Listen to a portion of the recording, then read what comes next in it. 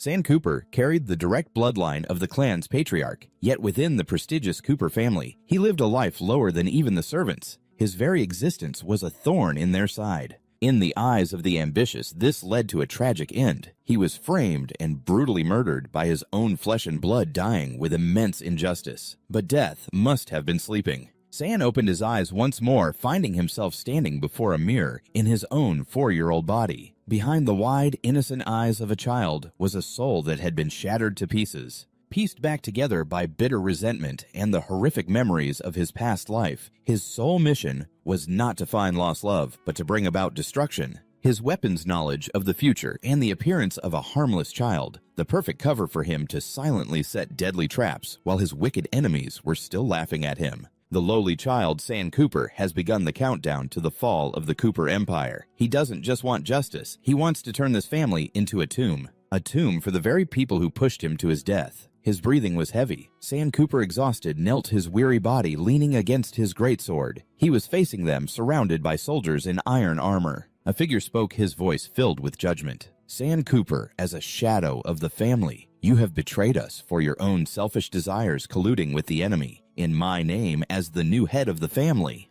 Cooper, I order your immediate execution. Hearing the accusation, he snapped his head up, his eyes shot with blood, grinding his teeth. You people, he seethed. He swung his sword in one final fiery attack, but the blow was intercepted by a sharp blade that plunged straight into his back. The life he had dedicated to the family ended up being a sacrifice. Countless other spears thrust forward. His body fell in excruciating pain. In his final moments, San wondered, is this how it ends? In the dark void of death, the image of a giant black dragon appeared, and his voice echoed with a venomous oath. I, San Cooper, if I have another life. A flash of light burst through his consciousness.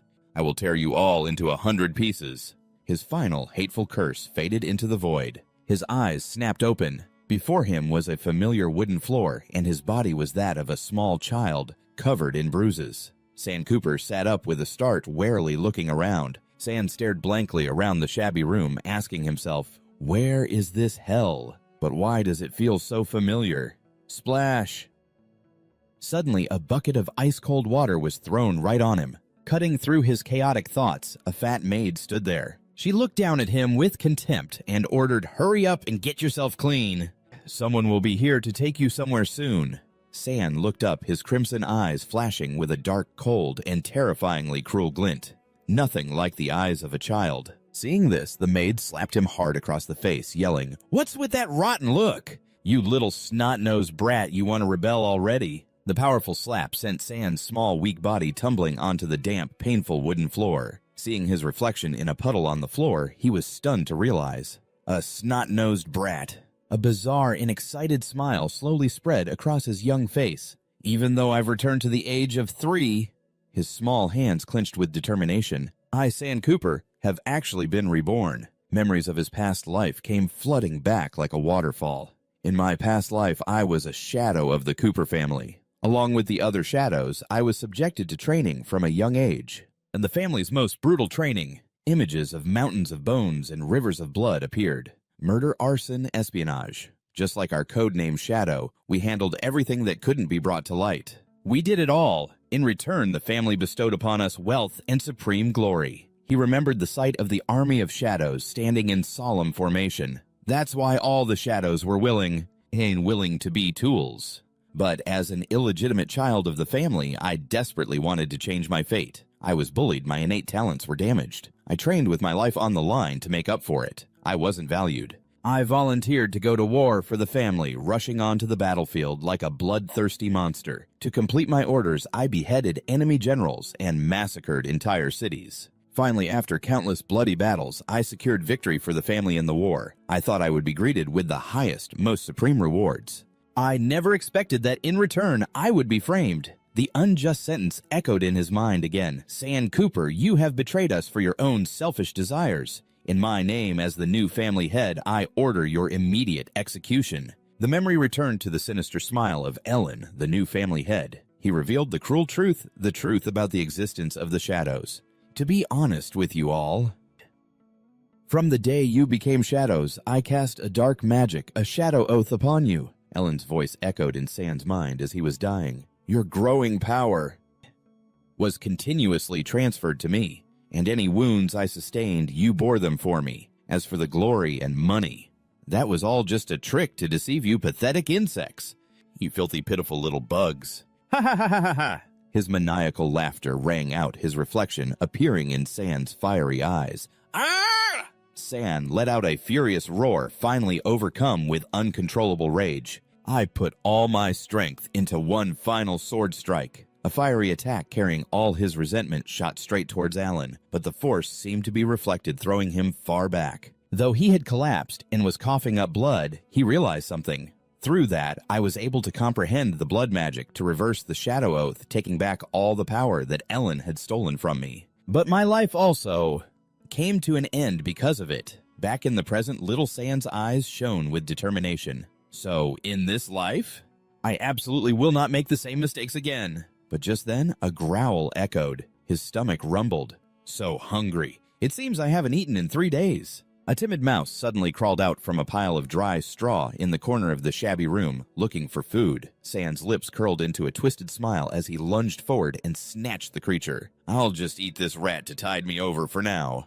On the battlefields of my past life, this stuff tasted even better than human flesh. The door was suddenly pulled open. A man walked in and spoke in a bossy tone. Hey, brat! 2 guards stepped forward with cold expressions. Young Master Allen wants to see you. Come with us.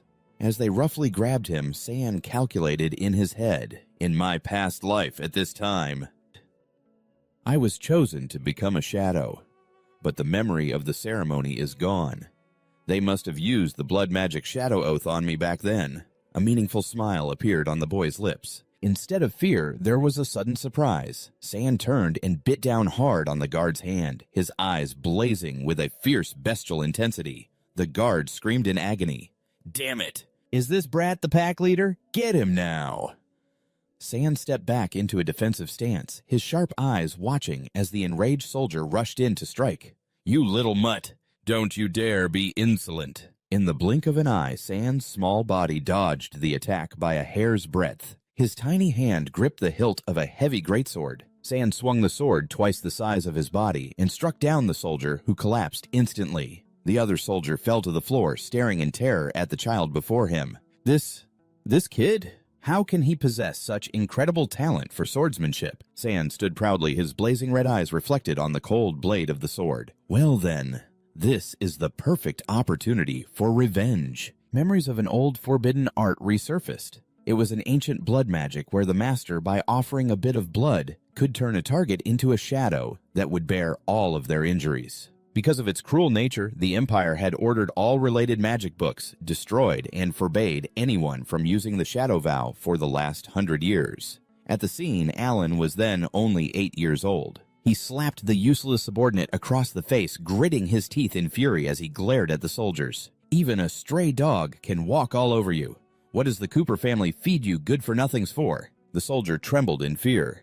My apologies, young master. It is my fault. Alan walked arrogantly through the long line of children who were bowing their heads in fear. How dare you lay a hand on one of this young master's people? In the middle of the crowd, the young boy San stood there. His profound, calculating eyes silently followed the back of his sworn enemy. Alan flashed a cruel smile at San and ordered his subordinate. Someone take this one to hell. Just as the soldier respectfully answered, Yes, sir, Lady Hella Cooper suddenly stepped forward to intervene. Wait, Alan! Lady Hella looked at San with a cold, sharp gaze. Then she said nonchalantly, That child has had no one to discipline him since he was young, so it's normal for his behavior to be a little wild. But now is not the time to punish him. What's important is the oath ceremony. She moved closer, placing a hand on Alan's shoulder, reminding him, Don't forget what Mother told you. Hella's face turned sinister as she leaned close to her son's ear. What must we accomplish today? Alan stared at San, who was standing motionless in the crowd, and thought, I really don't understand why Mother chose this lowly bastard to be my shadow. The moment I get the chance, I'll get rid of him. His expression changed as he replied respectfully, Yes, my esteemed mother. Hella Cooper smiled with satisfaction and turned to leave. All right then, I will take my leave so as not to disturb you any longer. My future family head. She ordered the guards, Everyone disperse. Leave young Master Alan alone. The rest of you go outside and cast a soundproofing spell. Do not let anyone disturb the young master." The guards answered in unison, "Yes, ma'am." A mysterious liquid from a golden pitcher was poured into a sacred chalice. Alan stood on a high platform, raised the cup, and declared in a resonant voice, "From this day forward, you are all members of the Shadow Corps. Let us swear an oath together for the family." San and the other children raised their cups in unison, repeating the vow. "I, in the name of the Shadow, do swear. For my entire life, I will dedicate my life to the family. Everything I have is a gift from the family. The family's command is absolute." Soulless eyes stared into the cups. "For the family." San calmly drank the fateful liquid down to the last drop. The chalices fell to the ground. As the ceremony concluded, all the children collapsed, lying unconscious on the cold floor. Only San remained lying in their midst. Alan looked down at the children at his feet with contempt. A bunch of fools. Can't even tell the difference between a sleeping potion and holy water. He drew a sharp dagger. He sliced a long gash across his own palm, letting fresh drops of blood fall to the floor. A glowing red magic circle appeared beneath the children. Alan muttered the incantation, "Your powers will continuously serve me, and the injuries I must endure." An evil light enveloped the entire room. "Will all be borne by you instead." Ghostly streams of black and purple smoke began to wrap tightly around the bodies of San and the other children. Sensing the new power, Alan was ecstatic. "I can feel the power flowing into my body." The shadow vow was a success. "I can't believe it was this simple. I'm a genius. I have to tell Mother this good news right away." He eagerly turned to run, calling out, "Mother!" A sudden flash of blue lightning sparked at Alan's feet. He tumbled to the floor, his face contorted in terror. "What? Why can't I move my leg?" Alan wondered in shock. Could this be a side effect of the shadow vow? Mother never told me about this. In a panic, he cried out desperately, "Mother! Mother, save me!" San, who had gotten up at some point, calmly watched the figure crawling on the ground. "You truly are a coward. Only know how to hide behind your mother's back, is that it?" San saw through his desperation and laughed coldly. "Too bad your mother cast a soundproofing spell because she was afraid of being disturbed. You can scream your throat raw, but she won't hear a thing." Darkness enveloped Alan as San approached greatsword in hand. He stammered, trembling, "Son, Cooper! How can it be you?" Alan backed away in fear. How? How are you still conscious? And how could you know about the shadow vow?" San replied nonchalantly. "Oh, scared already? What I know is far more than just that." San looked at him with the eyes of a predator. "If I were to say that I also know how to reverse the shadow vow, how would our dear young master plan to deal with that?" Sir." San began to channel his power. The sword in his hand blazed with fire energy. The boy focused his strength and plunged the sword into the center of the magic circle, creating a violent shockwave. Alan screamed in agony as the magic backfired. "My chest, it hurts so much. Why is this happening?" "What are you doing? Stop it right now! Help me!" Facing his writhing enemy, San asked coldly. "You ask what I'm doing." An image of San from his past life flashed through his mind. "In my past life, I had to pay with my very life to take back what was mine." San looked straight into Alan's eyes with a cruel expression. "But in this life, I'm simply giving you a taste of your own medicine." A blood-curdling scream shattered the quiet atmosphere of the Cooper family estate. A guard rushed in frantically to report, "My lady, the magic seal has been broken." Hella Cooper, stunned, cried out in fear, "Alan, what happened to my son?" The cold full moon hung suspended over the towering spires of the family castle. In the dead of night, inside a bedroom of the Cooper estate, the old butler bowed his head and reported to Lady Hella, who was sitting by Alan's bedside, "My lady, the young master, is fine. He merely exhausted too much of his magical power, causing him to fall into a temporary coma. As for why the soundproofing spell was broken, it was due to a servant who lost focus while casting it. I have already ordered that person's execution." Hella Cooper tilted her head slightly, her sharp features showing no change in expression. "I see. Throw his corpse to the dogs." The old butler replied respectfully, "Yes, my lady. However, the young master seems to be mentally unstable. He is still a child, after all. Doing things like this, I fear the psychological burden may be unavoidable." Alan Cooper suddenly awoke, sitting dazedly on the bed with a bewildered look on his face. "Why, do I feel like something just happened?" But I can't seem to remember what...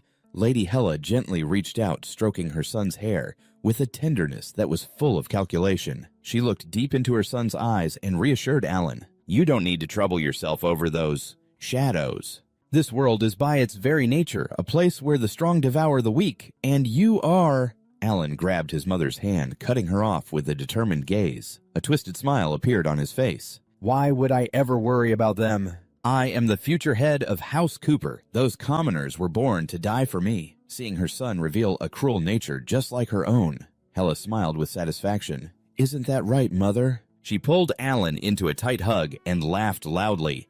Ha ha ha! You're truly my son! That's exactly how you should think. Tell me what you want for a reward. Alan replied smugly.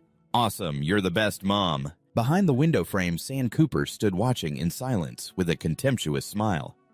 Such deep mother-son love. But what a pity. A sinister purple aura rose from San's small palm. From this day forward, Alan Cooper will be my shadow. San walked down the dark hallway, memories of his past life returning with crystal clarity. In my past life, while fighting on behalf of the family, I accidentally discovered Chapter 6 of the Blood Magic Grimoire.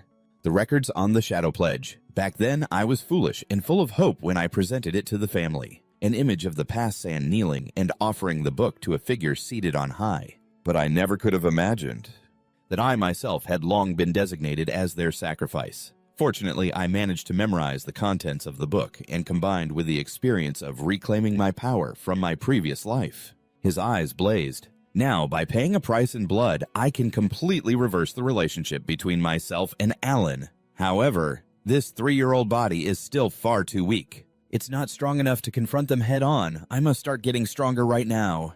San's blood-red eyes stared intensely into the void. Therefore, the first step to becoming powerful is the Flameseed Mountain Trial. This is the test designed by the Cooper family to filter out those with the strongest physiques who will voluntarily sacrifice themselves to become shadows for the family. Just like Prometheus, who willingly sacrificed himself after stealing fire for humanity. Enduring the pecking of the divine eagle day and night, the Cooper family also throws these children, not yet 10 years old, into the Flameseed Mountain Trial. The small children must struggle to climb through a forest of sharp thorns. They are forced through the thorny bushes, left to be pecked at by the divine eagles, even if they are on the brink of death. They are absolutely forbidden from giving up. Giant birds circle the misty mountain peak. Only when the first shadow reaches the summit will that person receive the blessing of the griffin, the divine eagle. Before San stood a colossal, majestic, mythical creature. The winner would obtain an indestructible body, no matter how it was pecked or attacked. It would remain unharmed. The trainer stood before a long line of trembling children. You have only 3 days. It doesn't matter what methods you use. The standard for this test is singular. He pushed up his glasses, revealing the cruel eyes of a ruler. That standard is me. I am Enos Walker, the trainer of shadows. Survive and climb to the top of the mountain. The children around him turned pale with fear, all except for San, who remained calm. Of course, don't forget, those who give up will be executed after 3 days. All right, now you shadows, for the sake of your brilliant futures. Enos raised a brass whistle. Begin. As soon as the command rang out, the panicked children pushed and shoved each other, rushing into the forest of thorns. The sounds of collapsing and falling began to fill the air. Enos Walker watched with a surprised and scrutinizing gaze. Amidst the chaos, San walked at a leisurely pace, his hands behind his head as if he were on a stroll. This little brat is certainly taking his sweet time, isn't he? Not in a hurry at all. A guard pointed toward the small figure walking alone. That's San Cooper, the illegitimate child who displeased the young master yesterday. The man next to him sneered. Oh, so it's this kid, huh? While the other children struggled along the beaten path, San chose to climb the dangerous sheer cliffs with his bare hands. The guards watched and laughed mockingly, enjoying the spectacle. Ha ha ha ha ha! Instead of taking the path, he wants to climb the cliff barehanded. I bet he'll fall to his death before he even gets halfway up. What an absolute idiot! Another chimed in sarcastically. Hey, maybe we should go pick up his corpse now. But Enos Walker stopped them coldly. No need. Enos looked at his pocket watch, his eyes glinting with malice behind his glasses. I've just had an interesting idea. It's about time for that thing to come out and play. Suddenly, a giant shadow with outstretched wings blotted out the sky, terrifying the children. What is that? Wait, that's... It's the divine eagle. A catastrophic scene unfolded before their eyes as the panicked children screamed, "A monster!" San quickly found cover behind a rocky outcrop. His sharp eyes observed as the griffin wreaked havoc everywhere. It landed majestically, trampling on the bodies lying scattered in pools of fresh crimson blood. Its eyes, glinting with a cold, murderous light, looked down from afar. With a sinister smile, Enos Walker drew his bow. That brat angered young Master Allen yesterday. Might as well let the griffin take care of him. He released his hand, loosing an arrow imbued with killing intent. The arrow, meant to entertain the young master, tore through the air, heading straight for the raging divine eagle. San had climbed over the bodies of his peers, coming face to face with the beast's fiery eyes. "You foolish humans dare to trespass!" the griffin roared in fury. "Die!" But San just smirked defiantly. "Foolish die sounds good to me." The boy launched himself high into the air, aiming straight for the giant beast's head. Landing steadily on the griffin's head, San thought to himself, "I've lived through this once before." San gripped his short sword, looking down at the beast as it thrashed about wildly. There's only one way to quickly reach the mountain's peak and receive the griffin's blessing. A ruthless determination appeared on his young face, and that is to tame it. San drove the blade down with all his might, a show of force. Griffins are fiercely proud creatures and possess human-like intelligence. Unless you beat them into submission, they will never truly yield. The beast roared, flinging San away with terrifying force. San regained his balance in mid-air, his crimson eyes blazing with fighting spirit. In that case, I'll have to use that move. The boy swung his sword, executing the ultimate technique, triple slash carving. The griffin opened its massive beak, gathering a huge, brilliant ball of energy for a counterattack. A violent vortex of energy erupted, blasting everything around it and flinging San into the void. His small body was caught in the magical vortex. San screamed as he was thrown down into a dark abyss. He nearly fell off the cliff. He struggled to his feet, his body covered in wounds. San gritted his teeth in bitter frustration.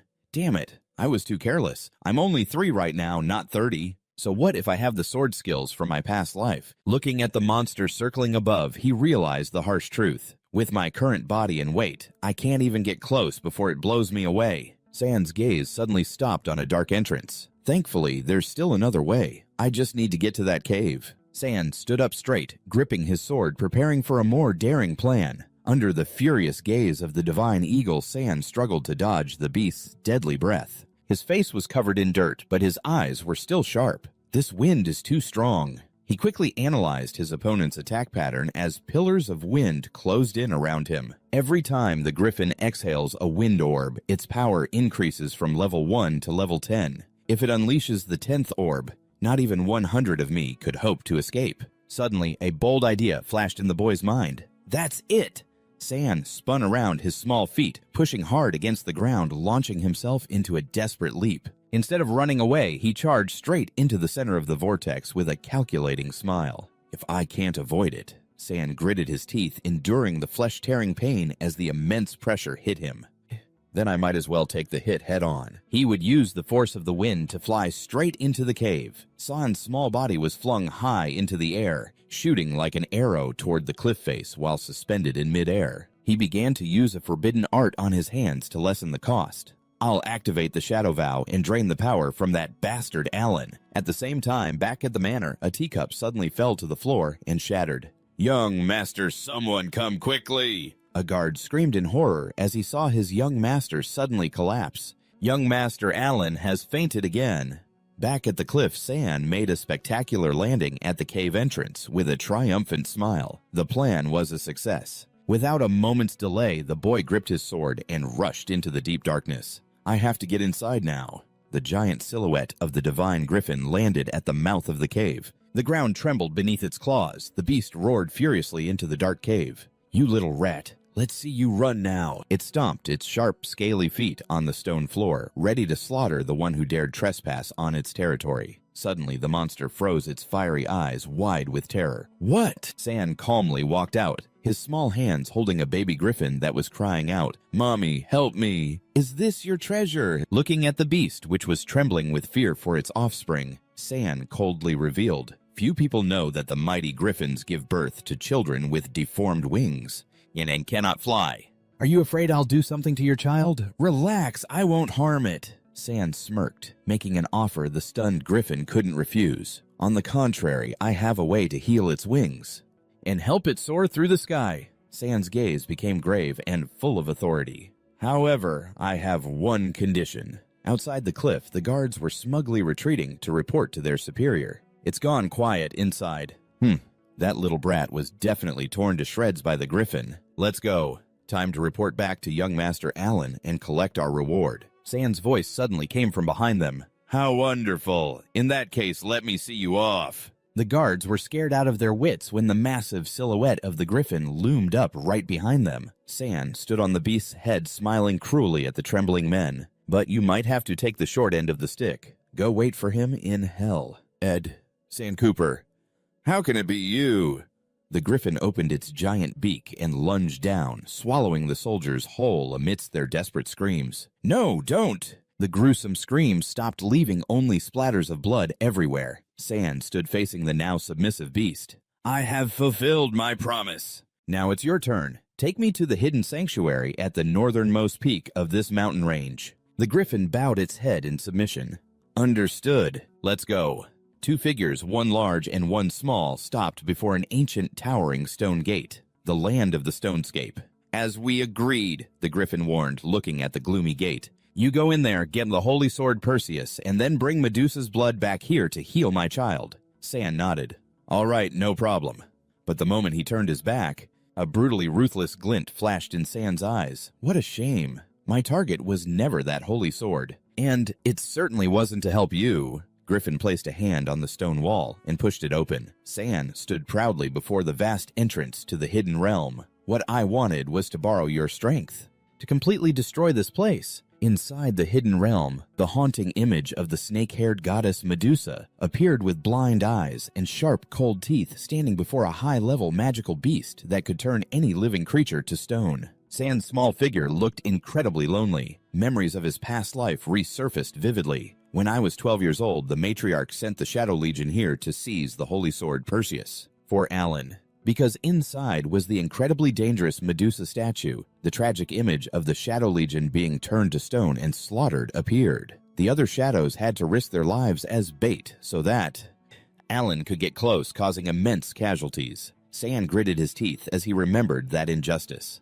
That time, I was the only survivor, but because the sword only accepts those with S-rank talent, someone like me, whose talent was damaged, couldn't even touch it. However, Allen, who was born with S-rank talent, easily picked up the sword and defeated Medusa with ease. The image of a heroic Allen holding the holy sword, blazing as he stood on the enemy's corpse, appeared. Thanks to that, he became the genius chosen by the holy sword, receiving countless resources and the absolute loyalty of the Legion. Sand's eyes blazed with a steely glint, and a demonic smile appeared on his face. So, in this life, even if I can't have it, I will absolutely not let Allen lay a hand on it. Sand turned to look back at the utter ruins, causing a bewildered griffin to ask, Where's the sword? Where's Medusa's blood? Why is there nothing here but a pile of rubble? The ancient stone door slammed shut. Sand exclaimed in surprise, The door's closed. Griffin looked at the child with a suspicious and threatening gaze. Hey kid, you're not planning on pulling some kind of trick, are you? Sand's expression changed. He pointed behind the monster in shock. The monster behind you. The giant stone statue suddenly began to move eerily. Griffin was stunned. The stone beast roared as it was suddenly attacked. Damn it! When did these rotten piles of rocks start moving? Sand replied, I don't know either, Griffin. He unleashed a thunderous blow, crushing the head of an advancing stone statue. The falling fragments suddenly emitted a strange purple light and began to tremble. Griffin watched in horror as they shifted. They can still reform, Sand observed. They're gradually merging into one. Sand quickly recalled his mythological knowledge. Vicious, brutal, and terrifying. These three statues have no sensory organs, just like the Grey sisters who shared a single eye and a single tooth. He continued to analyze the source of his opponent's power. They, along with Medusa, are all daughters of a sea god and possess the power to control water. And so, a massive, powerful water monster took form. Griffin yelled, Run! Sand struggled to flee from the fierce surrounding waves. What's the point of running? You need to figure out how to find that sword. He yelled back, I'm looking for it! Griffin roared with worry as the cave began to crack. "If this keeps up, this whole place will collapse. We're all going to die in here." Sand's gaze suddenly landed on an ancient symbol on the cliff wall. "I've found it. There are runes on that stone wall over there. Maybe there's a solution." A sinister smile spread across Sand's face. "Perfect. It's not just good, it's perfect. Just like this. The collapse of this hidden realm will bury everything here." The boy began to secretly calculate his own escape route. "After this, I'll escape through the secret passage I discovered in my past life." Sand slammed his foot onto the stone floor. His eyes turned cold. But this little bit of power still isn't enough. Crimson streams of magic began to spread, enveloping the entire hidden realm. Sand pointed to the top of the cliff. He ordered Griffin, "Griffin, the runes say to pluck out that eye at the very top." Griffin looked up at the giant crimson eyeball, observing them from above. The eye at the top. The giant monster spread its wings and shot forward at incredible speed towards the target. Griffin focused his attack on the demonic eyeball. Sand yelled, "Then rip that eyeball out." A massive explosion of energy erupted, sending towering columns of water into the air. The monsters shrieked in pain as their bodies began to melt and crumble to pieces. Griffin landed on the calm surface of the water after the battle. "So they just turned back into water. How miraculous." Sand explained the secret of their weakness. "It's because the runes said that Perseus stole the Grey sister's eye to find Medusa's location, so the eye is their weak point." Griffin impatiently asked about what he needed. "So where's the sword? Where's the blood that can heal my child? Does it say anything about that on there?" Sand calmly asked back, "The sword." The boy gave a mysterious smile and pointed toward the pile of ruins behind them. "The sword is right over there. Take a look."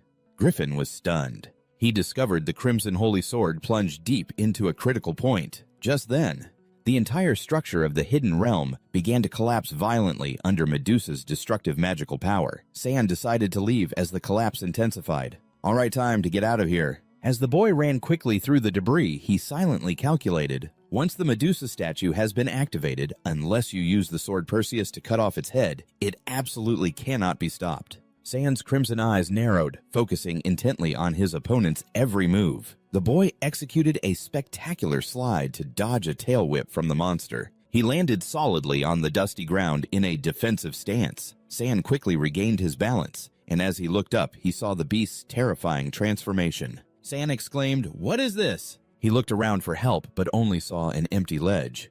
"Where's Griffin?" The tiny bird suddenly appeared only to desert him with a cowardly message. "This one looks a lot tougher. I'm leaving the rest to you. I don't want to die." A griffin, and it even has a shrinking ability. A giant snake bared its fangs and lunged. Sand struggled to continuously dodge the relentless attacks. Luckily, he had cleared this hidden dungeon in his past life. Backed into a corner, he looked towards the two armored statues in the corner of the cave. "First, I have to get the shield from the Knight of the Round Table."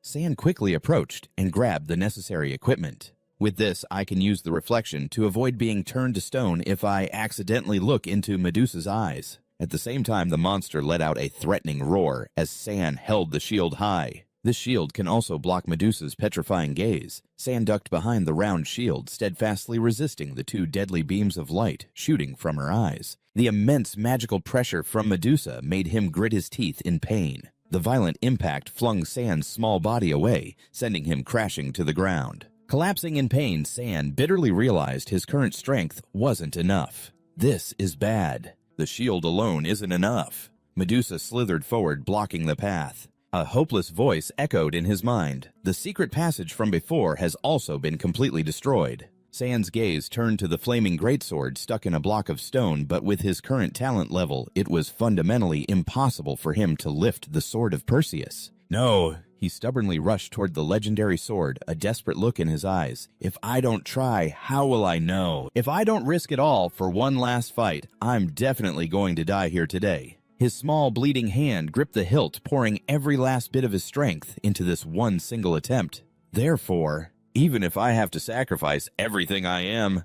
A brilliant red light flared up as Sand stared in amazement at the sword in his hand. I actually lifted the sword so easily." Suddenly, Medusa lunged, stabbing straight through Sand's body and making him cough up blood. His body went limp, his consciousness fading. Why Wasn't I supposed to be unable to lift this sword because my talent was too low? Alan's face appeared in his mind, a scornful smile on his lips. A worthless, low-grade talent like you dares to have the audacity to touch this holy sword. Where did it all go wrong? A memory from the past surfaced. San was tied up, and Alan was asking worriedly, "Mother, he's still not unconscious. What if he knows we're planning to steal his talent?" Lady Hela coldly reassured her foolish son, "All it takes is a single memory-wiping spell to solve everything." The past, San's eyes were wide open, trying to burn this cruel betrayal into his memory. The Alan in his memory gave a cunning smile. "Well, now I'm so sorry. Your talent for the sword now belongs to me." At that moment, sparks of red energy began to form and radiate from San's body. He stood up to face Medusa. His entire body was enveloped in a raging power. Hiding behind a rock, the griffin exclaimed in shock, "What in the world is going on?" It squinted, unable to believe the scene before its eyes. This kid. San not only healed his own fatal wound, but also stood up with a completely different aura. How could he break free from his constraints completely unscathed like this? To the griffin, San's eyes now glinted with a sharp, cruel light. It whispered, "He looks just like a monster." San coldly swung his sword. With a single slash, he lopped off Medusa's head. San mused, "In my past life, I had an S-rank talent for the sword, perhaps even higher." He stood calmly before Medusa's head, and yet that matriarch used some kind of magic to steal my talent for Alan and then erased my memory. So that was the truth. Understanding everything, San suddenly burst into crazed laughter. His laugh echoed through the cave, making the watching griffin shudder. What's suddenly wrong with this kid? San covered his face with one hand, his eyes blazing red with a mix of hatred and amusement. "Well now, things are certainly getting more interesting. Alan, the entire family. All of you just wait for me." Seeing how things were going, the griffin stealthily decided to flee. "Whatever, while this kid is going crazy, I'm getting out of here fast." But before it could take more than a few steps, a cold voice rang out from behind, making it freeze. "Griffin, get over here." The griffin immediately turned around, its attitude doing a complete 180. Its fear turned to fawning. "Ha ha ha ha, no, sir, did you call me for something?" San thought to himself, "Wait a minute. Griffin, you're an S-rank magical beast, aren't you? Why are you afraid of him?" Then he asked aloud, "Is your head hard?" But the griffin was baffled and didn't understand.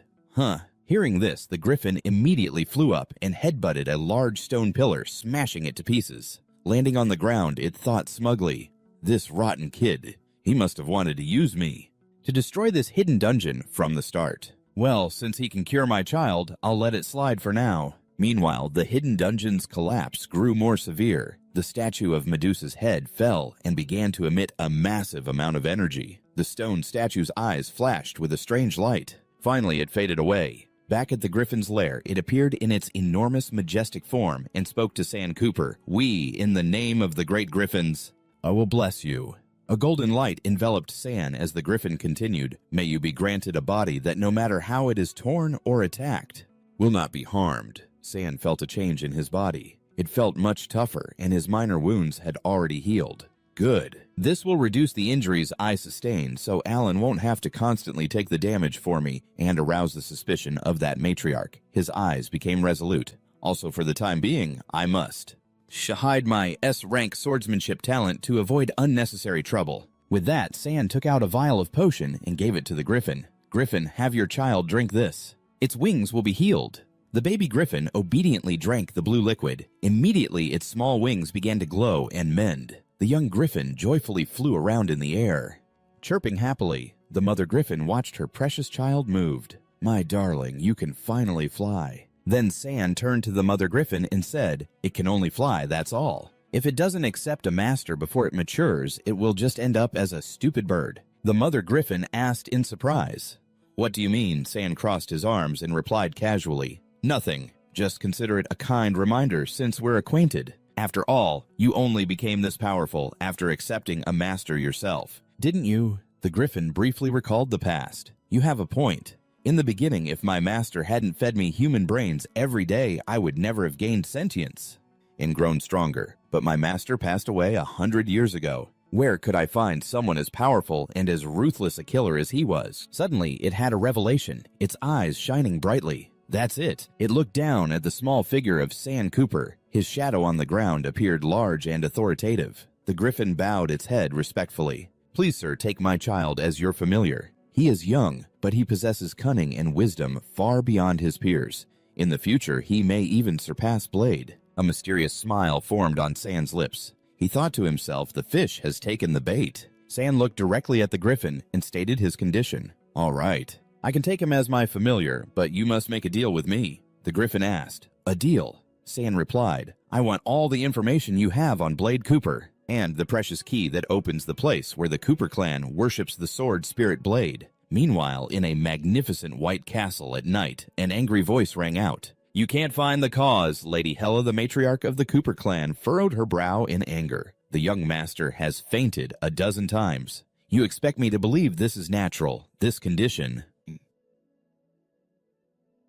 Just how much longer is it going to continue? An old butler standing beside her tried to reassure her. Please calm down, my lady. The young master is protected by the shadow oath. He always recovers quickly. After all, we still have those shadow servants to take the damage and provide him with strength. What you say isn't wrong, Hella replied. She grew pensive, her eyes full of suspicion. It's just, this whole thing is too strange. It seems Alan has only been like this since the day of the shadow oath ceremony. Someone is definitely behind this. The butler reported cautiously. Indeed, my lady. And currently there is an urgent matter that requires your attention. Sam Cooper, just as we predicted, has taken first place in the aptitude test. Lady Hella asked coldly, just what? Upon hearing the news, Lady Hella's hand trembled, spilling her tea. It's just that. Sam Cooper used the griffin to kill the walker's uncle and nephew, and even tame the griffin's young to be his familiar. She slammed the teacup down, her voice growing several shades colder. Where is he? The butler hastily replied. He's right outside the door, my lady. I'll call him in at once. The heavy doors creaked open, the sound echoing in the silent room. Sam walked in with an innocent expression, but his eyes were anything but simple. He asked politely, My lady, you summon me. Lady Hella stared directly at the boy, her voice filled with authority. Sam Cooper, why did you kill the walkers? Sam just asked innocently. Why? Sam flashed a terrifyingly bright smile. I did it all for the family, for a proper shadow servant trainer to be killed by a 3-year-old child like me. Well, that's just too pathetic. The Cooper clan has no need for such a worthless person. He tilted his head, looking directly into the stunned Lady Hella's eyes, and asked in a challenging tone, Isn't that right, my lady? Lady Hella's face contorted with rage. Sam thought to himself, yes, that's the expression I wanted. Go on, be angry. Go on, despise me. Sam stood tall, his gaze resolute and fearless. Whatever trump cards you have, just play them all. I will not utter a single word of fear. Unexpectedly, Lady Hella gave a gentle smile, but her eyes were as cold as ice. Double reward son. Cooper with the trip to the Spring of Eden to recuperate. Sam was briefly surprised. He immediately bowed his head to hide the calculating look in his eyes. Thank you, my lady. He thought to himself, the Spring of Eden, what a coincidence. He quickly walked out. Lady Hella ordered the butler with a cruel expression, accelerate the research on the deprivation magic. It must be ready before the sword spirit inheritance ceremony. We must see Sam's talent for the young master's use. The butler replied respectfully. Yes, she continued, once the secret that Alan has no talent for swordsmanship gets out, he won't be able to keep his position as heir. She looked towards the door, her eyes filled with malice. You rotten brat. I'll spare you for now. We'll see how arrogant you can be then.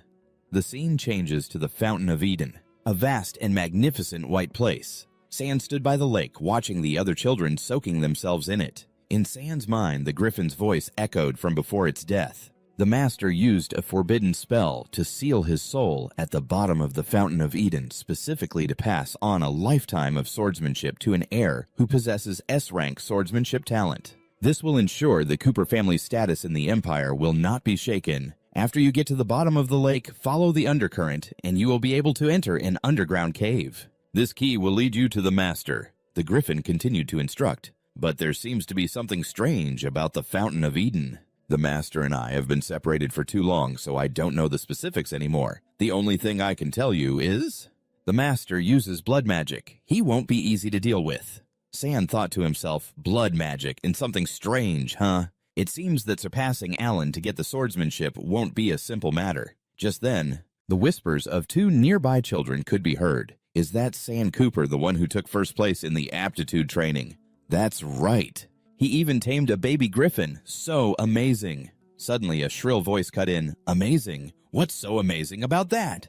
He's just the son of a whore. It was Renan Alice, son of the Cooper family's horsekeeper, and his lackey, Lucien. Renan approached San with a condescending look. Congratulations. I didn't expect a skinny monkey like you to run like a monkey, too. The first one to reach the mountaintop. The lackey chimed in. Ha ha ha ha ha, you said it. San looked at them coldly, thinking to himself, in my past life, they were my subordinates on the surface, but in reality, they were just pawns that Alan planted by my side. They fabricated baseless charges, framing me for colluding with the enemy and committing treason, and with Alan backing them, they've gotten used to being arrogant and tyrannical. Seeing San's silence, Renan grew angry. What nothing to say. Let's see if that so-called invulnerable body of yours really works. He threw a punch straight at San's face, but San easily blocked his fist, leaving Renan utterly stunned. San gripped his hand tightly and twisted Renan's wrist backward. All right, I'll let you have a good look. Renan screamed in pain. Ah! Lucien panicked and yelled, Boss! Lucien pulled out a dagger and rushed forward with a ferocious expression. You mongrel! Are you looking to die? Stab. A sharp sound rang out as fresh blood splattered. Lucien watched in horror as his own dagger plunged straight into Renan's chest. San had grabbed Renan and used him as a shield. Lucien stammered in terror. What? With a cruel smile, San looked at Lucien. Sorry about that.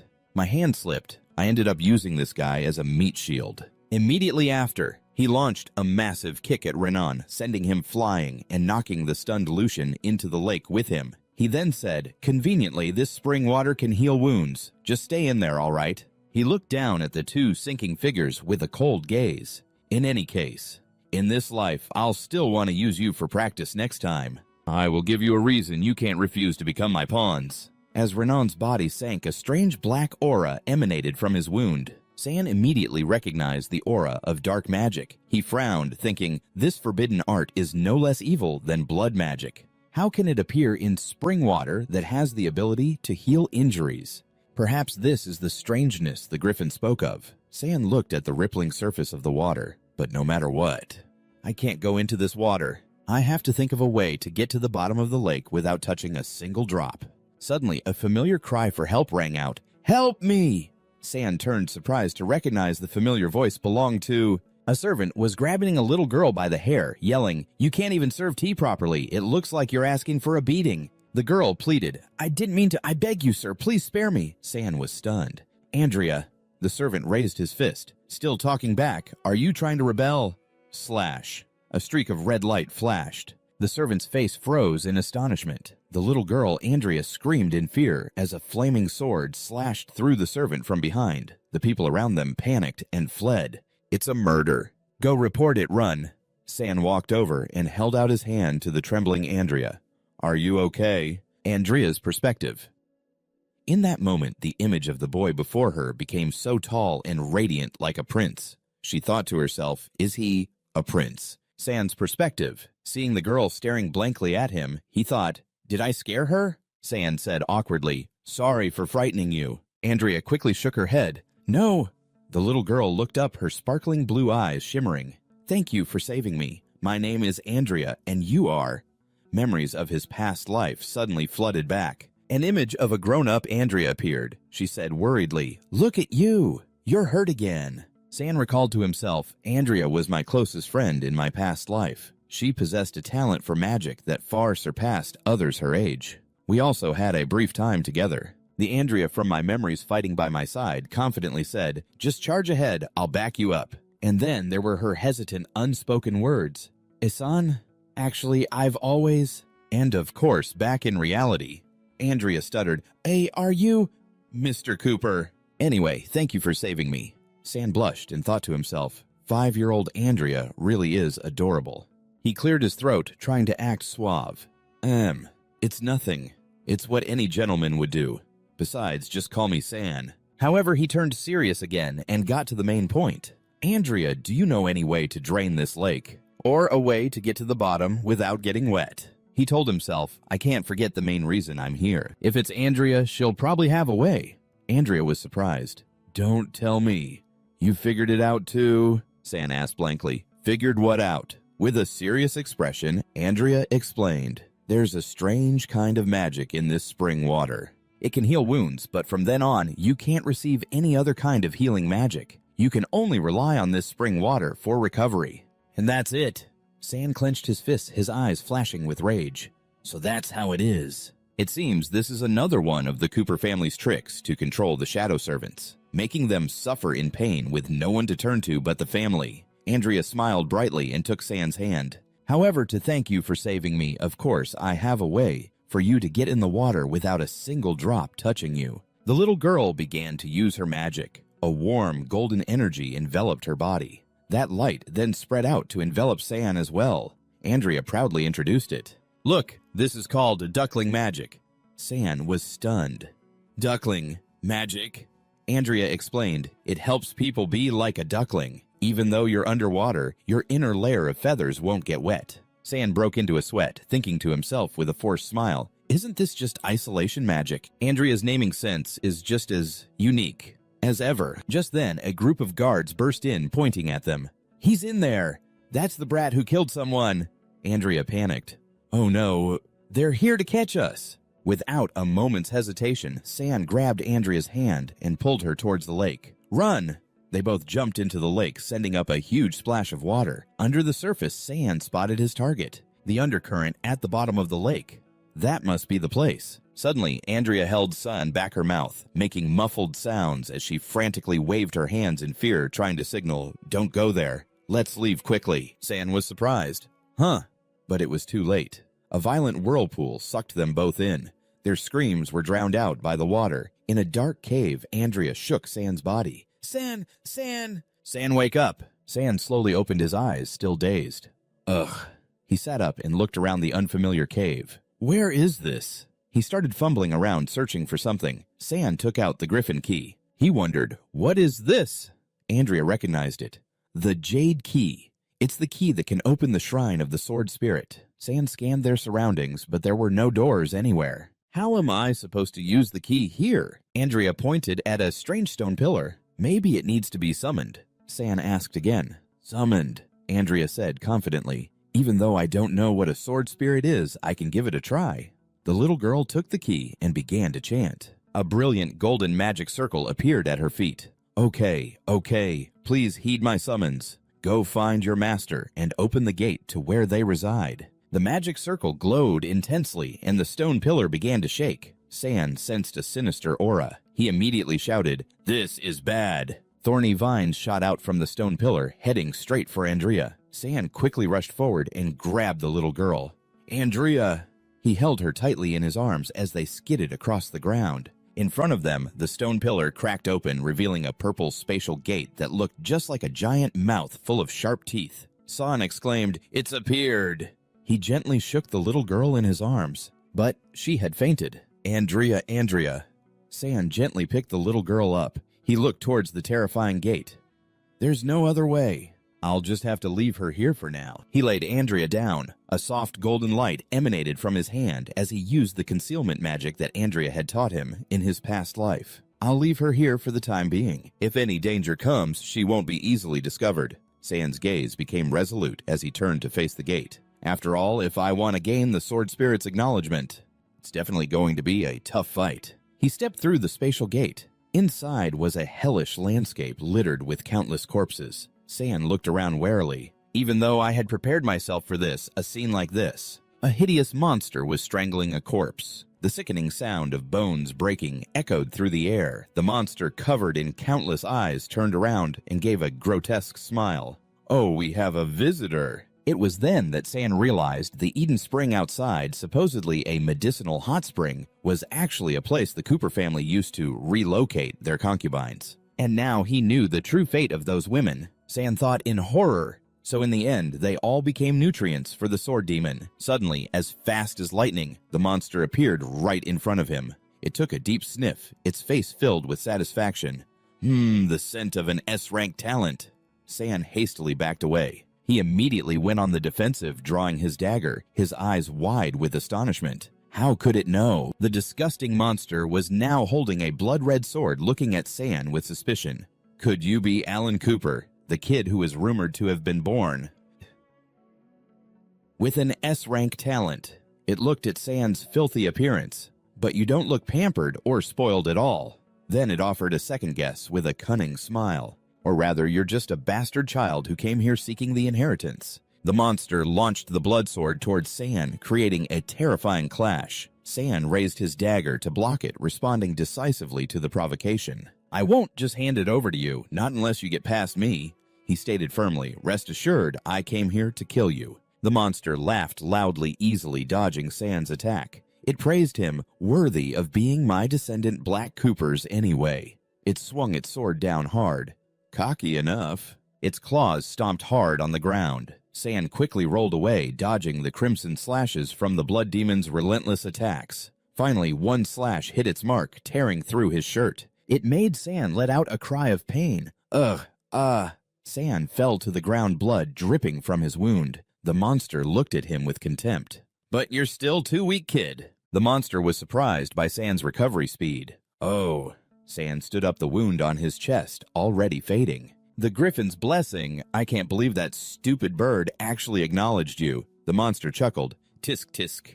It's been a long time since I've seen that griffin. San muttered to himself. Back then, Blade had to sacrifice most of his power to seal the soul. So, to obtain the inheritance with my current strength. A flame of determination lit up in San's eyes. He summoned the blazing sword Perseus. There's still a sliver of hope.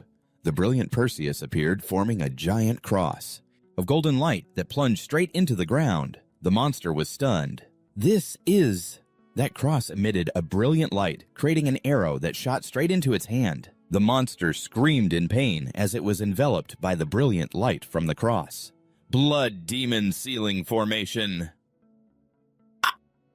San looked at his opponent, writhing in agony, and explained with a cold expression, You've been dead for far too long. You don't even know that over the past 100 years, the Empire has developed several secret arts to counter blood magic. He advanced, ready for the finishing blow. Now I just need to take your heart, and I can forcibly receive the inheritance. The monster howled in agony. No, please don't. The fiery sword Perseus closed in on the monster, but it flashed a savage grin. The monster taunted. Oh no, please stop, I'm so scared. San was wary, his hand still gripping the sword, suspicious. What the?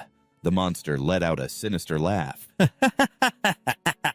How amusing, so very amusing. It's been a long time since I've gotten to play with a little mouse. Its hand began to heal, however it returned to its cruel expression. The game is over. I don't want to play anymore. Streams of crimson blood flowed from the monster's feet, covering the ground. You do have some talent and strength. It began to summon its minions to attack him. It's just not enough to receive my sword inheritance. San quickly composed himself, swinging his sword to block the blow, using blood to manipulate blood spirits. Such terrifying power. He used all his strength to defend himself, but couldn't avoid being wounded by the torrent of magic. Arg! He tried to stand firm amidst the dense wave of magic as fresh blood splattered everywhere. The attacks are too relentless. San tried to block the onslaught with Perseus's energy. Holy sword, protect me! He used the defensive magic of the sword Perseus, but the sword demon just smirked, its sharp nail touching the barrier of light. Useless. That single touch caused the light barrier to crack, and the sword demon was standing right behind San, with a brutal smile creating a soul-shaking impact. His face went pale with shock. In that instant, its hand shot out and grabbed him by the neck. It squeezed his throat, lifting him into the air. You should know that after a cat plays with a mouse, it eats it. Right, San groaned as the blood and mana were rapidly drained from his body. My blood, my mana, they're all being drained. The sword demon stared at San, its hideous face drawing close. But your scent, it's so familiar, it's just like the taste of a concubine I once devoured. Perhaps that person was your mother. In San's mind, the image of a gentle woman he had long forgotten suddenly appeared. He stammered, Mother. The sword demon flashed a chilling smile. Perfect. Let's see what her son tastes like. Sharp shards formed from blood magic rushed toward San, who was slowly slipping into unconsciousness. In his subconscious, the image of his gentle mother hugging him appeared. She was gently singing him to sleep. Sleep, my child, sleep. Mother's hands will rock you gently. A young smiling San from the past ran towards her holding a flower. Mommy, this is for you. The little boy tripped and fell, dropping the flower. The once gentle mother now appeared with a sad expression, turning her back to walk away.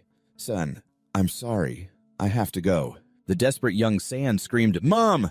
Voices echoed around him. Your mom doesn't want you anymore. Other children surrounded the boy, punching, kicking, and cursing him. You mutt, son of a concubine, monster, you're unwanted under the rain of blows. San could only cover his head and mutter, That's not true.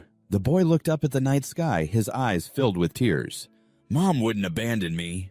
At that moment, the sword demon's face filled San's vision. With its sharp teeth, fury erupted. His eyes suddenly blazed with the red light of blood magic. That power allowed him to break free from the sword demon's shackles. He drew his dagger and stabbed it straight into the monster's heart with an enraged roar. You killed my mother! The monster screamed as blood splattered everywhere. A torrent of crimson blood. The sword demon shrieked in terror. It's Blood Devour! How can a little brat like you use my blood magic? San leaped back as his blood merged with the magic attacking the sword demon. You rotten kid, you'd burn your own blood just to kill me. The sword demon struggled to pull the knife from its chest, muttering, releasing the blood spirit. I used too much power. I'll have to devour a few more women to recover. The sword demon turned its head, preparing to feast on a corpse. San asked coldly, Was she tasty? San stomped hard on the monster's chest, his eyes burning with vengeance. I asked you, was my mother tasty? The final image flashed in his mind. His mother, her face stained with blood, her eyes filled with pain as she called his name. San saw that face so clearly. His hands trembled, tears streaming down his face. Coldly, he plunged the flaming Perseus straight into the sword demon's head. The flames erupted violently as San coldly withdrew his hand. Staring at its body, collapsed on the cold ground, the monster rasped, This kid, he's gone insane. The pain made it want to flee. I have to get out, devour a few more concubines.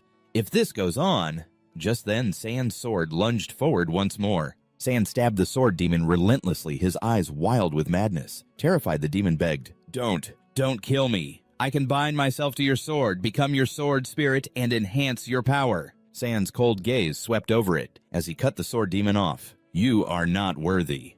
As soon as he spoke, the sword demon rapidly dissolved into a pool of blood, which slowly gathered into a crimson orb. The blood dripped down. After absorbing the mark, the sword art's inheritance would reside within San's body. He stared at the dissolving orb of blood, his eyes becoming hollow. I almost forgot.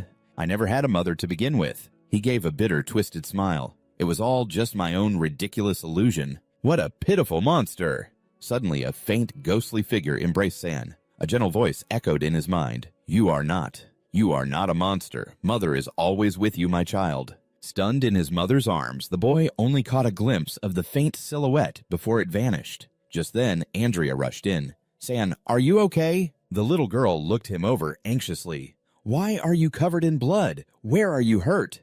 I'll heal you.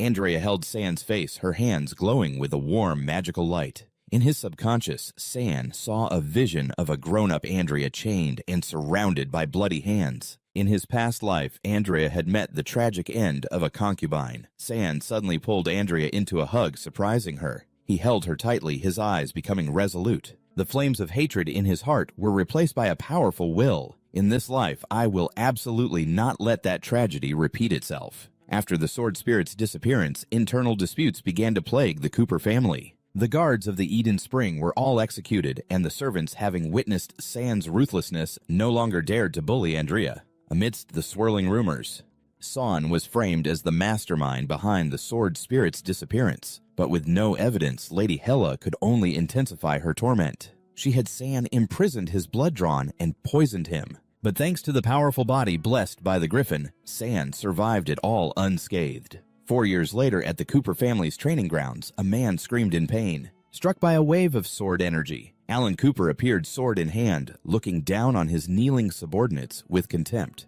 You all have some skill, I'll give you that. But you still want to beat me? They were instantly terrified.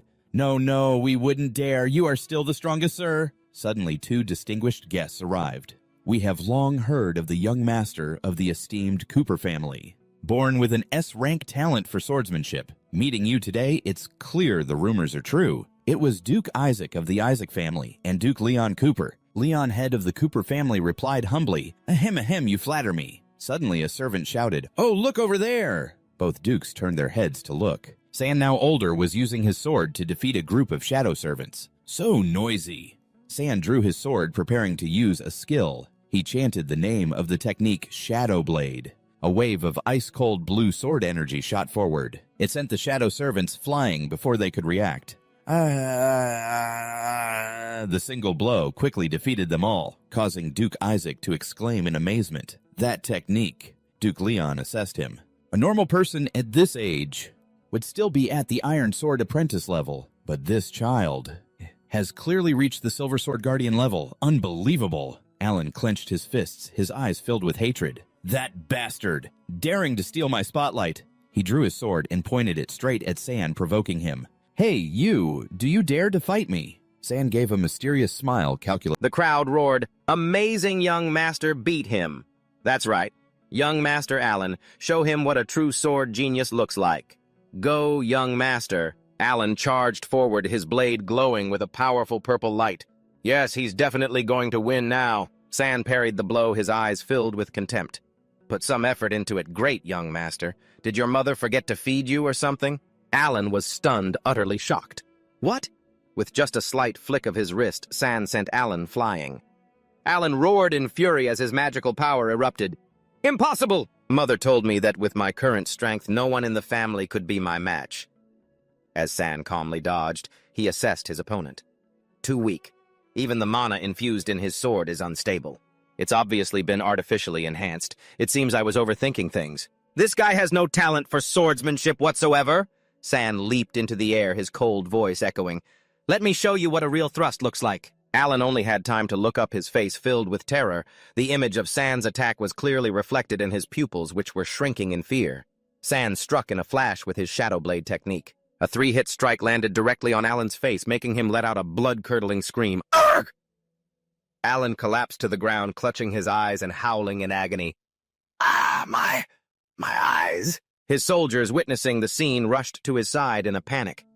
Young master! Duke Isaac burst into a fit of gleeful laughter. Ha ha ha ha ha ha! He turned to Duke Leon, his voice dripping with sarcasm. It seems I've misjudged the situation. So this is the extent of young Master Alan's abilities. I suppose those servants he defeated earlier were just pretending, weren't they? Leon's face turned cold as he replied, You are being disrespectful, Duke Isaac. Isaac just shrugged and continued his taunts. My apologies, my apologies. In any case, young Master Alan and my younger sister are engaged. I'd hate for her to marry a useless bum. Leon Cooper could no longer hold back. A murderous aura emanated from him. You're worrying about things that are far too distant. If the royal family hadn't decreed this engagement, I wonder if your sister would find anyone to marry at all. It's far from certain. Duke Isaac became furious as well. What did you just say? Isaac turned to leave. I won't disturb you any further, just don't forget the joint mission our two houses have. In 10 days! Duke Isaac took his leave. Watching Isaac's retreating back Duke, Leon gritted his teeth, his eyes filled with rage. Alan, that worthless trash. He turned and asked a maidservant. That small figure, what's his name? The maid quickly replied, My lord, his name is San. He is your son by a concubine, though there is no record of which one. Leon looked over at San, who was standing alone, a glimmer of interest in his eyes. Oh, my son. No wonder his swordsmanship is so exceptional. He ordered, Bring him to my study. In the quiet, candlelit study, the atmosphere grew tense. From the shadows, San's eyes flashed with a wary red glow. He knelt on one knee before his father, a man he could only address as Lord of the House. My lord, what are your orders? Leon silently sized up his newly discovered son, unable to detect even a hint of innate power in him. He must be deliberately hiding his true strength, planning to compete for the position of heir later. He has some cunning, but unfortunately he's still just a kid, far too easy to see through. He placed a short sword on the table and issued a command. In 10 days, you will lead the 10th Shadow Squad along with the Isaac family's team to the Forgotten Crystal City. Retrieve the dragon egg for this family. Leon handed the sword to San. This is the blade that can activate the teleportation formation in Crystal City. San took the sword, his mind already calculating. To get the dragon egg, I'll inevitably anger the magic dragon in the city. For Leon to send me on this mission, I'm afraid his intentions are anything but good. Though he knew it was a dangerous mission, San raised his head as another thought flashed through his mind. However, how can I pass up an opportunity to acquire a dragon egg? He accepted the order. As you command, Lord of the House. But then San added, however, I have one request. This took Leon by surprise. A request. 10 days later, San led his team out. As per San's request, Andrea was also with them riding atop a lion cub. Andrea whispered worriedly to San, San, didn't you tell the Lord of the House that I was coming along as a maid? But for me to be riding like this the entire way, it doesn't seem right. San reassured her, don't worry about it. He glanced back at his subordinates with a sharp, cold gaze. They won't have any complaints. Right. The two soldiers at the front immediately broke into a sweat, hastily replying, right, of course, right. When the team arrived at a set of ruins, one person asked, is this Crystal City? While another wondered, where are the crystals? Where's the dragon egg? Suddenly, a mocking voice called out from ahead. To think that the elite troops of House Cooper wouldn't even know the first thing about Crystal City. And not a single thing. A red-haired woman in exquisite armor appeared with her own troops. She continued, it's honestly laughable. One of San's subordinates recognized her. It's Gloria Isaac, another subordinate shouted angrily. Hey, what's that supposed to mean? Who are you calling incompetent? Gloria Allen's fiancé stepped in front of San and held out her hand. You must be San Cooper. A pleasure to meet you. You can call me Gloria. San completely ignored her. He turned to instruct Andrea, gently patting the lion cub. Andrea, you and Miu stay here. I won't be long, I'll be right back out. Andrea obediently replied, okay. Furious at being ignored, Gloria fumed. How dare you treat me like I'm nothing? San turned and began walking down the stone steps. Gloria shouted from behind him, hey, San Cooper, I'm talking to you. San turned back and calmly addressed the furious Gloria. Lady Gloria, if we don't activate the teleportation gate together before the sun sets, I'm afraid this entire trip will be for nothing. Gloria just clicked her tongue in annoyance. San sighed to himself as an image of the Gloria from his past life surfaced in his mind, the one who was always demanding to spar. San, you're training with me today, too. He muttered to himself. To think I'd run into this troublesome woman again. He tightened his grip on his sword hilt, deciding to push the matter aside. Whatever. I should just pray that silly bird Miu can successfully complete the mission that I gave her. They both stepped onto the center of the stone platform. Suddenly, the platform began to glow. One of San's soldiers said in amazement, the altar! It's glowing! A soldier from House Isaac scoffed, that altar is a teleportation formation, you country bumpkin from House Cooper. His commander shouted, silence! A bright light flashed, and as it faded, a magnificent Crystal City appeared before their eyes. Gloria couldn't help but gasp. Oh, now this is what Crystal City is supposed to look like. It's beautiful. But is the legendary demon dragon egg really in a place like this? Just then, San sensed a murderous intent from one of the Isaac family knights. His thoughts were crystal clear. Kill off these Cooper family grunts. Then we, the Isaac family, will take the dragon egg back. San immediately became alert. This is bad. That knight raised his sword, his mind filled with delusions. The family head will surely reward me handsomely for this. But before he could act, countless streams of blue energy rained down from the sky. San shouted a warning, everyone fall back! A massive explosion erupted, throwing both San and Gloria back. From within the cloud of dust, the city's light guardians appeared. A soldier screamed, It's the light guardians, protectors of the Crystal City! Another person roared. Let's fight! The Isaac knight from before had collapsed, screaming in fear, Mommy, save me! Gloria, furious, swung her sword and charged. She roared, you useless fool! Then shouted the name of her technique. A jagged blast of crimson energy shot forward, slashing straight into a guardian. Thorn slash! The terrified knight gasped. Lady Gloria? Gloria furiously questioned the knight cowering on the ground. Who gave you permission to act on your own, huh? He tried to justify himself. I did it for the family, Gloria replied with contempt. It looks to me like you did it for yourself. While she was distracted, a soldier urgently shouted, "My lady, watch your back." 2 light guardians had closed in behind her. Gloria thought to herself, damn it. But before they could strike, blasts of red sword energy slashed them into crystal fragments. Gloria was stunned. They were destroyed. She turned around and saw San standing there. Facing 7 guardians by himself, he raised his sword and commanded authoritatively, "All Shadow Corps on my command form ranks immediately." His troops responded in unison, "Yes, sir," and charged forward. They quickly formed a magic circle. Brilliant purple patterns glowed on the ground, and from the formation, enormous pillars of purple energy erupted. San leaped into the air, preparing for the decisive blow. A light guardian bound by the formation let out an incomprehensible growl. San's entire body erupted in red flames. He smirked. "Let's see if your power of light is stronger, or if our darkness is superior." He unleashed a powerful slash, creating a whirlwind of red and purple sword energy. Witnessing that scene, the knights of the Isaac family couldn't help but be astonished. The guards were completely wiped out. The Cooper family is skilled at combining magic with swordsmanship, especially that kid San. He's just a child. How can he be so strong? Gloria looked at San with completely different eyes. An intrigued smile played on her lips, her cheeks blushing slightly. She thought to herself, San Cooper, he's not so bad, is he? After the Guardians were destroyed, a brilliant red core fell to the ground. San picked it up and its energy quickly flowed into his body. He could feel his power surging. Not bad. Absorbing the power of the core directly. Level up from Silver Sword Guard to Gold Sword Master. After leveling up, San turned his gaze to an ancient stone pedestal in the distance. The next step, a close-up on the diamond-shaped lock on the pedestal. He approached and inserted the spirit stone into the lock. A click echoed as the ground began to shake violently. A panicked soldier cried out, An earthquake! San spoke up. No, the pedestal is descending. He commanded, Get on the pedestal quickly.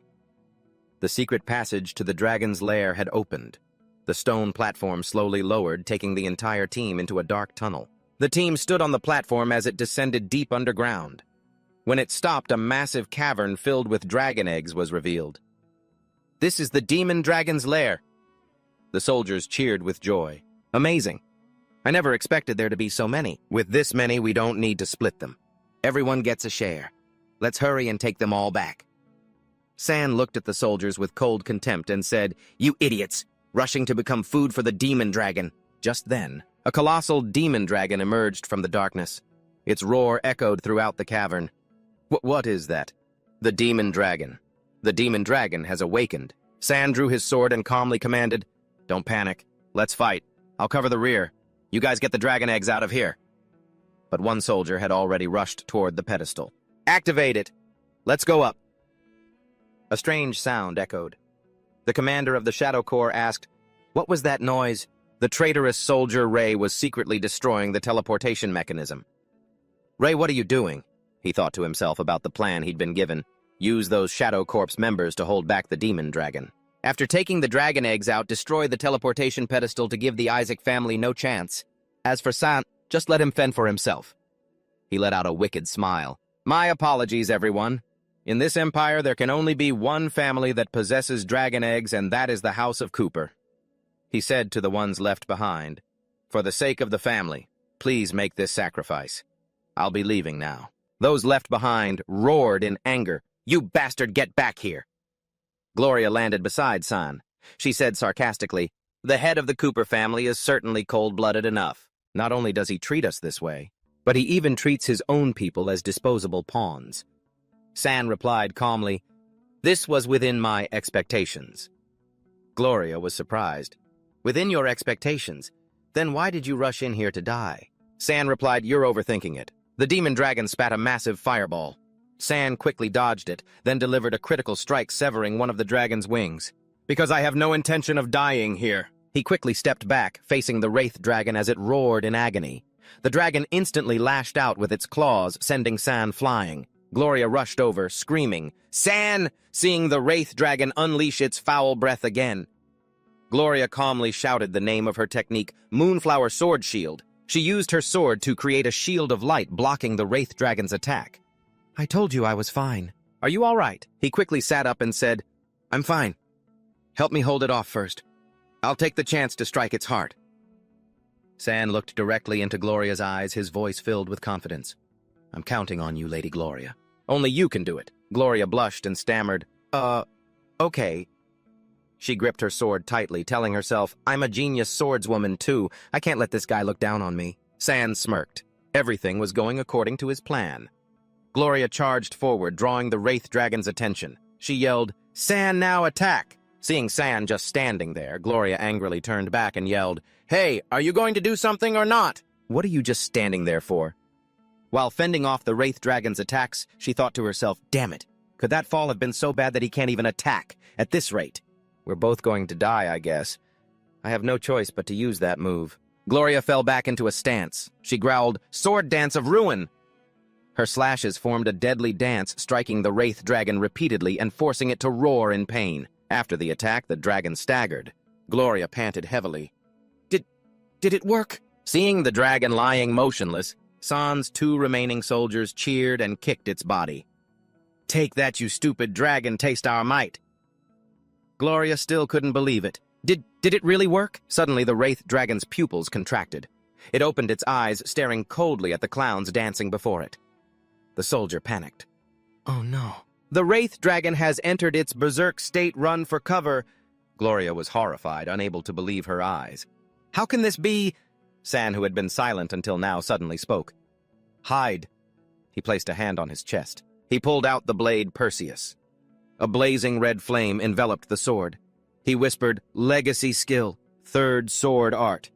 His eyes flashed as he roared the name of the technique, Blood Shadow Slash. Blood erupted violently from the Wraith Dragon's wounds. San stood coldly amidst the rain of blood, raising his sword high to activate his legacy skill, the 3rd sword art. He shouted, Blood Shadow Slash! The dragon's blood began to transform according to San's will. He commanded, Condense, and the droplets of blood instantly formed into crimson clones that looked exactly like him. Witnessing the strange spectacle, the Cooper family soldiers exclaimed in shock, San turned the Wraith Dragon's blood into clones? Another one realized, Hey, it's not just that. Didn't you notice he suddenly switched to a sacred sword? Could it be blood magic? Gloria, standing nearby, explained, That's right. But since it's a forbidden art, the Empire only permits the head of the Cooper family to use it on the battlefield. When facing enemies before, I heard the Cooper family's sword spirit had vanished. Could it be that he... Suddenly, Gloria came to a realization. She grit her teeth in anger as she understood the truth. Wait a minute. So he deliberately held back, just waiting for me to make the Wraith Dragon bleed. As San directed the clones to attack relentlessly, Gloria screamed furiously from behind, San Cooper! You bastard, you dare use me! San just smirked. So what if I used you? He leaped high into the air, preparing a decisive blow alongside his clones, his heart filled with resolve. In my past life, I was thrown away like a pawn.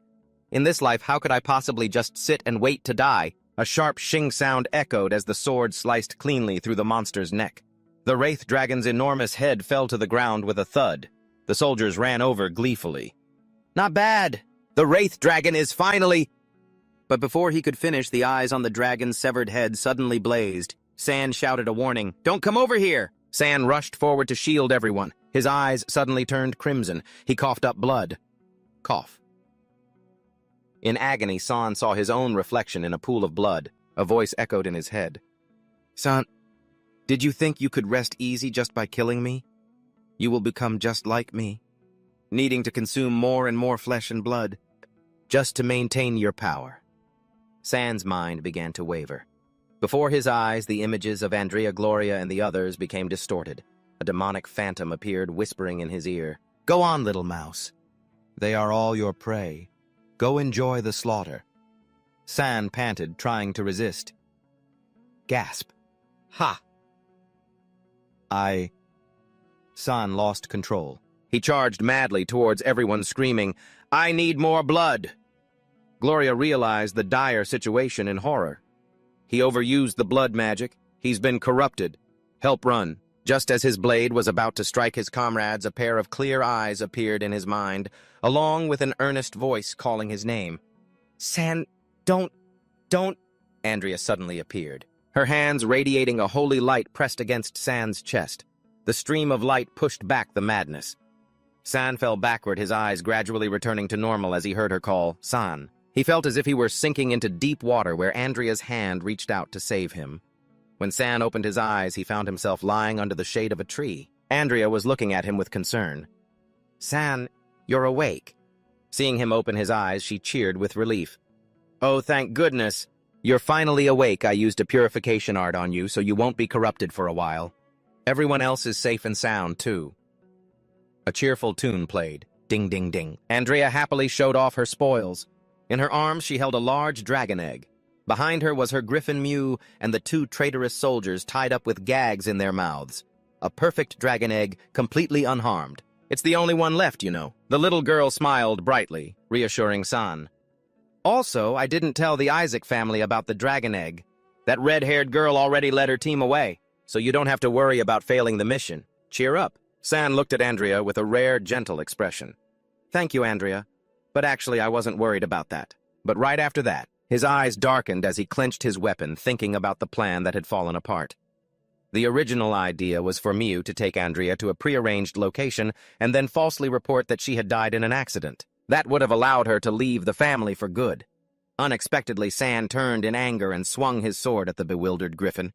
You couldn't even handle this one little thing. Go die, you stupid bird. The terrified Mew shrieked in protest. It had nothing to do with me. She was worried about your safety and insisted on entering the hidden domain. Wah, San grumbled. So you've learned to talk back now, have you? Andrea quickly intervened. San, let's talk this out calmly. Don't get so agitated. Taking advantage of San's distraction, two soldiers charged from behind with fierce expressions. San Cooper.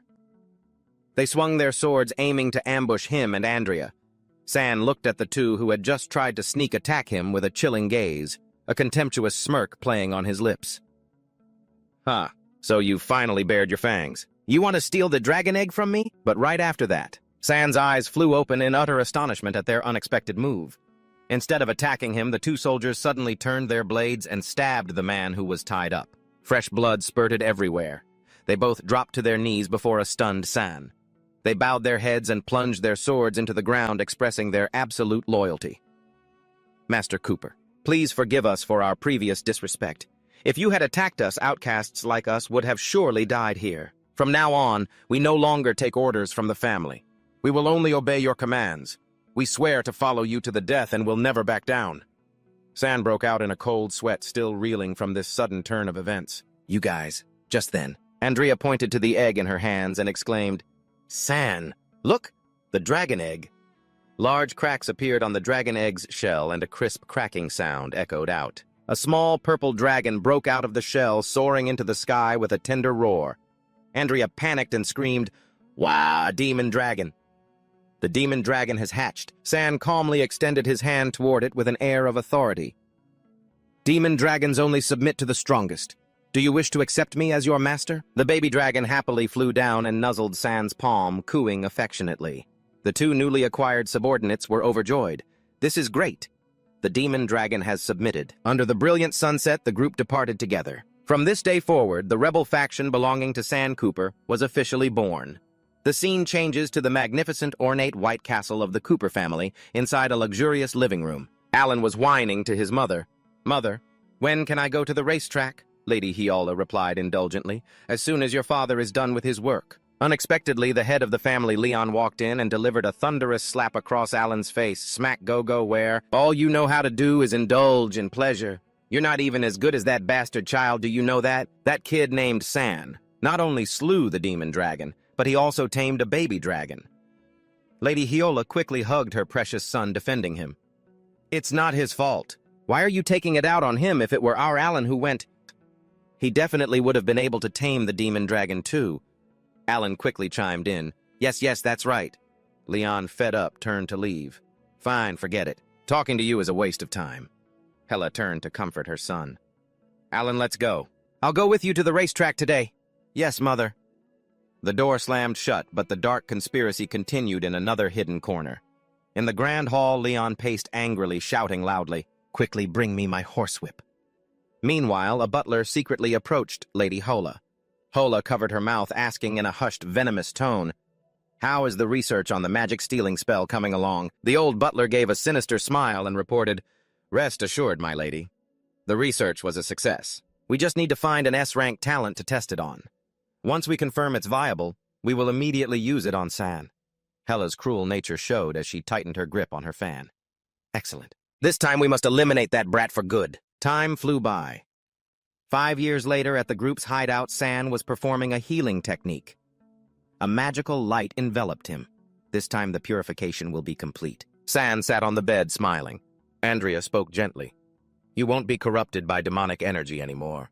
You can use your swordsmanship to your heart's content now. Thank you, Andrea. Andrea, now a beautiful young woman, held a new magic staff and replied happily, No, I should be thanking you, the staff you gave me. The staff you gave. I love it. Suddenly, a dark figure flashed past the window. Andrea flinched and turned around. San immediately rushed to the window, shouting, Who's there? But the shadow had already vanished into the night. San frowned thoughtfully. They got away, but that figure, it was clearly the butler. Just then, San's 2 loyal subordinates entered the room. Master Cooper, what you asked us to arrange has yielded results. The 2 knelt to report the important news. We've been secretly monitoring the butler and discovered that he recently summoned a group of dark mages. It seems he's planning to conduct some kind of ritual. In 3 days. We also heard the mages talking about finally finding another S-rank talent with extremely high magical power and so on. San pondered this grimly. So they're finally planning to begin the usurpation ritual. But why not just come after me directly? His eyes widened as he realized the truth. Instead of going after another S-rank talent, this target with extremely high magical power, it's Andrea. 3 days later, in the family's storage warehouse, Andrea sighed. The 2 warehouses are a mess again. I'll just have to use magic to clean them up. Just as she raised her hand, the old butler suddenly appeared behind her with a sinister expression. As swift as lightning, he covered Andrea's mouth with a cloth soaked in a sleeping drug. Pass out, he commanded coldly. Andrea faded in his arms. He turned to his subordinates, Go. In a desolate forest, the old butler began a wicked ritual. He chanted, Power of the dark night. Heed my command, from the heart of the abyss, condense in my hand. Andrea was suspended in the middle of the magic circle. The old man continued, This power is now mine to control. The power swirled around him like a shadow. He drew a sharp dagger, his eyes wild.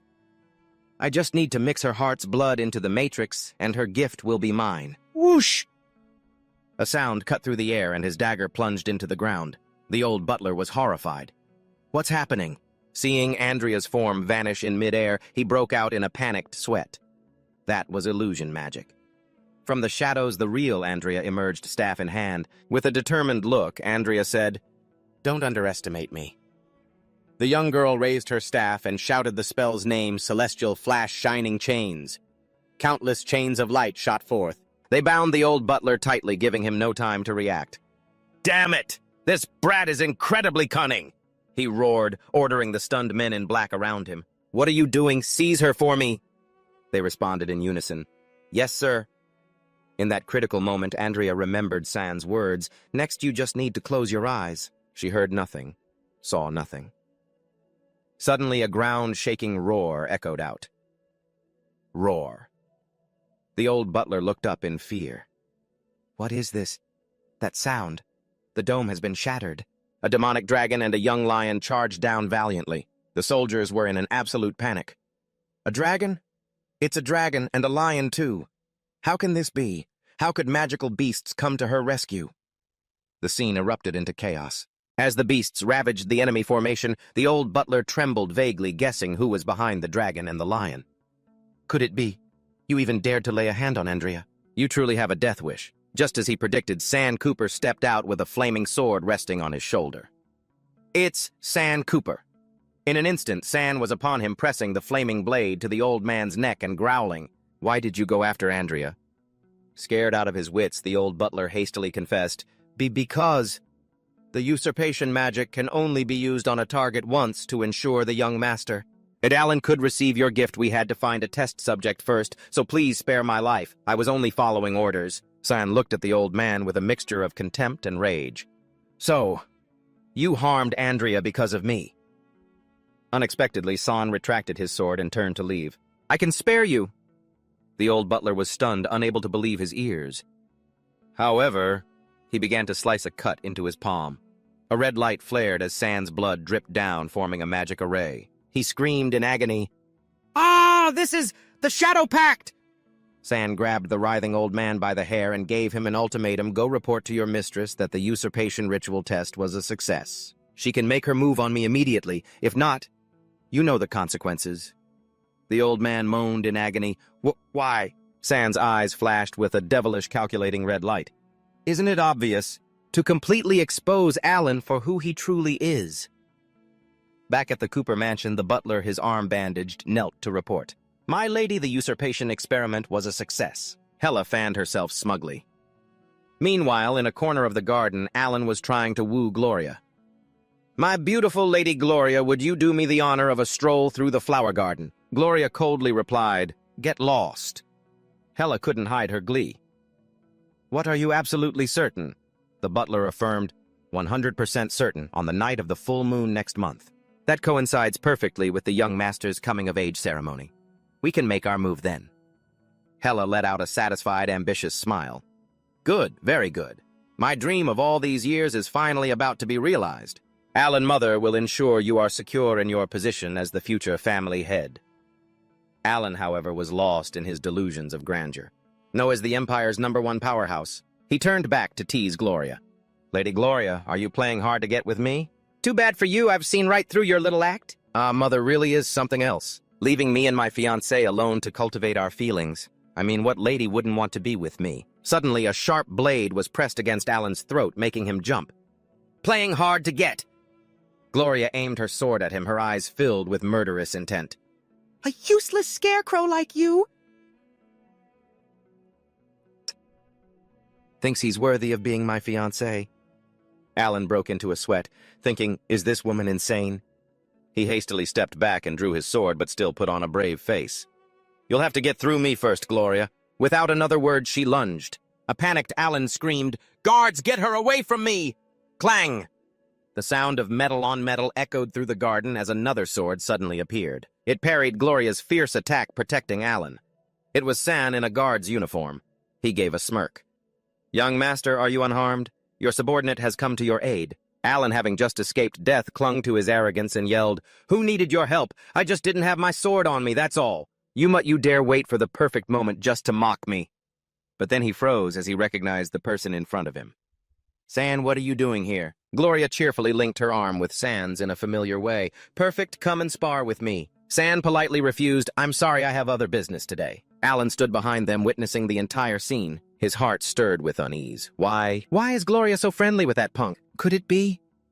Gloria huffed, her tone a little pouty. Not just anyone gets the honor of training with this lady, you know. I advise you to reconsider. The thought flashing in Alan's mind grew crystal clear. Gloria likes him. Alan's face darkened and he clenched his fists in a fit of anger and jealousy. He thought through gritted teeth. San, you and my fiancé? Just then, Hella's voice came from behind. Alan, get over here! Startled, Alan turned around. Mother! He had to suppress his anger, thinking to himself, Fine, I'll drop it. For now, I'll teach that woman a lesson after we're married. Frustrated, Alan turned and walked away. He didn't forget to add a sarcastic comment. If Lady Gloria won't show me any courtesy today, then I'll take my leave. But Gloria, not to be outdone, replied, Go on then, I won't see you out. Once Alan was out of sight, Gloria turned to San, her attitude completely changed. She said seriously, Now that the obstacle is gone, if you still don't agree, I'll take matters into my own hands. San smiled. All right. I agree to your terms, but you must agree to one of my requests, Gloria said firmly. San leaned close to Gloria's ear and whispered with a knowing smile, Help me get an introduction to your older brother, Duke Isaac. Gloria was confused. That day, in a secluded forest under the moonlight, San stood before Isaac. I have a way to destroy Lady Gloria's engagement to Alan, but I hope your grace will lend me your family's heirloom, the illusory time casket. San knew exactly what Duke Isaac was thinking. In his past life, Duke Isaac had been extremely displeased with that playboy Alan. He was also dissatisfied with the alliance with the Cooper family and had proposed annulling the engagement multiple times, only to be rejected by the royal family each time. San continued his train of thought. So in this life, I just need to take advantage of that. Duke Isaac drew his sword, a wave of heat radiating from it as he growled, You insolent whelp! A marriage bestowed by the royal family is not something a person like you can break, and you dare to make conditions with me." San calmly faced his opponent's powerful aura, a slight smirk on his lips. "A person like me?" He drew his own sword, and a blazing red flame erupted from it, even more dazzling than Isaac's. San smiled confidently. "Is exactly the kind of person who can help you solve this troublesome problem." Duke Isaac was stunned when he saw San's sword. A shocking thought crossed his mind. This sword is, could it be? The child from the Cooper family who truly possesses the S-rank talent is him. San pressed his sword against Isaac's neck, his voice heavy. If the engagement can't be annulled, then getting rid of that useless young master would achieve the same thing, wouldn't it? What do you say, Your Grace? Duke Isaac fell silent, his eyes flashing with complex calculations. Time flew by, and in the blink of an eye it was 1 month after the full moon. The Cooper family mansion was brightly lit, preparing for the coming-of-age ceremony. Inside the main hall, the old butler reported to Lady Hella, "Everything is ready. However, San Cooper is not among the illegitimate children. The young master has already gone to find him." "I see." Hella took a sip of wine and casually ordered, "Understood. Go and give the young master a hand." The old butler bowed. "Yes, my lady." In a corridor, the illegitimate children of the Cooper family were gathered, whispering. One of them lamented, "I really don't know why they called us here. To emphasize the heir's status, so we can be his loyal dogs." Another sneered, "What can you do? He's the one with the talent for swordsmanship. He's already been chosen as the future head of the family." A third one quickly shushed them. "Shh, both of you keep your voices down. Don't let the master hear you." A subordinate hurried up to the head of the Cooper family and bowed, reporting, "Master, all the guests have taken their seats so as not to keep them waiting. And we have started the banquet as you ordered." The master grunted in acknowledgement and strode away. On a secluded balcony, Duke Isaac suddenly appeared before the head of the Cooper family. "What a coincidence, Lord Cooper. Let's have a word." Lord Cooper replied coldly, "Duke Isaac, I don't recall inviting you." Isaac gave a faint smile. "In any case, it is my future brother-in-law's coming-of-age ceremony. Of course I had to come and join the fun." Yes, at that very moment, San was signaling a subordinate. "Everyone is here. It's time to activate the illusory time casket." The subordinate replied, "Yes, sir." San stood alone on the balcony and began to operate the artifact. He chanted the spell, "Gate of the Abyss, weave the heavenly illusion," the box in his hand, and began to emit streams of purple energy. Around San Phantom, figures appeared and vanished. He shouted, "Illusory time casket, illusory realm open."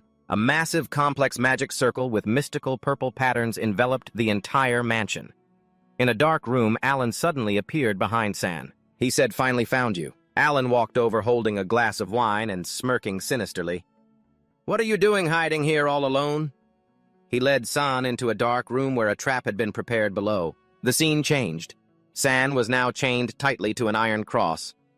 Alan approached with a dagger, saying in a mock apologetic tone, "I'm so sorry." Alan looked at San triumphantly and declared that the swordsmanship talent that originally belonged to San would now be his. In the dark cellar, he laughed maniacally. "This is your end." San returned to a time before. Andrea cried out San's name. Old memories suddenly flooded back with the butler's urging voice.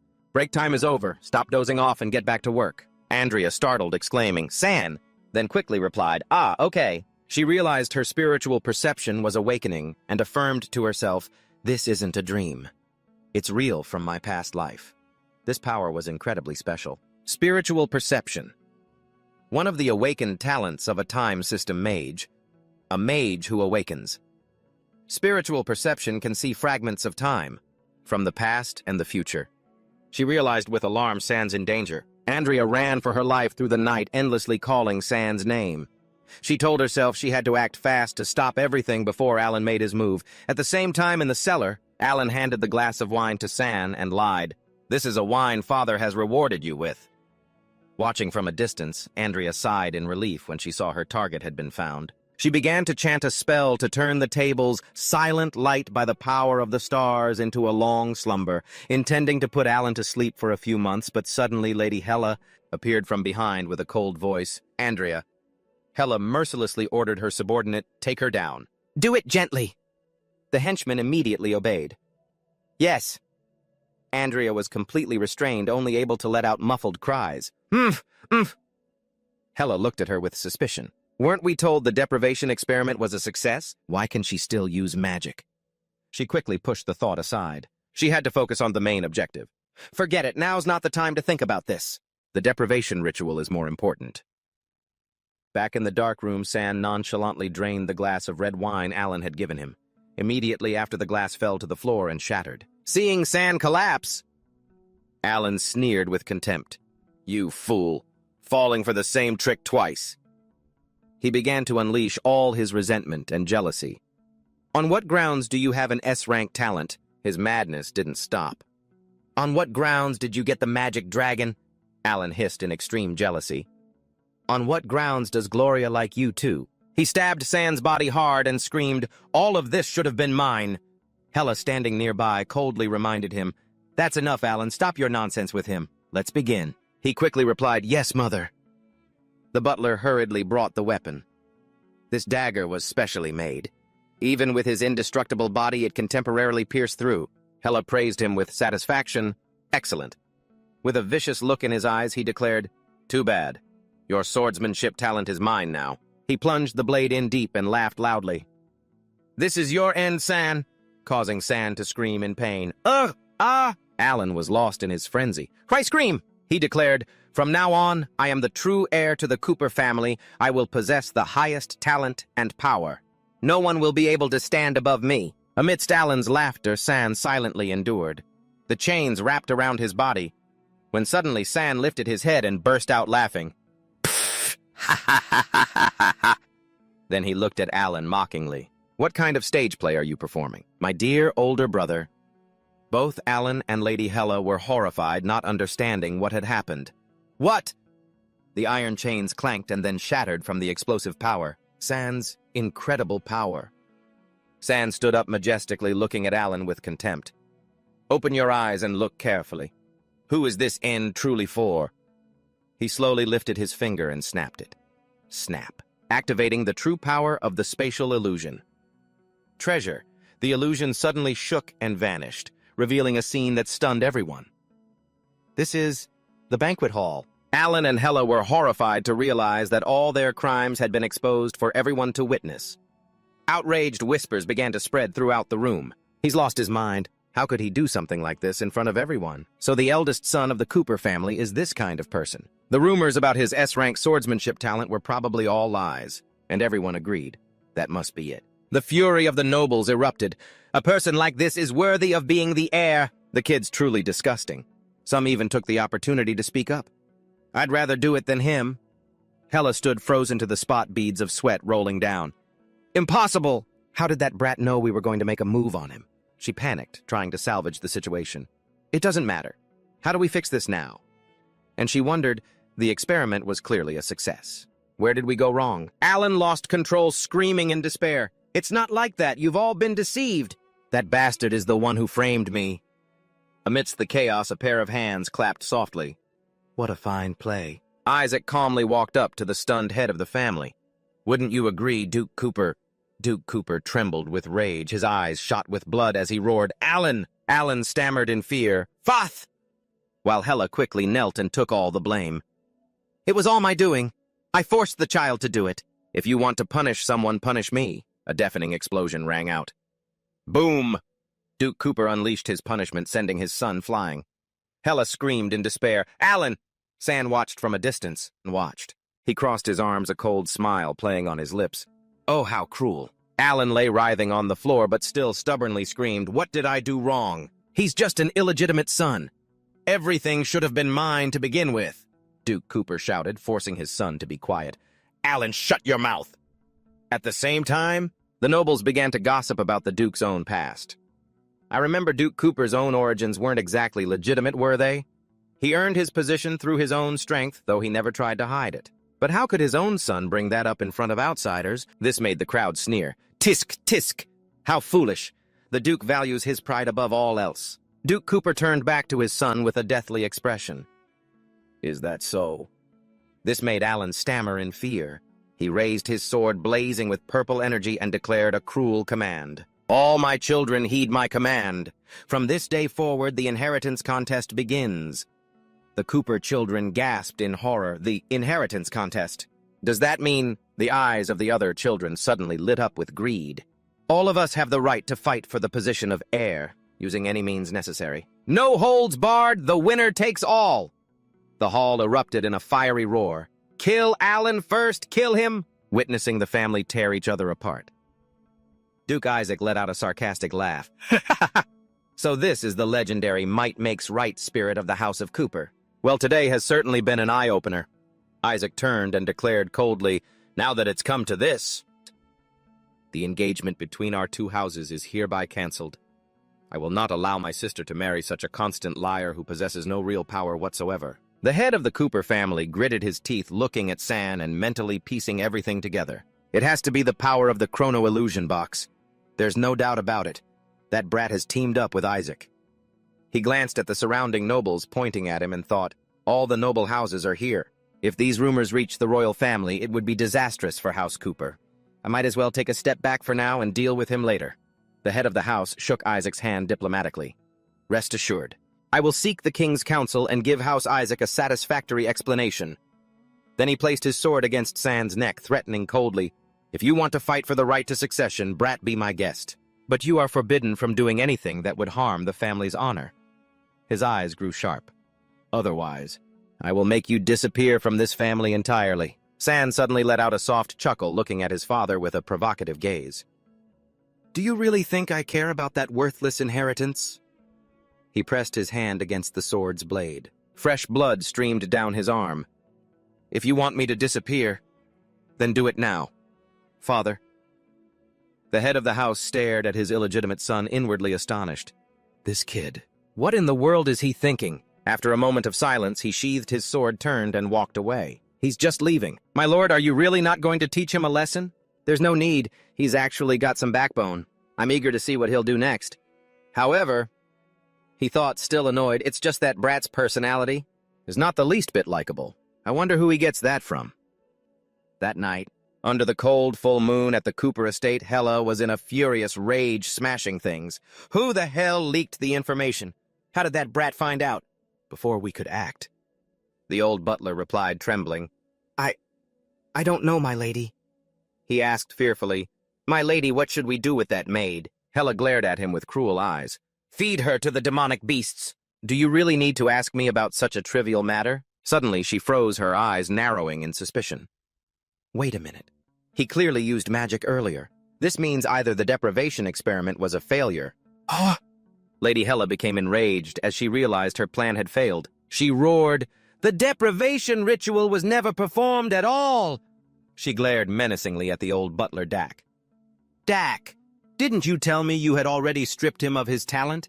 Why don't you demonstrate it for me right now? This caused the old man to tremble and fall to his knees, pleading, His talent is too powerful. I haven't been able to seize it yet.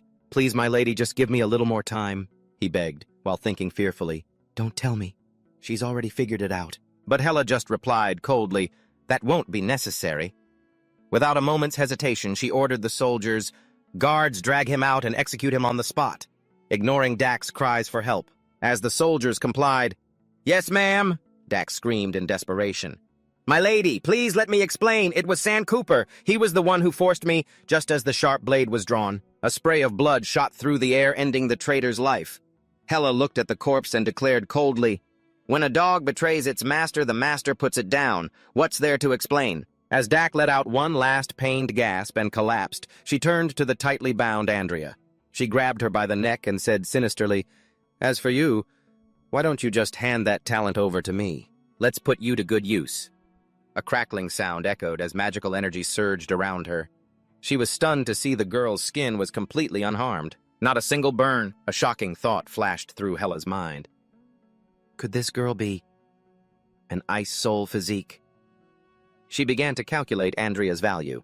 A woman with an ice soul physique becomes a spirit conduit upon reaching adulthood. If a man pairs with such a conduit, he can use her to greatly increase his own power. She looked at the sobbing, despairing Andrea. Hella smiled a calculating smile. Well, if that's the case. Meanwhile, in a private room in the castle, San was deep in thought. I can't believe that even after I exposed the truth about his talent and Alan's despicable nature, the head of the house still couldn't bring himself to punish him. Is it because he's afraid of the power behind Alan's mother? He silently strengthened his resolve. What's more, he arranged for me to stay in the castle last night. He must be trying to keep an eye on me, afraid I'll run away. Heh. Before I make Alan suffer every last bit of the pain I went through, I'm not leaving this place. A knock sounded at the door. San said calmly, "Come in. It's unlocked." He thought to himself, "This early? Is it Andrea?" But the person who entered was Lady Gloria with a radiant smile. "My brother told me you have to go return that thing today." Model. "I had some free time, so I came straight here to secretly assess the situation. If I can get the Isaac family's support, perhaps the young lady won't be too upset even if I kill Alan myself." "Hey, what are you spacing out for? This young lady is standing right in front of you." He picked up the heirloom, wondering, "I was just thinking, why would a great family like the Isaacs treat a tool that only creates illusions and has such incredibly strict activation requirements? It as a family heirloom." Gloria just responded with an arrogant humph. She winked suggestively. "Want to know? As if I'd ever tell you. Unless," she thought to herself, "that legend isn't believed by anyone anyway. Everyone in the nobility knows it. I have to use this opportunity to make San agree to a condition." However, San just turned away coldly. Then goodbye. This left Gloria completely stunned. "Huh?" Unwilling to lose, the young lady yelled, "San, I challenge you to a duel." But he just calmly replied with a single word, "Fine." The two stood facing each other on the dueling grounds, gleaming under the sun.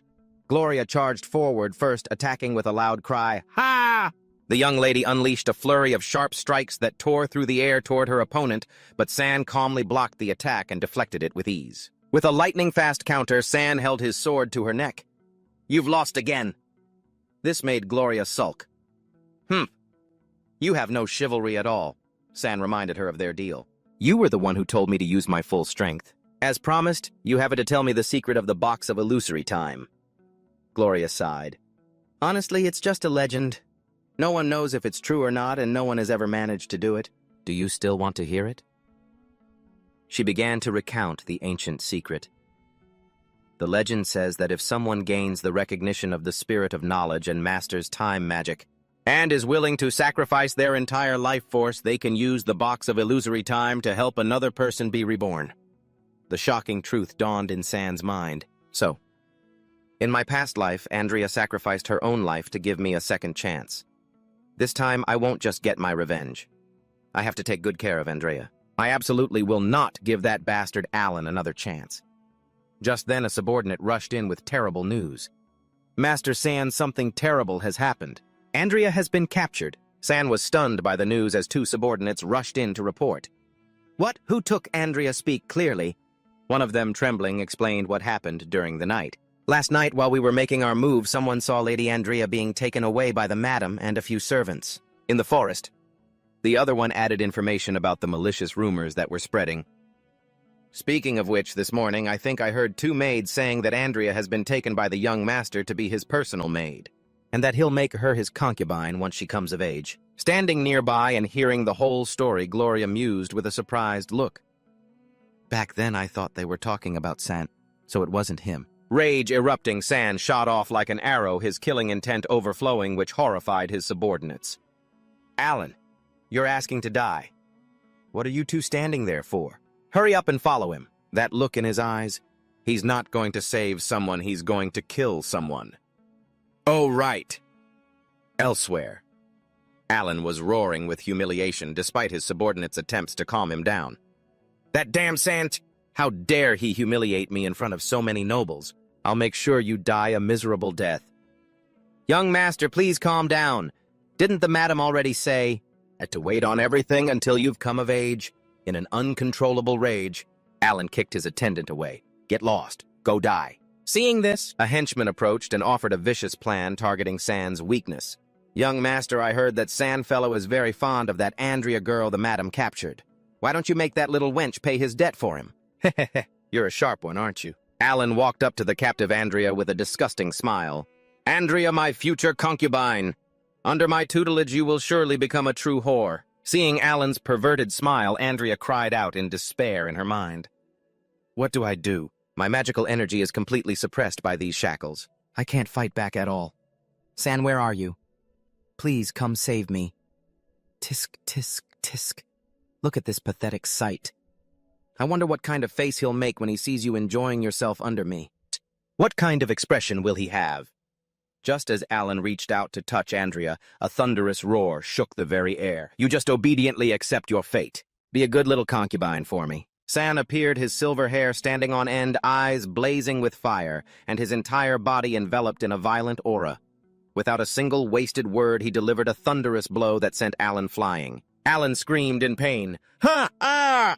San charged forward again, attacking his lower body. Die! Utterly terrified, Alan could only scream helplessly. Ah! Power exploded from San's madness. He continuously slammed his fists into him. Die! His punches landed like sledgehammers, breaking the bones inside his body.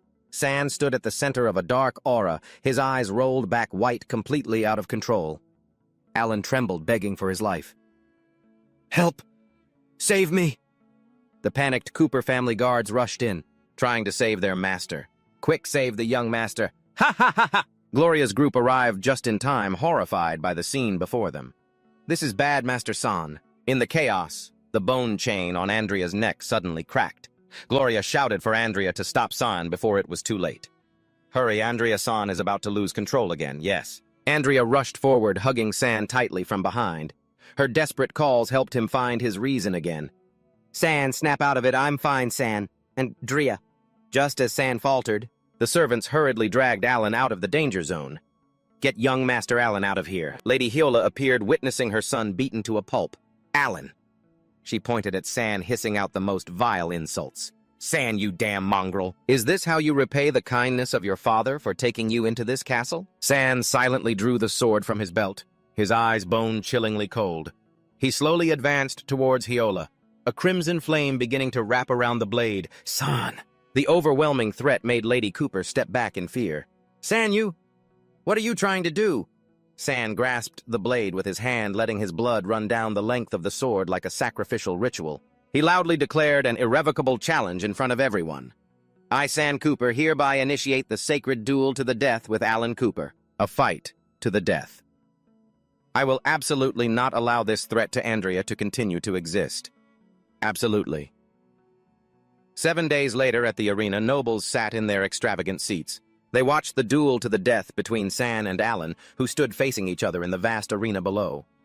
San, holding his flaming sword, gave a confident, mocking smile. I never thought you'd actually show up instead of running away after delaying for 7 days. Alan retorted with a sinister look, a gray shield bearing the head of Medusa appearing beside him. Why would I give up the chance to crush a stinking bug like you? San's eyes narrowed slightly. He had a bad feeling about that shield. At that moment, the referee's voice rang out, declaring the official start of the battle. Alan immediately made his move, shouting the name of his technique. Medusa's petrification gaze. A green beam of light shot from the shield straight into the sky. San exclaimed in surprise. Medusa. Countless laser beams shot down from above, forcing San to constantly leap back to dodge. Then Alan burst out in gleeful laughter. Ha ha ha, so the Golden Swordsman is nothing more than a dancing monkey in reality. Swordsman ranking information panel. From highest to lowest sword. Saint Golden Swordsman Silver Sword, Guardian Swordsman Apprentice, Shing as he moved. San analyzed the situation. My shadow body won't grant me immunity to Medusa's attack because an abnormal status like petrification isn't considered damage. So there's no way to transfer it to my shadow body. He landed steadily, his eyes filled with determination. I have to destroy that shield. On the other side, Alan shouted smugly, Sans, you didn't expect this, did you? You may have stolen my Perseus sword, but I obtained the Medusa shield. This is the difference between a child of destiny and a mere rebel. Sans sprang up, kicking off the wall to launch himself towards Alan, skillfully weaving through the petrifying beams of light. Alan's eyes were filled with crazed laughter. It's useless! Useless! Ha ha ha ha ha! In midair, Sans swung his flaming sword and shouted his target. Medusa Alan smirked deviously, holding the shield out in front of him. The eyes on Medusa's face flared with a deadly light. He roared. Now San unexpectedly threw his sword straight ahead like a spear, aiming for the shield. Just as the tip of the sword was about to touch the shield, it began to turn to stone. The petrification quickly spread to the entire blade, causing it to fall to the ground. San landed on the ground, his eyes as cold as ice. He stared intently at Alan and uttered a single word. Die. He lunged forward with incredible speed, slashing through Alan's body. At the same time, A cracking sound came from Alan's hand. A ring had shattered. Alan chuckled smugly. Ha ha ha, I almost forgot. I'm a golden scepter mage now. He began to chant. Dark energy rose from the ground surrounding San. Alan roared. Devour everything, avenging spirits. Dark magic. Primitive art. Corruption. In the stands, Isaac shouted in horror. That bastard Gloria sitting next to him turned to ask. Brother Isaac explained with a look of disgust. That's evil dark magic. It can only be mastered by using the souls of 1,000 civilians who died in agony. Gloria was stunned. What Isaac angrily questioned Bonbon. I want an explanation, Bonbon calmly replied. This is a secret of my clan, Your Grace. Please respect the traditions of the nobility. The Duke could only snort coldly. To Alan's surprise, San raised his sword and slashed without any attempt to dodge. Seeing this, Alan laughed loudly. Ha ha ha ha ha! What a fool, you're really not going to dodge. In that case, enjoy suffering in agony. But the dark magic had no effect on San. Alan was stunned, stammering in disbelief. It didn't work, and no, that's impossible. That's not possible. I've tested this skill hundreds of times. No one can resist this magic and avoid being corrupted, enraged. Alan frantically poured more magic into it. Skull-shaped, resentful souls flew toward San. You bastard, just die. However, San stood firm, completely unharmed amidst the vortex of souls. Alan was in a complete panic. Impossible. Why are my attacks having no effect? San, with his blood-red eyes, coldly pronounced his sentence. Now that you've struggled enough, you can die. San rushed forward to attack Alan, who activated his skill. Taunt, shadow, body damage, transfer. Ha ha ha ha ha, you fool, you are my shadow. How can you possibly hurt me? The audience in the stands was also completely astonished. Huh, how is this possible? San frowned slightly, a drop of sweat running down his face. Damn it, I forgot his shadow body can transfer fatal damage to other shadows. Alan laughed contemptuously. Do you really care about the lives of those wretches? Alan invoked his dark magic, Scepter of Life. Drains the life force of others and attacks a target. As long as the target's life force is lower than the total life force gathered, 10 targets will die instantly, he thought confidently. Although I don't know why. The shadow pledge on him is useless. He's not getting away from this spell. With a wicked smile, Alan points his scepter at his own subordinates who are screaming in agony as their life force is drained. Heh heh, in that case. I will use their life force to demonstrate this technique. The Scepter of Life. Andrea watched in horror as San's subordinates collapsed to the ground, their bodies engulfed by a dark aura that was draining their life force. She stammered, My life force? Then shouted anxiously, Lucian Reno, what's happened to you guys? High above, Alan raises the Scepter of Life, laughing maniacally. Ha ha ha! Have you given up resisting? But what a shame. I have no intention of stopping the punishment for those bastards. Below, San remained silent, his eyes filled with a deadly rage. Suddenly, a loud clang echoed as San plunged his sword straight into the ground. A blazing red magic circle with ancient runes appeared at his feet. San declared in a steely voice, I refuse to become a beast like you. Forbidden Art Blood Array. Alan's dark magic was immediately sucked back by the blood array and converted into red energy. It enveloped San. Alan shouted in shock, What? Instantly, the stolen life force returned to the soldiers, healing them. Ah. They cheered joyfully. It's coming back. It's all back. It's Boss San Long live, Boss San Long live, the boss. In the sky, a giant blue magic barrier suddenly appeared with the massive shadow of a dragon flying, circling above. The dragon let out a deafening roar and dove straight down, shattering the barrier to everyone's amazement. The majestic demon dragon landed behind San. It let out an intimidating roar, causing Alan to fall to the ground in fear. San said coldly, Savor your breath, Alan, because it will be your last. San smiled confidently. He said sarcastically, So you can get this desperate, huh? In the stands, Isaac couldn't believe his eyes. Dragon armor? Could the legends be true? Gloria, sitting beside him, asked curiously, Brother, what are you talking about? Isaac explained, his eyes fixed on the scene below. They say that if a dragon can synchronize its will with its masters under the influence of intense emotion, it can completely change its form and significantly enhance its master's abilities at the same time. The demon dragon began to transform, merging as one with San.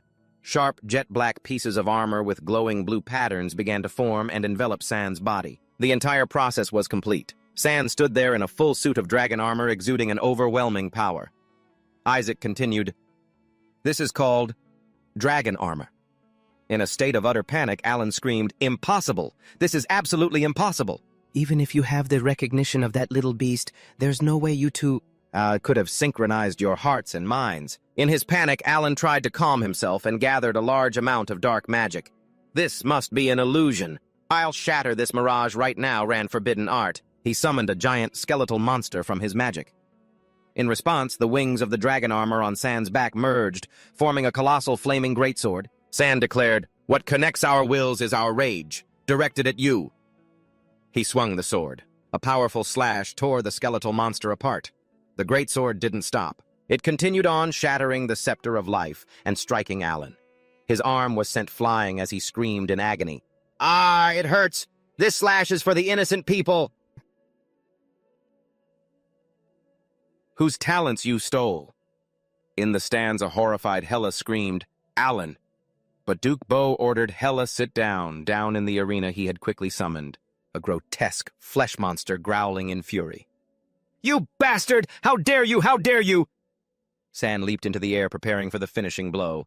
He raised the greatsword facing the monster. His voice echoed, "This slash is for the shadows who died because of you, and for me, the one whose talent you stole and used to death in a past life." From within his helmet, his eyes shone with determination. "For all the evil deeds you have committed in the past, present, and future," he dove down like a flaming meteor. "Go to hell, Alan." An earth-shattering crash echoed as the sword was about to strike its target, but Hela leaped out using her own body to block the full force of the blow for Alan. Duke Boar roared in fury from the stands, "Hela! What are you doing? This is the most sacred life-or-death duel of the Cooper family." Alan, back in his human form, lay in his mother's arms, whispering, "It hurts so much." Isaac watched the scene with a smirk. Commentary. The lady was indeed a renowned S-rank mage in the past. But unfortunately, after marrying Duke Boar, she never once set foot on a battlefield again. I never thought I'd have the honor of witnessing this. Today in the stands, one person whispered to the person next to them, "She actually used a magical artifact to cast a level 8 spell like Holy Shield." Could the rumor be true that the matriarch was injured by magic backlash while assassinating the former family head? The other person shushed him. "Shh, just watch the show." She clasped her hands in prayer. A massive, brilliant lance of light appeared in the air. "Level 9 white magic holy lance," Hela growled, full of indignation. "If I had known you would become such a monster, I would have killed you when you were just a child. Now I will correct this mistake. Today you must die." In his dragon armor, San raised his head to face the giant holy lance, ready to fight. Just as the battle was about to erupt again, an authoritative voice rang out from the stands, "All of you stop!" A purple ripple spread across the arena from Duke Boar's position. The purple ripple spread. It easily shattered the golden holy lance. Immediately after, the energy wave hit San, causing his dragon armor to disintegrate, returning him to his normal form. Isaac looked on in admiration, resting his chin on his hand and remarking, "Just as expected from the soundless sword Saint Boar. This move, the magic suppression ripple, is simply invincible." Duke Boar stood up and said coldly to Hela, "The Cooper family does not welcome you. Take your people and leave." Hela angrily pointed at him and growled, "Father, Patriarch, you will regret this." San turned his back and said calmly, "Let's go." He, along with Andrea and his subordinates, left the arena. After leaving the arena on the road, Isaac called out, "Hey kid, let me be frank. Are you interested in joining the Isaac family?" San replied sarcastically, "Oh, you don't mind that I've been exiled from my family? Or are you planning to declare war on the Cooper family?" Isaac was momentarily speechless, replying awkwardly, San then made a proposal. "Sir, although I cannot join your family, I can make a deal with you." Isaac was curious. "Oh, a deal," San explained. "The king is gravely ill, and a war among the nobles is about to break out. If I can successfully enter the Royal Academy, you could be the first to receive the latest news from the capital." Isaac was skeptical. "You're quite the schemer. You want me to help you enroll in the Royal Academy? Why should I trust you?" San thought confidently to himself, recalling the image of Duke Boar. "Because my talent for swordsmanship is S-rank. This is the perfect time to use this trump card." He declared loudly, "Because I will become the direct disciple of the hidden sword Saint Chris." Isaac was shocked that Chris, at the same time, somewhere else, a man with disheveled hair was sitting on the floor in front of a large door looking drunk. He hiccuped. Hic! Damn it, what kind of monster is talking behind my back? Hic! Information panel. Hidden sword. Saint Chris. Age 47. Realm sword saint. Title Chris. Alias Hidden sword. Faction King's blade. Trait sword faster than sound. Personality appears relaxed and carefree, but is actually very cautious and doesn't trust easily. Position. Commander of the King's Secret Assassin Legion, answers only to the King. Hobbies. Drinking constantly, pretending to be drunk, really pretending to gamble. Many days later, on the outskirts of San Gordon City. Isaac pointed ahead and said, "Do you see the 3 towers up ahead? That is the strongest defense system of San Gordon City, the Trinity Magic Towers. Seeing them means we're not far from the city." Isaac continued to advise, "Let me tell you, San Gordon City is full of nobles. You must be careful when you're outside the academy." While Isaac was still rambling on, San thought to himself, "This guy can't be trusted. For the sake of his family, he has backstabbed many people. I'll have to solve this problem myself, and find an opportunity to split from the group." Isaac presented his plan. "San, don't worry. I'll handle everything related to the Royal Academy. Little Andrea will have to suffer a bit of inconvenience by registering as your maid. That way, you two can live together legally. As for your bodyguards, I'll arrange for them to stay at my Isaac family's manor. They can help protect the manor and deal with any bandits." Hearing the word bandits, San's eyes lit up. He thought to himself, bandits. There are bandits near the capital. This is my chance. Isaac explained further. They might be called bandits, but they're actually just subordinates of the San Gordon nobles. They're quite a troublesome bunch. San immediately spoke up. "Leave the bandits to me," Isaac asked in surprise. "What about Andrea, then?" San spurred his horse into a gallop, shouting as he rode ahead. "Then I'll trouble you, sir, to send her to the Gloria Royal Academy's School of Magic." Gloria looked at her bewildered older brother. Isaac calmed down and said, "First, let's take care of his subordinates and settle them in the manor." Deep in the forest, San stood on a high tree branch. Looking at the fortified base in the distance, he calculated.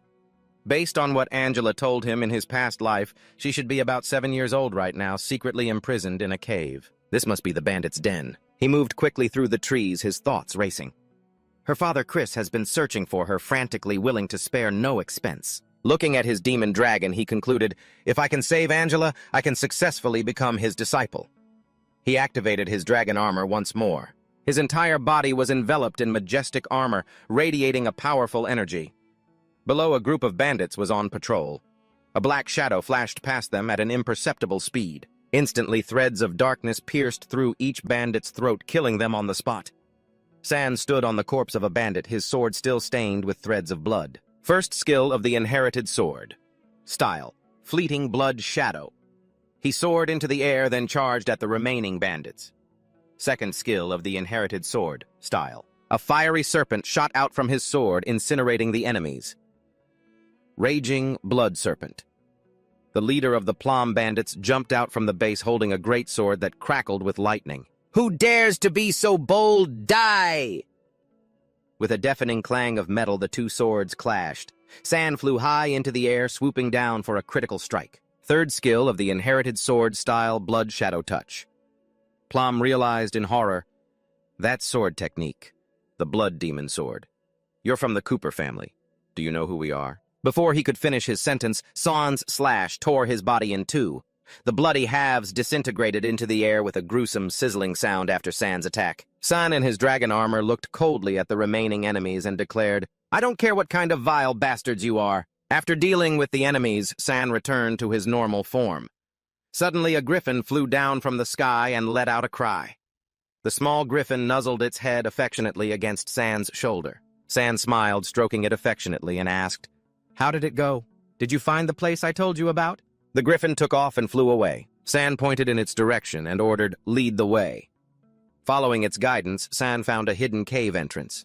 He tasted a bit of the rock from the wall, then pushed aside the boulder blocking the entrance with all his might. With a rumbling sound, he descended a dark staircase, the clatter of his footsteps echoing. At the bottom of the stairs, he found a red-haired little girl cowering in the corner. The little girl looked up and asked innocently, "Mister, are you a good person who's come to save me?" San thought to himself, Angela once mentioned that she can tell if someone is lying and can sense their true intentions, whether good or bad. "I need to be honest," he answered frankly. "I came to take you to your father and ask him to teach me swordsmanship." Hearing this, Angela happily stretched out her arms. "You're not lying, mister, then let's go." Carrying Angela in his arms, San walked up the long stairs to escape the dungeon. As they neared the exit, his expression turned serious. "I'm afraid we won't be able to leave so easily." Blocking the exit was a giant blue skeleton. Its 6 pairs of eyes burned with a malevolent flame. San put Angela down and warned her, "Angela, that big guy outside is very strong. I can only block its attack once. When I charge out to get its attention, you run as fast as you can. Understand?" Angela answered decisively, "Yes." San looked up at the giant skeleton, which was emitting a purple aura. He muttered, "The power of a 4-meter-tall giant skeleton can rival a sword saint. But this guy is nearly 5 meters tall. Dragon, this time, we're really going to have to risk our lives." He activated his dragon armor and said, "Angela, get ready." Angela, standing next to the griffin, replied bravely, "Don't worry, big brother, I'm ready." San rushed out of the cave, confronting the giant skeleton head-on. The giant skeleton raised its bony hand and brought it down in a punch. San used all his strength to raise his sword and block. At the same time, he yelled, "Now, Angela, run!" Angela screamed in fear as she ran. Struggling to hold on, San thought to himself, "There's still one last move in this dragon armor. This is the perfect time to try it." He shouted, "Dragon armor release forced deactivation." Canceling the armor state caused the residual magic within it to detonate. It immediately created a terrifying shockwave, a life-saving skill. Red energy chains shot out from the explosion, binding the giant skeleton tightly. The armor vanished. San stood there confidently. "A mere giant skeleton can't stop me on my path of revenge." However, the skeleton began to struggle, breaking free from the chains. San looked towards the fleeing Angela and thought, "Right now I just need to get Angela out of here." The monster roared, "Die!" and fired a massive dark energy orb towards Angela. A huge explosion erupted. San screamed in horror, "Angela!"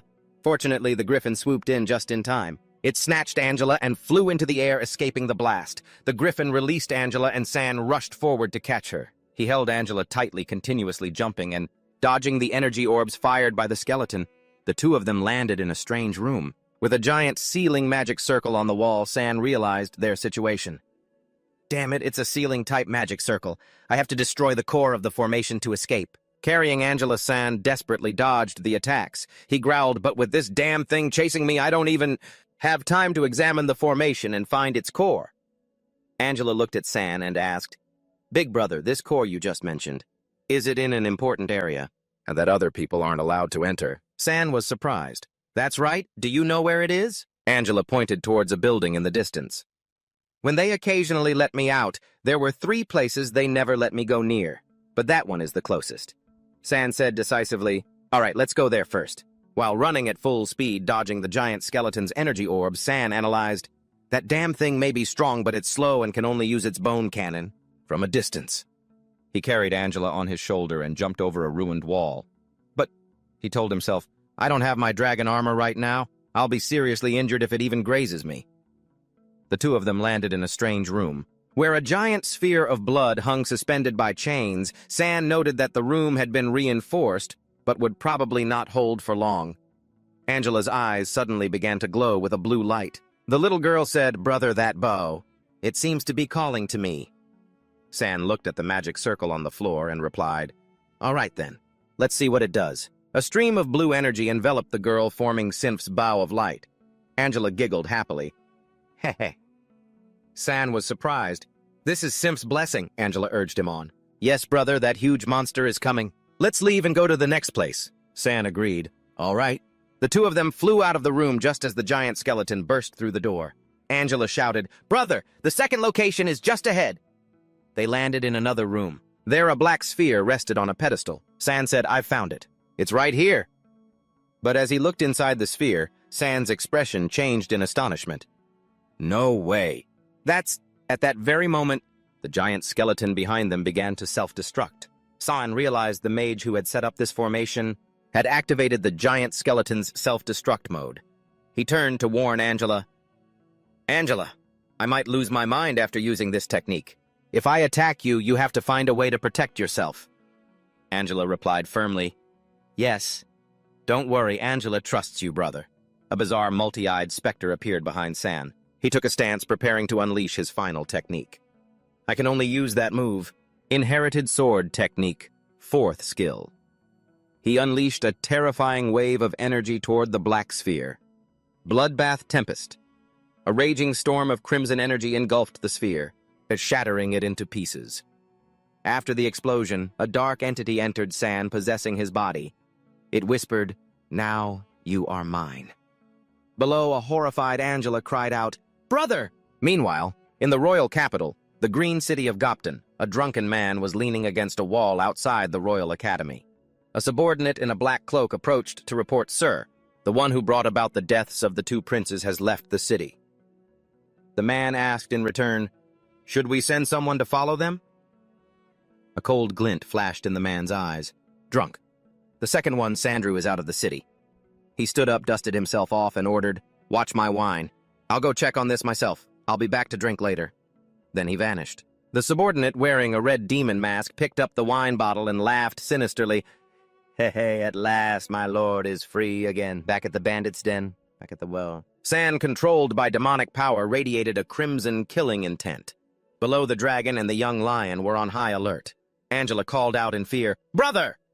With a demonic smile, San swooped down to attack Angela. Angela fell to the ground, sobbing, "Sob, sob, brother." The dragon struggled to its feet and breathed a stream of fire to block San's attack.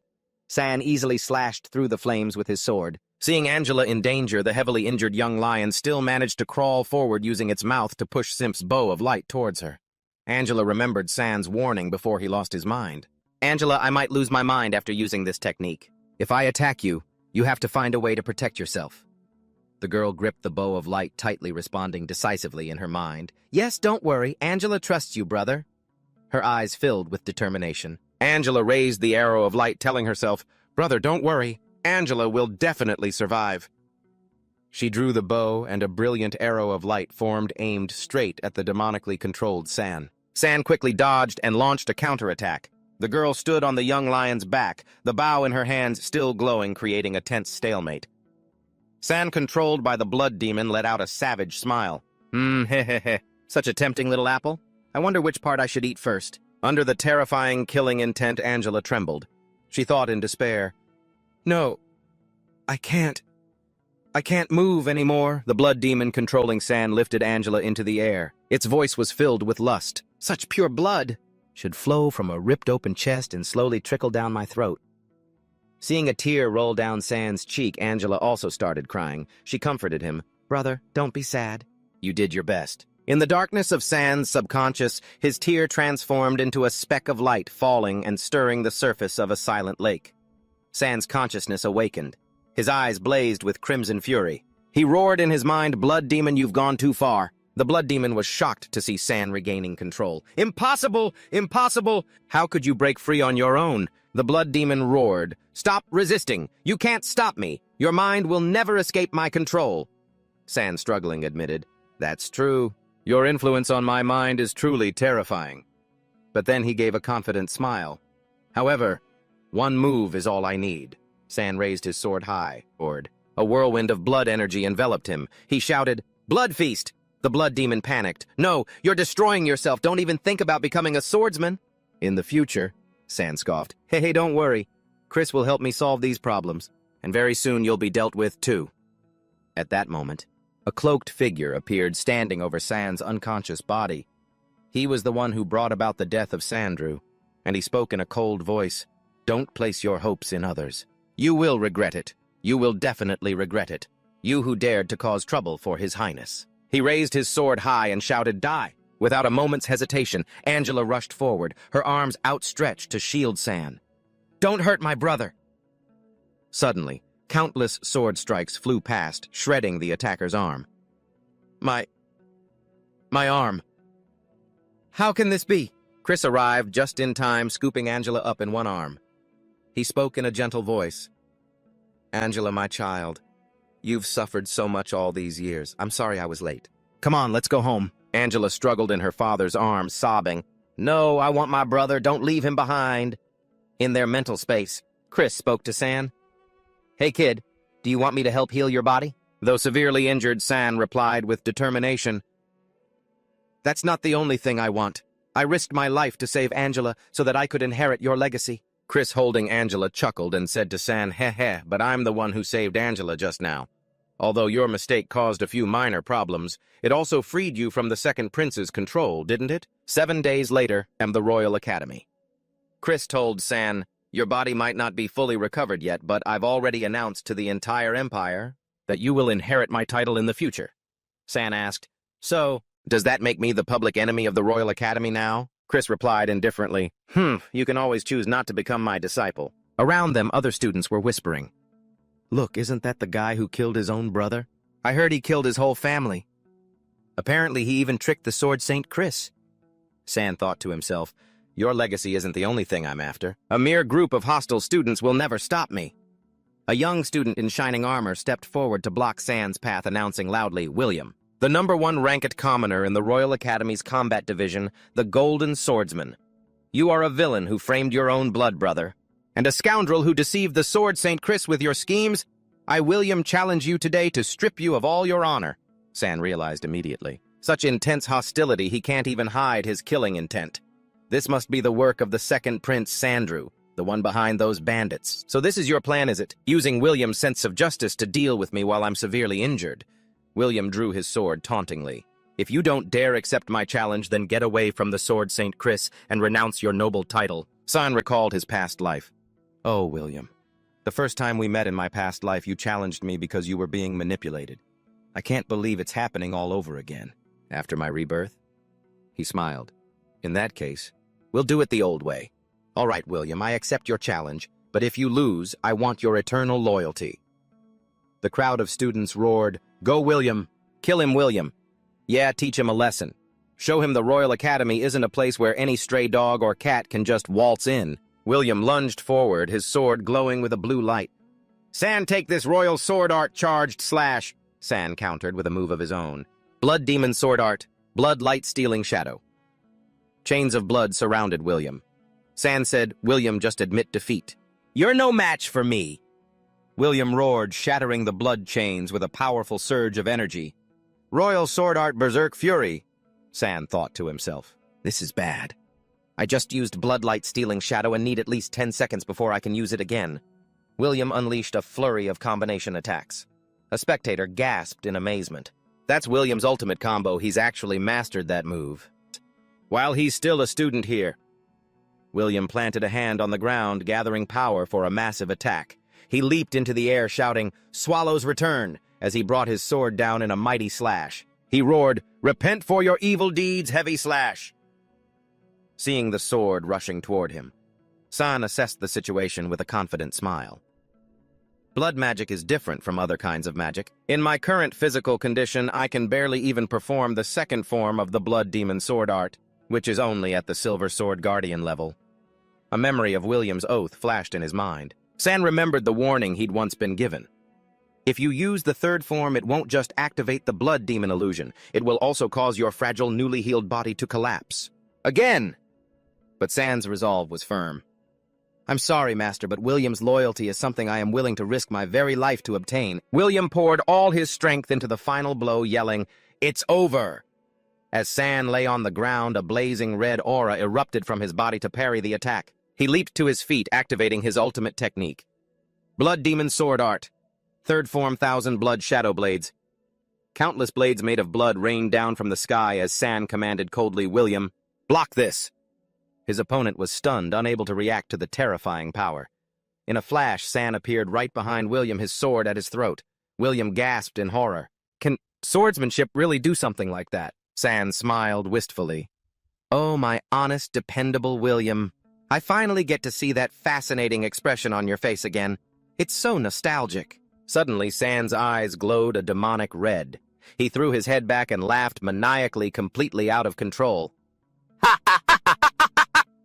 San grabbed his face, trying to fight back the madness that was taking over. Lying on the ground, William grew anxious as he sensed the change. Something is wrong with the killing intent around San. What can I do? Sensing the danger, the crowd of students quickly surrounded them, aiming their weapons at San, who was standing in the center of a glowing red magic circle. A mage in a red robe raised their staff. Flames erupted with a whoosh. Another mage conjured sharp ice crystals, shouting in outrage, "That's blood magic, there's no doubt about it." He's a monster using such blasphemous magic. The crowd grew more agitated, their gleaming swords pointed menacingly at him. That magical power is so dense. He's definitely a cold-blooded villain. He deserves to be killed by everyone. Suddenly, William spread his arms to shield San, taking a step back. There's no need for you to throw your life away for this pathetic bastard. But William resolutely replied, he has earned my eternal loyalty.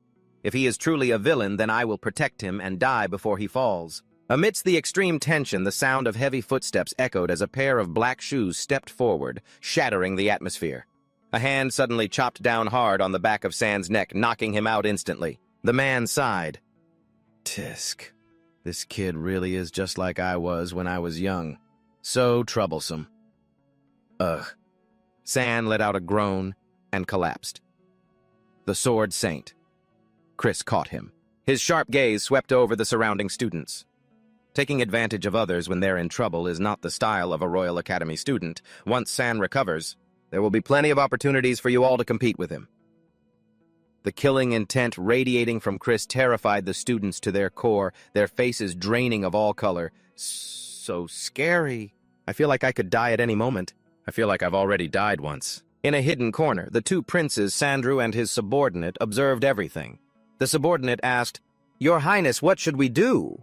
Sandrew gave a sinister smile. "I remember he got into the academy. Through a noble's recommendation, right, come with me to the challenge mission hall." News spread everywhere as people gossiped while watching Chris carry San away. To think it really was blood magic. That's something that will truly lead to a deadly end. In another corridor, Professor Andrea said worriedly, "Professor, I want to help San resolve the blood magic illusion affecting him." But the old mage stopped her. "Don't be foolish, little girl. It's better to stay away from him.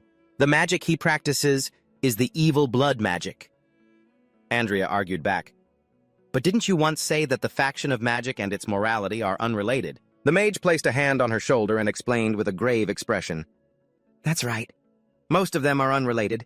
However, blood magic is different from other types of magic." In a dark, wine-filled cellar, Chris was lecturing San. Blood magic is different from other types of magic. If you want to completely master the blood demon sword style through blood magic, you must possess absolute mental, willful, and physical strength. San woke up in a chamber filled with a blue healing solution. Chris stood outside watching and speaking. "For the past 7 days, I've gone through a lot of trouble to help you recover." Chris pointed to a diagram of a human body on a board. "I taught you how to use the bloodline magic of blood magic to replace physical strength in using the blood demon sword style, and to control it, as well as to strengthen your body."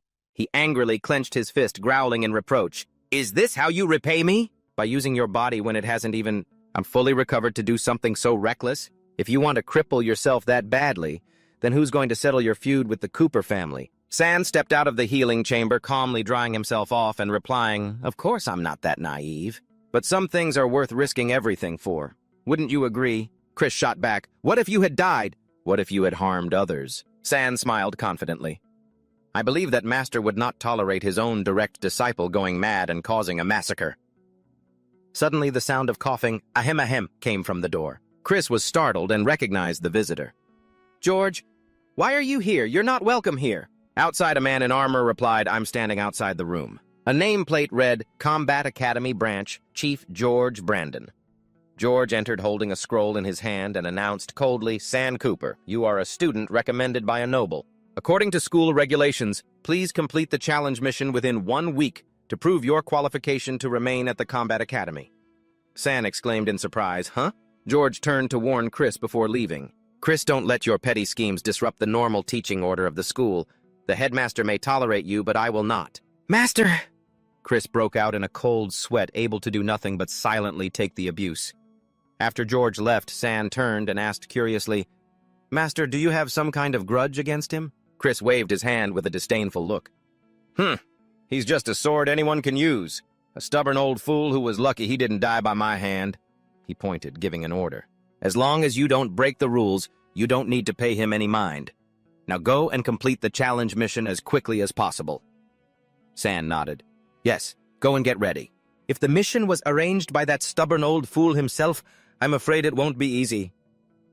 That night, at the entrance to a wild, secret realm, San observed the shimmering portal. He then recalled the instructions. The challenge mission given to San by that stubborn old fool was inside this secret realm. Enter a short while before the others and pour this vial of potion into the water source within the secret realm. Countless ferocious monsters lay in wait. On a tree branch, a demon monkey with blazing red eyes was lurking, and on the ground, a giant tiger with fiery eyes was growling, baring its fangs and claws. George Brandon revealed a sinister, calculating smile. As for how mad he'll go, it all depends on when Lord Chris stops holding back and decides to kill him. The next day at the Royal Academy, San was waiting in the hall. William approached to greet him. San. I'm afraid this mission won't be easy to complete. I was planning to find you after I received the mission. San replied calmly. I've known for a while. For all. George dislikes my master, so he'll deliberately try to make things difficult for me. William explained with more worry. It's not just that. The current situation is very complicated. Everyone is gathering in the main hall. San walked in with William. All right. Let's see what's happening in the Grand Hall. Felix George's disciple is standing on a high platform looking down at the murmuring crowd of students. He points a finger at San with contempt. I'm just waiting for you to make a fool of yourself. Seeing San walk in, Gloria shakes her head wearily, as if she already anticipated something bad was about to happen. San and William approach the registration desk. Felix is sitting there with a fake smile. San says, I'm here to accept the trial mission. San from the Combat Academy.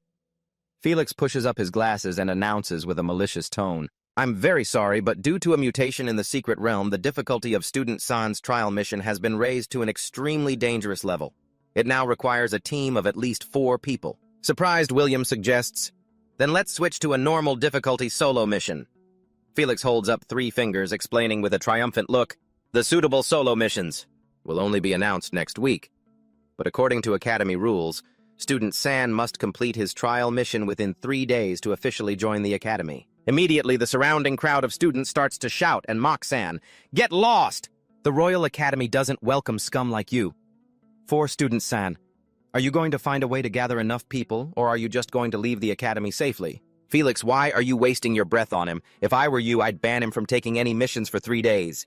In the face of everyone's hostility, San's aura suddenly explodes. A sharp crimson energy surrounds him, startling Felix. San asks coldly, You think I can't find teammates? It doesn't matter to me, Felix says, trying to maintain his challenging smile. But it seems like no one else wants you to enroll? San suddenly draws his crimson sword and holds it to Felix's neck. His eyes were sharp.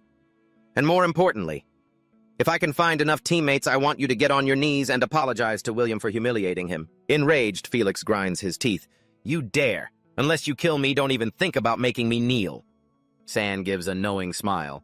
I'm not going to kill you, but I will report everything to Master Chris. Do you really think he won't act to protect his own disciple? Felix broke out in a cold sweat at San's threat and relented.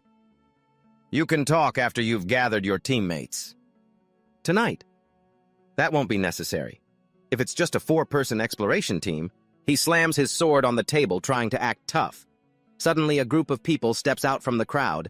Gloria, Isaac, Andrea, and William all stand with San. Gloria announces, Combat Academy. Andrea continues, Magic Academy. Andrea and William also state clearly, we are willing to join San's group. Felix is stunned, stammering, This squinty-eyed senior, please take a moment to register for the mission. Then a giant red phantom appears behind San, radiating terrifying pressure. San commands, please kneel and apologize. Felix was so terrified, he collapsed to the floor, trembling. Are you trying to make things difficult for me? Are you willing to bet your life on it? How can he do this? Another student whispered, as expected, a villain is still a villain. Senior Felix was just following the rules, and now he's using Master Chris's name. To bully others. San leads the group away, leaving a humiliated Felix behind. Gloria asks San, you really didn't have to go to such extremes for me. San, maintaining his cold expression, replies to William, remember this. As long as we do nothing wrong, we must not let trash walk all over us and do whatever they please. And I, San, will never do anything wrong. In a hidden corner, Prince Sanru and his subordinate observed everything. The subordinate asked, Your Highness, what should we do? Sanru laughed sinisterly. You must follow the rules, Felix. Remember the shame you feel today and turn it into strength. That way, you will be able to drain the life from him like the god of death, all while following the rules. Yes, Felix bowed his head. Yes, Master. The Melessa jungle. A teleportation gate opens. San's group steps into a dense jungle with towering ancient trees and a majestic waterfall. Gloria looks around and remarks, "This is the Melessa jungle. I've heard that the inheritance of the mysterious sorcerer of Great Melessa is hidden here. But the Academy has owned this secret realm for hundreds of years, and no one has ever found that rumored inheritance." William explains the terrain. "This dense jungle includes this mountain forest. The exit is the lake at the top of the mountain. The foot of the mountain is the most dangerous area of this secret realm. It's where nightmare-level magical beasts equivalent to titled sword saints roam. Monster distribution chart, foot of the mountain, nightmare level, mid-mountain disaster level, higher up high-level monsters, mid-level low-level," he continued. "The closer you get to the peak, the safer it becomes. Near the top, there are only low-level monsters.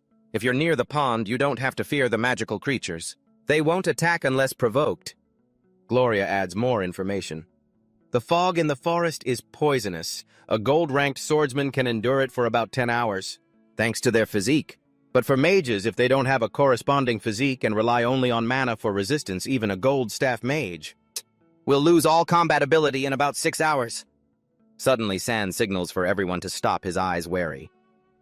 "Everyone prepare for battle. Something seems to be coming." A swarm of giant beetles with glowing red eyes flies in surrounding another group of students who are running in panic. A female student screams desperately, "Help!"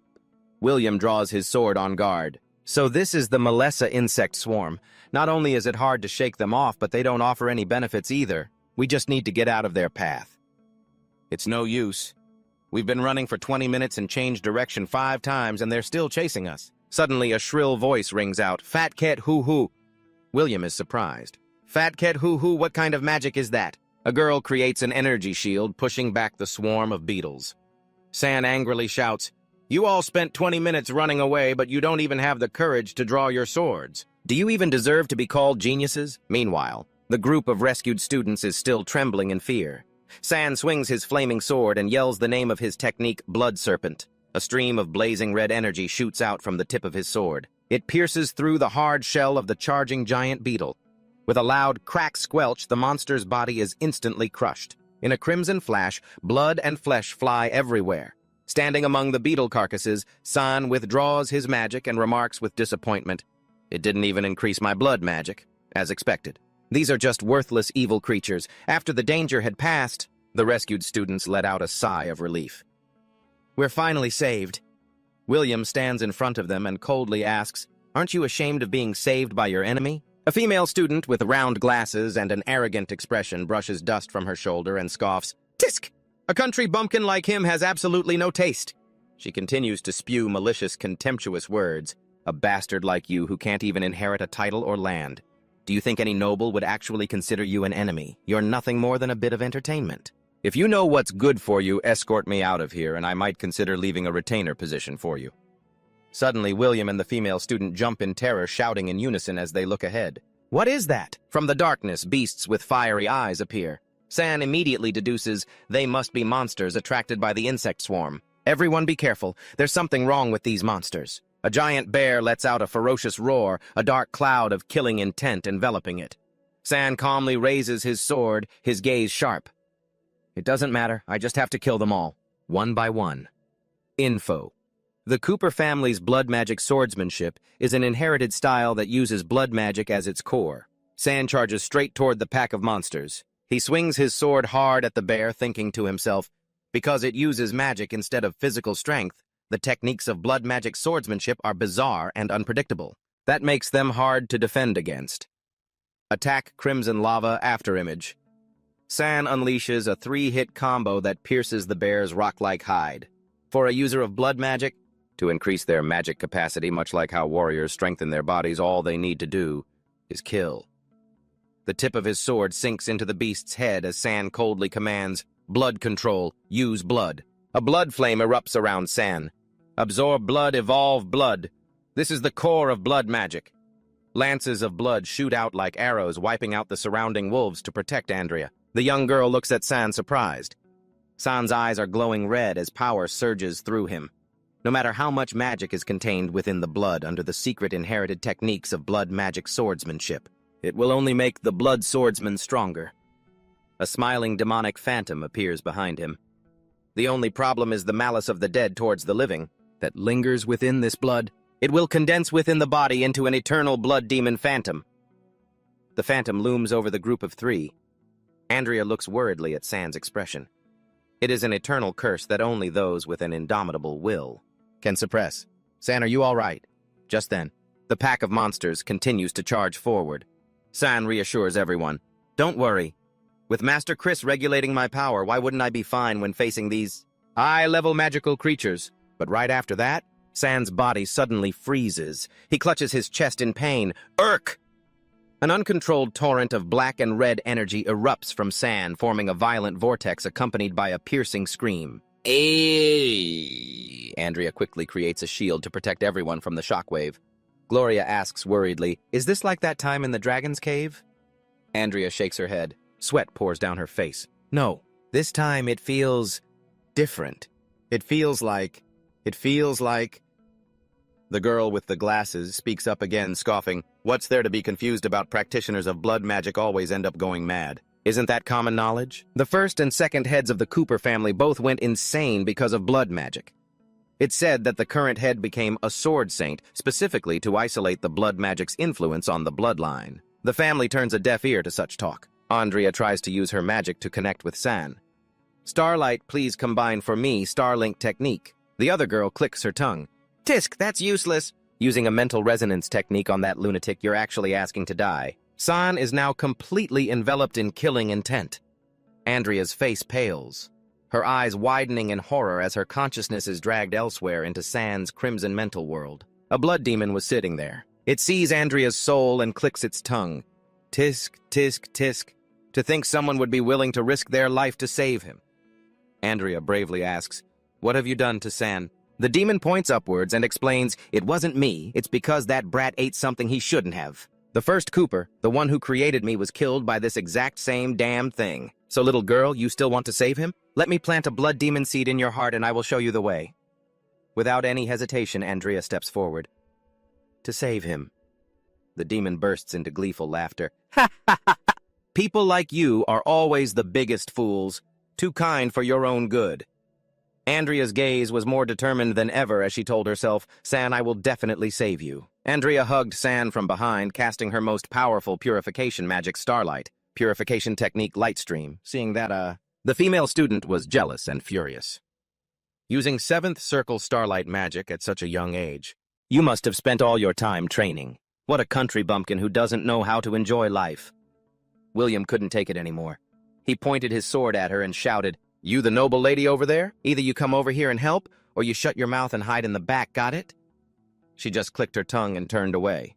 Tisk! Suddenly, San's eyes shot open, his crimson eyes slowly regaining their clarity. A stream of black energy was expelled from his body. Fwish San looked down at his own hands. The demon's voice full of mockery echoed in his head. Tisk, tisk, tisk! You were actually saved by that little girl. You really are trash!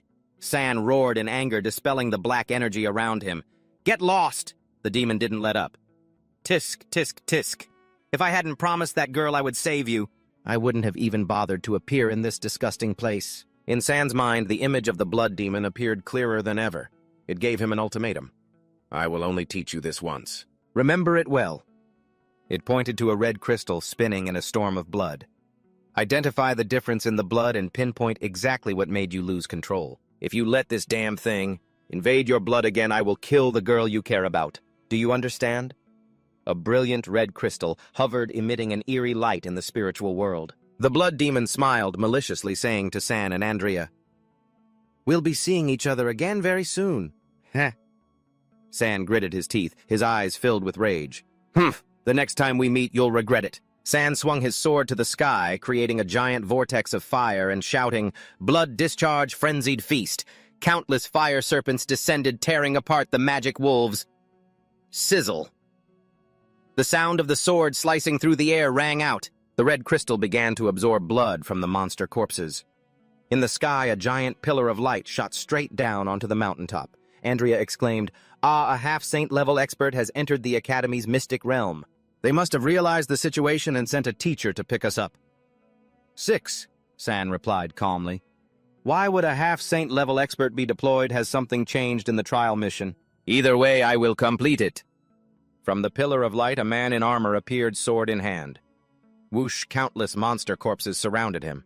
He casually swung his sword and said with contempt, "Ha! A bunch of ignorant beasts."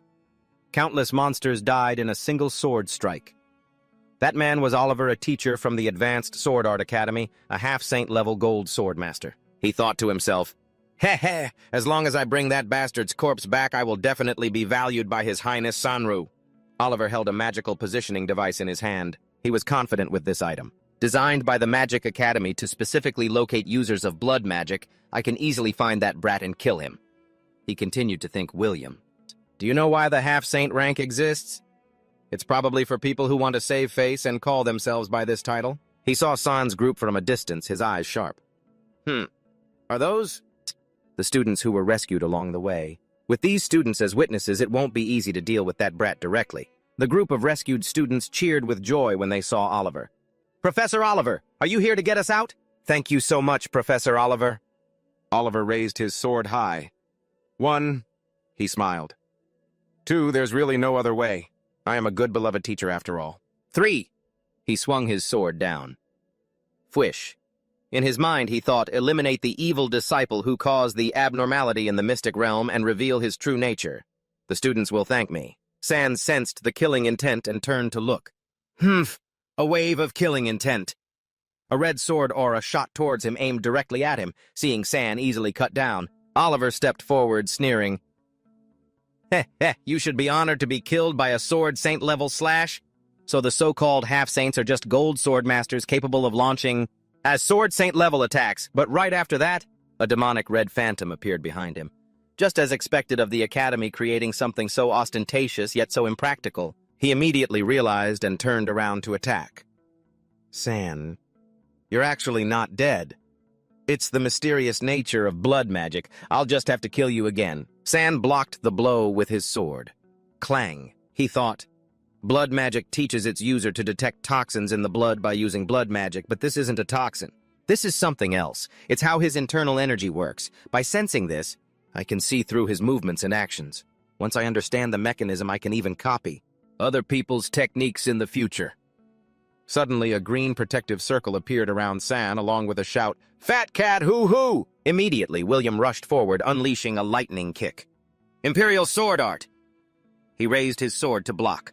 The two swords clashed again in midair. Sparks flew, accompanied by the deafening clang of metal. Oliver continuously attacked, forcing William into a difficult position. Damn it, San is harder to kill than I thought. William's attacks are also harder to deal with than usual. It seems I can only use that move. He swung his arm, launching blazing red shadow hooks. He shouted, "All of you die!" Then created sword auras that slashed straight down into the lake. When the sword auras hit the lake, they created a powerful shockwave. From under the water, giant shadow dragons rose, roaring fiercely, ready to devour their prey. Meanwhile, Oliver had created a separate protective shield for himself. He stood watching his cruel handiwork and smugly thought, the students will be grateful to their teacher for arranging this training. It's a real battle, right? Faced with ferocious shadow dragons, a group of students was in a state of utter panic. One shouted in despair, "Damn it, Oliver's trying to kill us. This can't be happening." Professor Oliver isn't that kind of person. Another person roared in fury, "He just used a magic scroll to escape. He's nothing but a mad dog lashing out in desperation." A student collapsed to the ground, clutching his head and screaming in panic.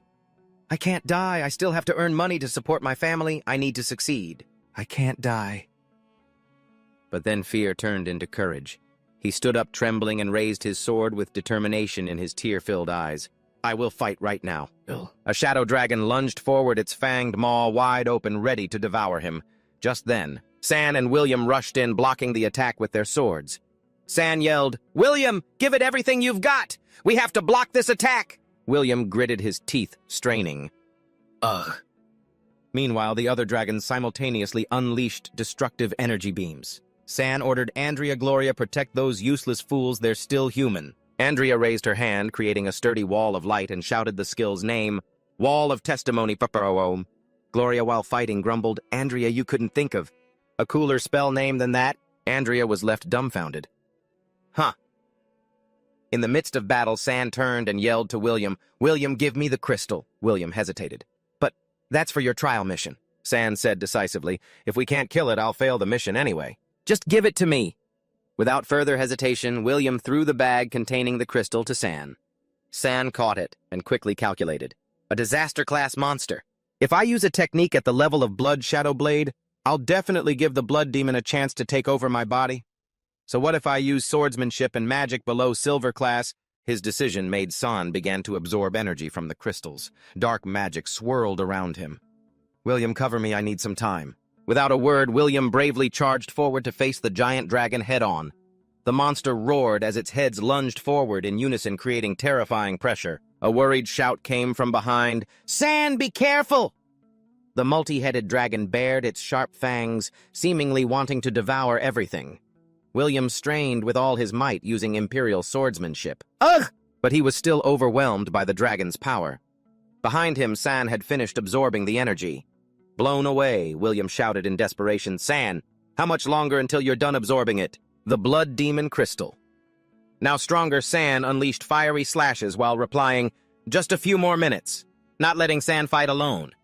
Gloria also charged in, unleashing her own beautiful yet deadly technique. Sword Dance Symphony.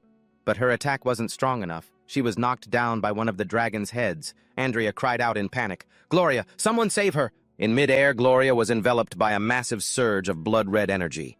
It was San. He had fully absorbed the power.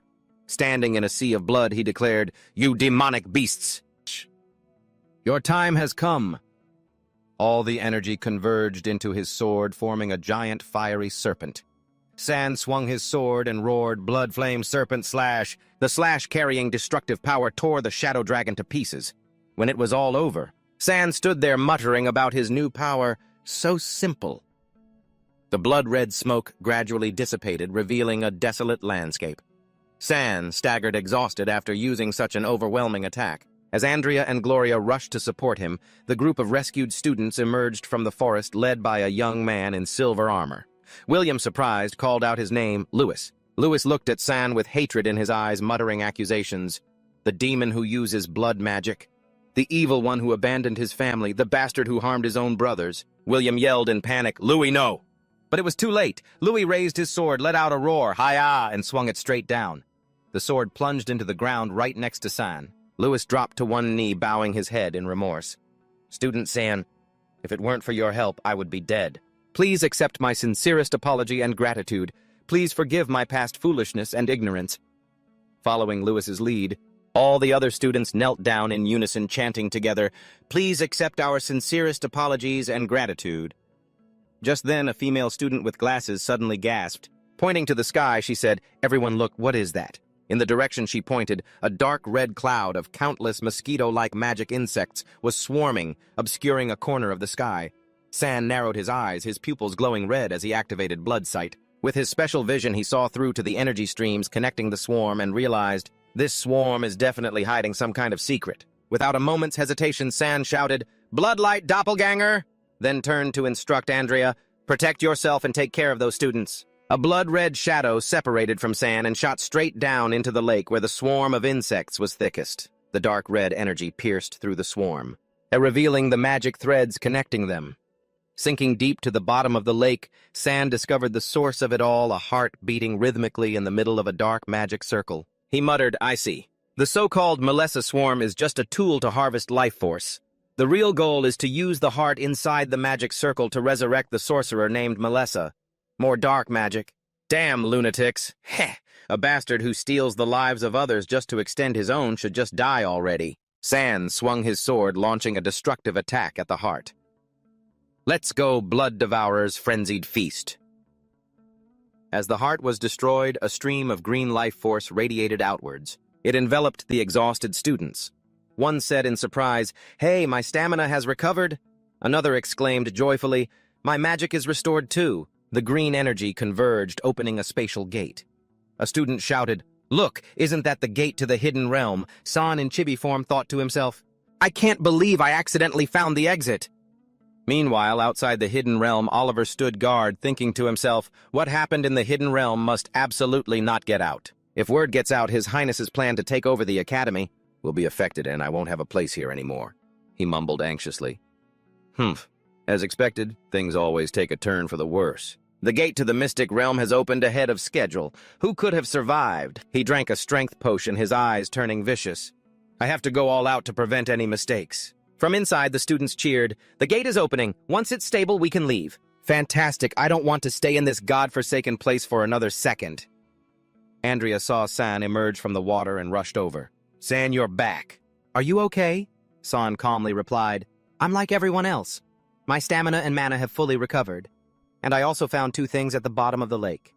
San handed Andrea a crystal vial. This crystal vial smells of a strange poison. It must have been used to store the poison inside the monsters' bodies. Andrea observed it closely. This type of crystal vial is very rare. I'll go back and ask my teacher to take a look. Maybe he'll find a clue. San nodded. All right, thank you. William held another magic crystal and said with regret, Judging by its size, this must be the disaster-level magic crystal left by the 5-headed dragon. It's a shame the previous magic crystals were all used up and we can't stay in this place with the poison bones for long. San, I'm afraid your mission... Lewis suddenly walked over. He held out a bag full of crystals. Here, these are the magic crystals I collected earlier. Use them to complete the mission. The other students also held out their spoils of war. Ours too. Thank you, San, one person thought to themselves. San is finally accepted by everyone. This is great. Outside, Oliver was ready. He thought what happened in the mystic realm must absolutely not get out. Otherwise, His Highness's plan to take over the academy will be affected, and I won't have a place here anymore. He drained the potion, his eyes filled with killing intent. Humph, as expected, things always take a turn. For the worse. The mystic realm's gate has opened ahead of schedule. Who could have survived? I must go all out to prevent any mistakes. Seeing the group of students happily running towards the gate, Oliver thought maliciously, why couldn't they have just died quietly in the mystic realm? As the crowd got closer, San sensed the killing intent and shouted, Damn it, Oliver's making his move. He unleashed a vicious attack, the Crimson Blade Shadow, and roared, Die! Gloria and Andrea cried out in alarm, San, are you okay? San, let me help you. But San was not the same as before. Dazzling wings of fire erupted from his back, his eyes glowing with blood sight. Oliver, I have seen your death. The two clashed. Oliver roared, You bastard, die! San replied coldly. The one who should die is you. The 2 streams of sword energy collided, creating a terrifying explosion during the fight. The crystal vial containing the poison fell from San's pocket at that exact moment. A figure rushed forward to intervene, separating the 2. Everyone stop! The newcomer was Division Head George. He grabbed Oliver and angrily demanded, Oliver, do you have any idea what you're doing? Oliver sneered, You brainless idiot who can't follow the rules, you're nothing but a burden. As long as I complete the 2 princes' mission, the lives of a bunch of students are meaningless. I'm killing the evil one who poisoned the mystic realm. Hearing this, the students panicked. What poison? Don't tell me I've been poisoned. A female student with glasses asked suspiciously, Division Head George, do you have any proof? George answered confidently, Of course. George held up a magic scroll. This is a magic scroll created by the headmaster himself. It can identify the scent of the poison. If the culprit is among you, the scroll will find them immediately. The scroll glowed and flew straight towards the vial, the crystal vial that San had dropped. The students' trust immediately wavered. One person said in disbelief, Did San really poison the mystic realm? No way. He just saved us. But another speculated, maybe he used a forbidden substance to complete the mission and took the opportunity to save us, to turn his reputation around. Ugh, could there really be someone so despicable? George smirked to himself. Heh heh, a bunch of fools so easily manipulated. Destined to be nothing but sacrificial pawns your whole lives. He turned to San with a facade of righteousness. Well, do you have anything to say? San replied calmly. It's always easy to frame someone by finding an excuse. But if you expect me to do nothing, then you must be dreaming. In a flash, George appeared and squeezed San's neck tightly. San was horrified. How is he so fast? Is this the power of a true sword saint? Damn it! I can't use my power after he grabbed me. I can't even control my magic. George said coldly, According to Article 367 of the Academy's law, instructors and staff have the right to kill anyone who attacks school personnel without cause. Chris's direct disciple, accept your punishment. Suddenly, a sword slash cut through, interrupting the confrontation. A dignified voice echoed from the Mystic Realm's gate. Wait, George, this is not the time. Two powerful men walked out. George hurriedly presented the crystal vial to the man in the lead. Sir Headmaster, look. This is what was found on San using the magic scroll you gave me. The three headmasters used a high-level appraisal spell, and they thought to themselves, this is indeed the secret poison the royal family uses to target blood mages. Chris has certainly taken in a very troublesome disciple. The headmaster glanced at the poison vial, then waved his hand dismissively. Oh, this proves nothing. We still need to lock them in the dungeon and take our time with the investigation. A stream of magic chains shot out and bound San and Oliver. The headmaster thought to himself, it's better to lock them up first or else. That kid will be relentlessly targeted by this killing intent. George started to speak, but the headmaster instantly cut him off, his tone filled with authority. That's enough. We will investigate when we return. Stop making a fool of yourself here. As the group of powerful figures left, the students began to murmur amongst themselves. One of them asked, so in the end, is San really the bastard who used the poison or not? Another asserted, of course it was him. Professor George used the headmaster's magic scroll to find him. But another person was hesitant since Professor Chris had already refuted that.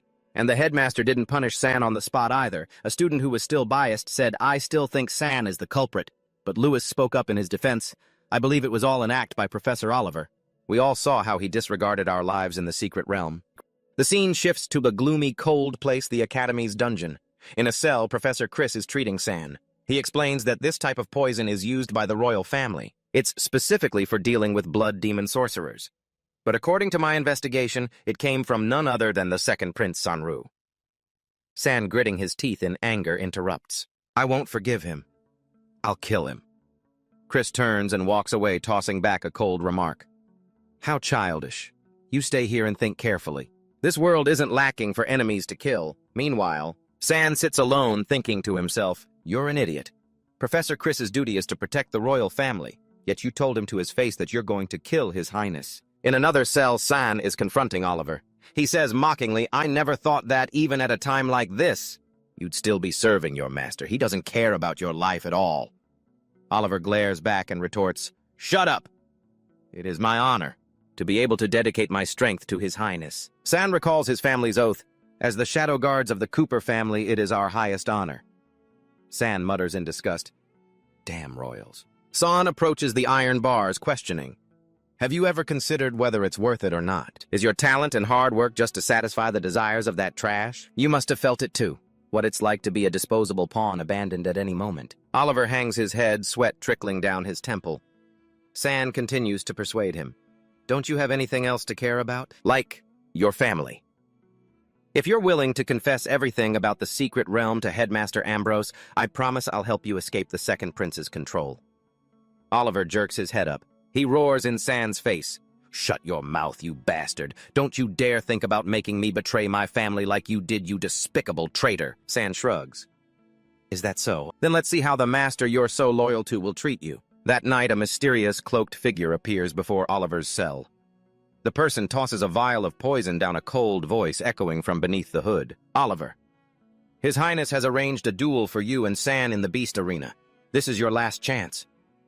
Oliver trembles as he picks up the vial. The mysterious figure continues. This precious vine of life will grant you your final glory.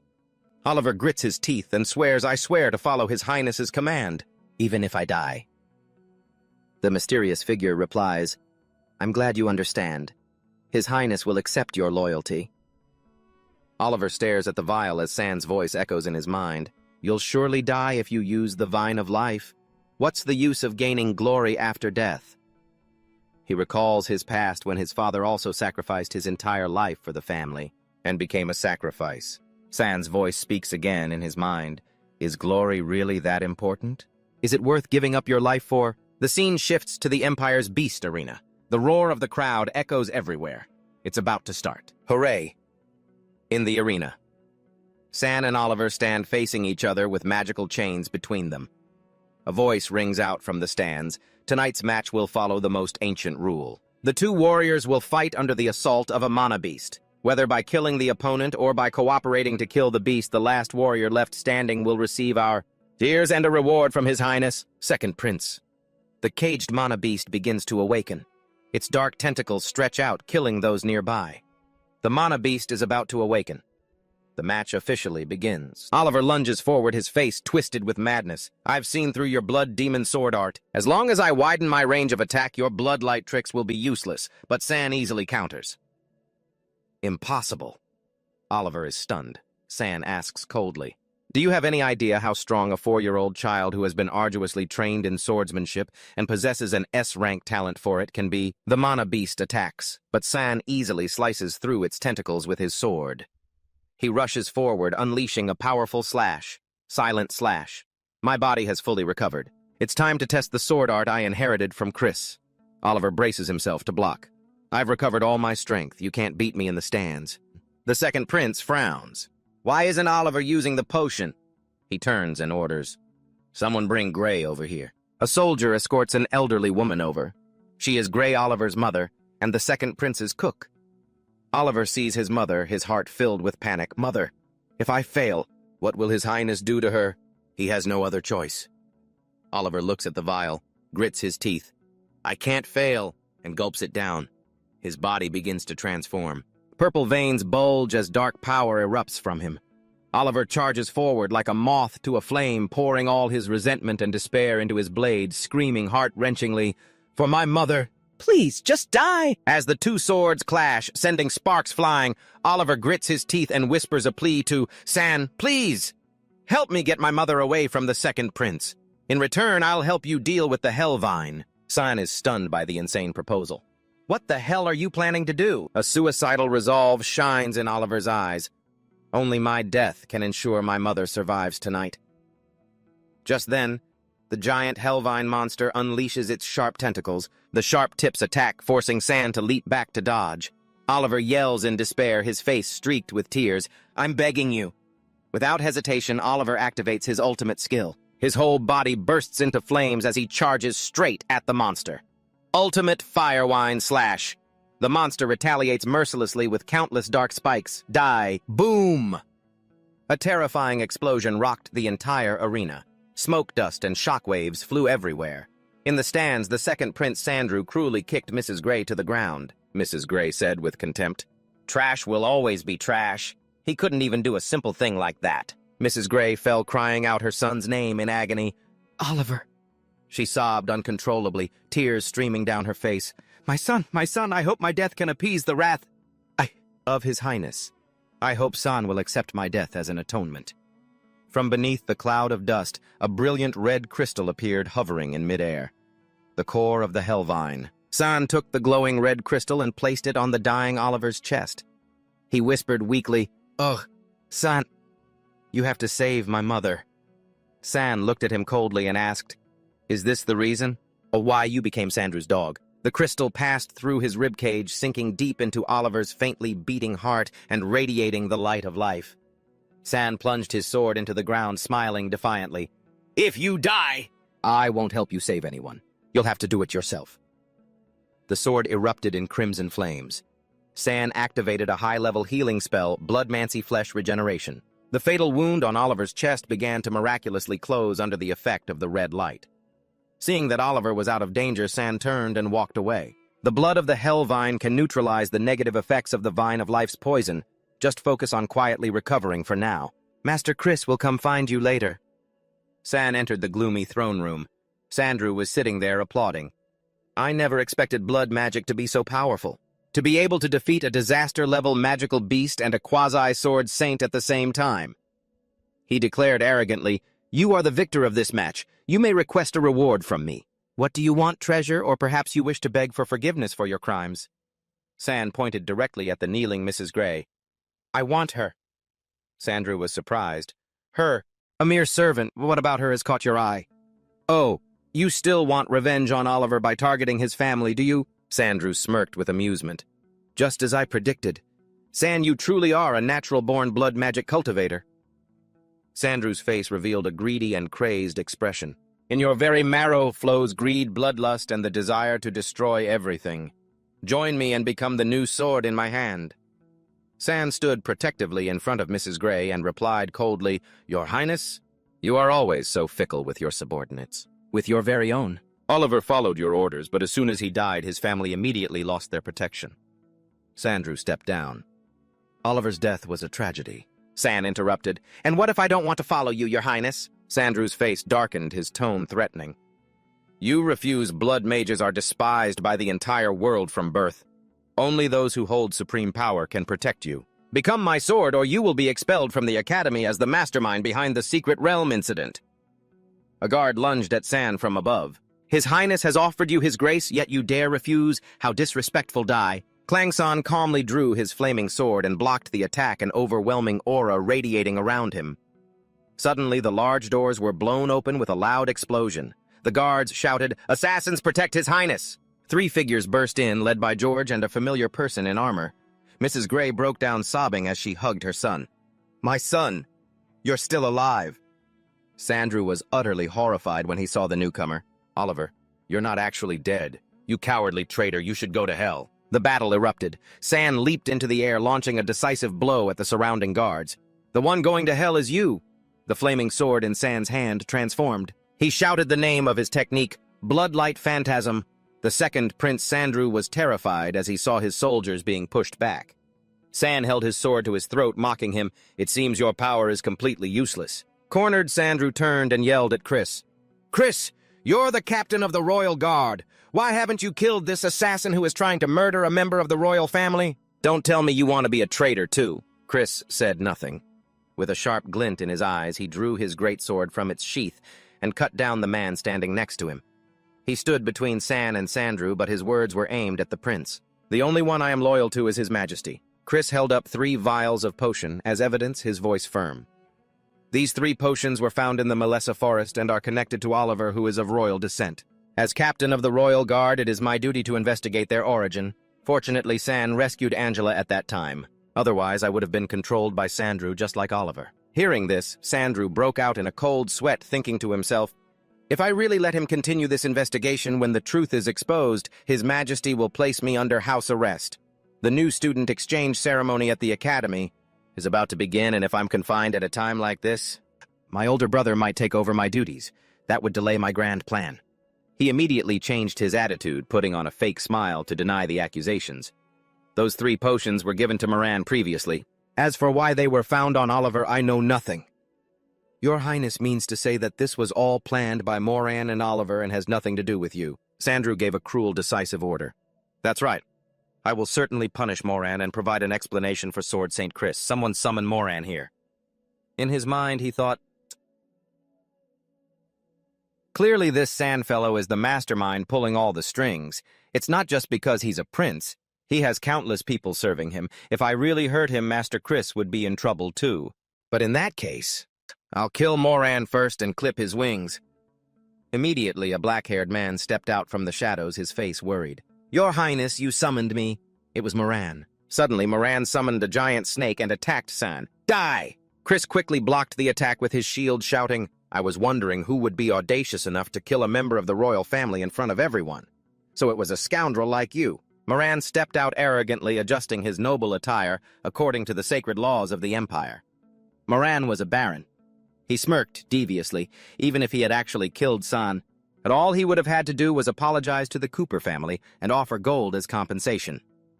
Moran raised his hand towards San, arguing shamelessly, "But San isn't dead, therefore, as a baron. Lord Moran has not violated any imperial laws, don't you see?" After exploiting the loophole, Moran turned and bowed in apology to Sandru.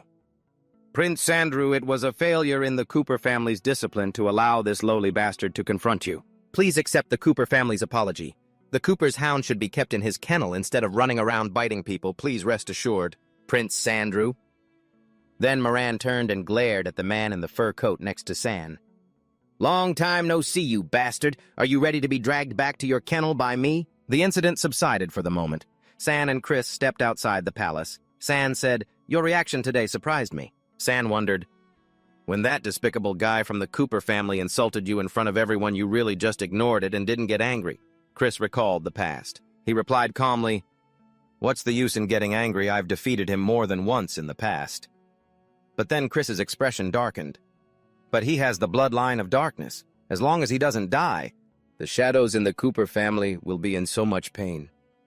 Chris looked into the distance, reasoning, the matriarch of the Cooper family wouldn't let Ellen come here to die on his own. She probably came with him.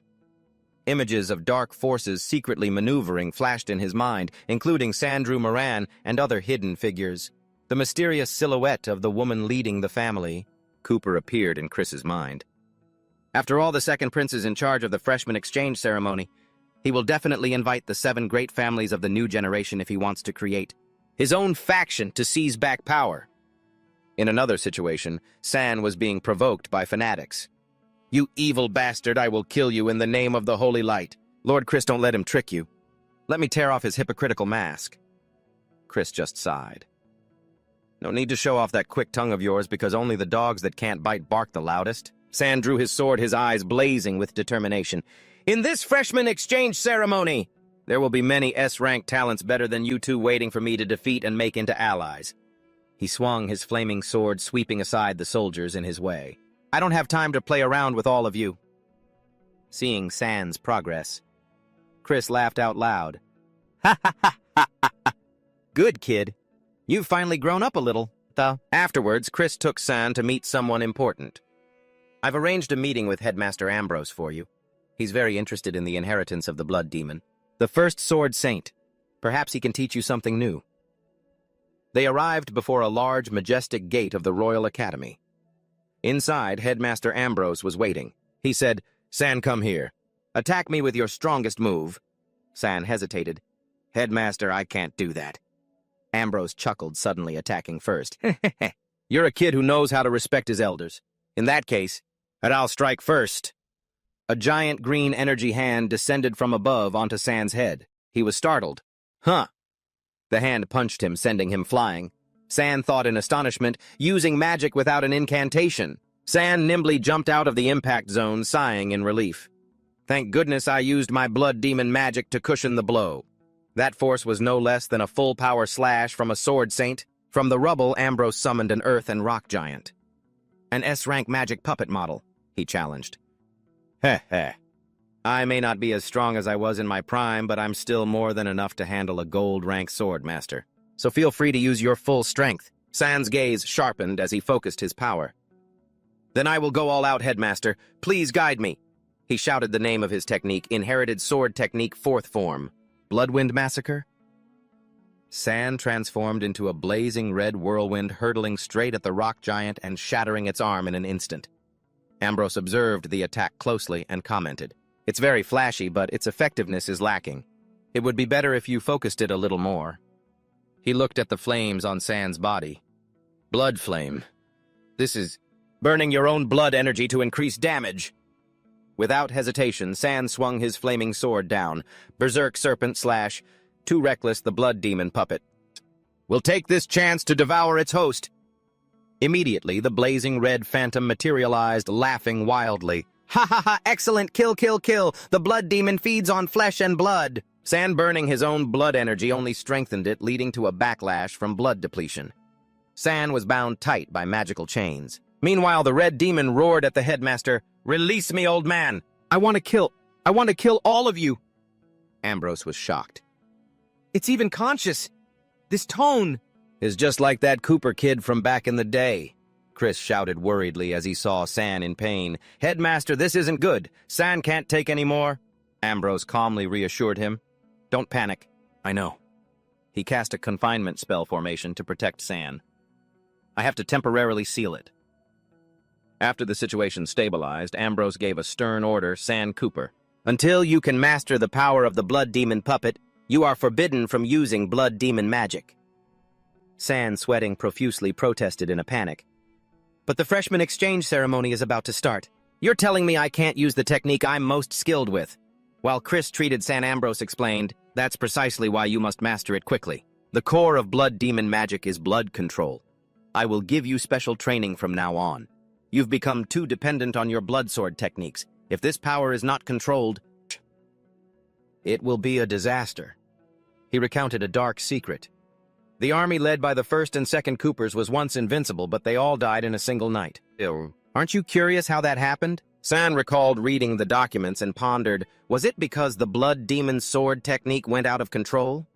No wonder there are no such records in the Empire's history. Ambrose walked through a graveyard of swords. His voice echoed, "There are many people in this academy you care about. Only by completely mastering the blood demon sword technique can you keep them safe? San bowed his head in determination. I understand. Thank you, Headmaster. Ambrose waved his hand. Come on, San. Time is short. We must begin your special training for blood demon magic. A black crow flew past the window frame. As they were talking, he added, the fewer people who know about this secret training, the better. San and Chris watched the crow with suspicion as it flew away. A little later, while San was soaking in a medicinal bath, that black crow appeared blushing as it peeked at him. It immediately flew away when Chris looked over. When the forest grows larger, all sorts of birds will appear. The Royal Academy is about to get noisy. Elsewhere, the crow from before began to transform into a white-haired girl. It was just a medicinal bath. The girl got dressed, annoyed, and cursed under her breath. That drunk cat uncle definitely did this on purpose. Damn it. That's Luna Forest, the S-rank genius from the Forest family, one of the 7 great noble families. Note, by order of the 2 princes, San is forbidden from using blood demon arts. He's weakening himself. I wonder if he'll be eliminated during the ceremony. The day of the Royal Academy's annual freshman exchange ceremony has arrived. The Gothton Collection Stadium is packed to the brim. The audience isn't just here to see new talent, but also for the presence of the legendary ducal family heads. The ceremony's host, Baron Moran, holds the microphone and enthusiastically introduces, and also the presence of the family heads, from the legendary ducal families. In the VIP stands, the 2 Princes Sanru sit with the other highnesses' representatives. Representatives from the ducal families, distinguished teachers, and outstanding students are all here. We gather today to witness the talent and potential of our new students. A knight whispers to a contestant, this ceremony is organized by the 2 Princes Sanru. The winner will not only receive preferential guidance at the Royal Academy, but will also earn the high esteem of their highnesses. And they'll be granted one wish. San, standing in the crowd, thinks, the 2 princes' intention to recruit talent is as clear as day. But this wish comes at the perfect time. If I win this competition, the fall of the Cooper family will happen much faster. Moran announces the rules of the competition. This competition is divided into a preliminary round and a knockout stage. The 8 students who qualify from the preliminaries will advance to 1 versus 1 matches to determine the winner. The preliminary round will follow the old rules. The first 8 students to sever a Hydra's head and bring it out of the arena will advance. A giant cage opens, revealing a terrifying, multi-headed monster, the immortal beast, the Hydra. The signal sounds and the competition begins. The students, including San's friends, charge forward in unison. In the blink of an eye, a Hydra head is sent flying by a purple flame. Moran is astonished. So fast, one of the Hydra's heads has already been severed. It looks like natural magic, a rarity in the Academy. Who did that? Luna Forest appears full of charisma, a crossbow in her hand. She has mastered both magic arrows and crow transformation. At such a young age, her talent must surely be S-rank. The Forest family's rookie is quite something. Black crows transform into energy arrows raining down.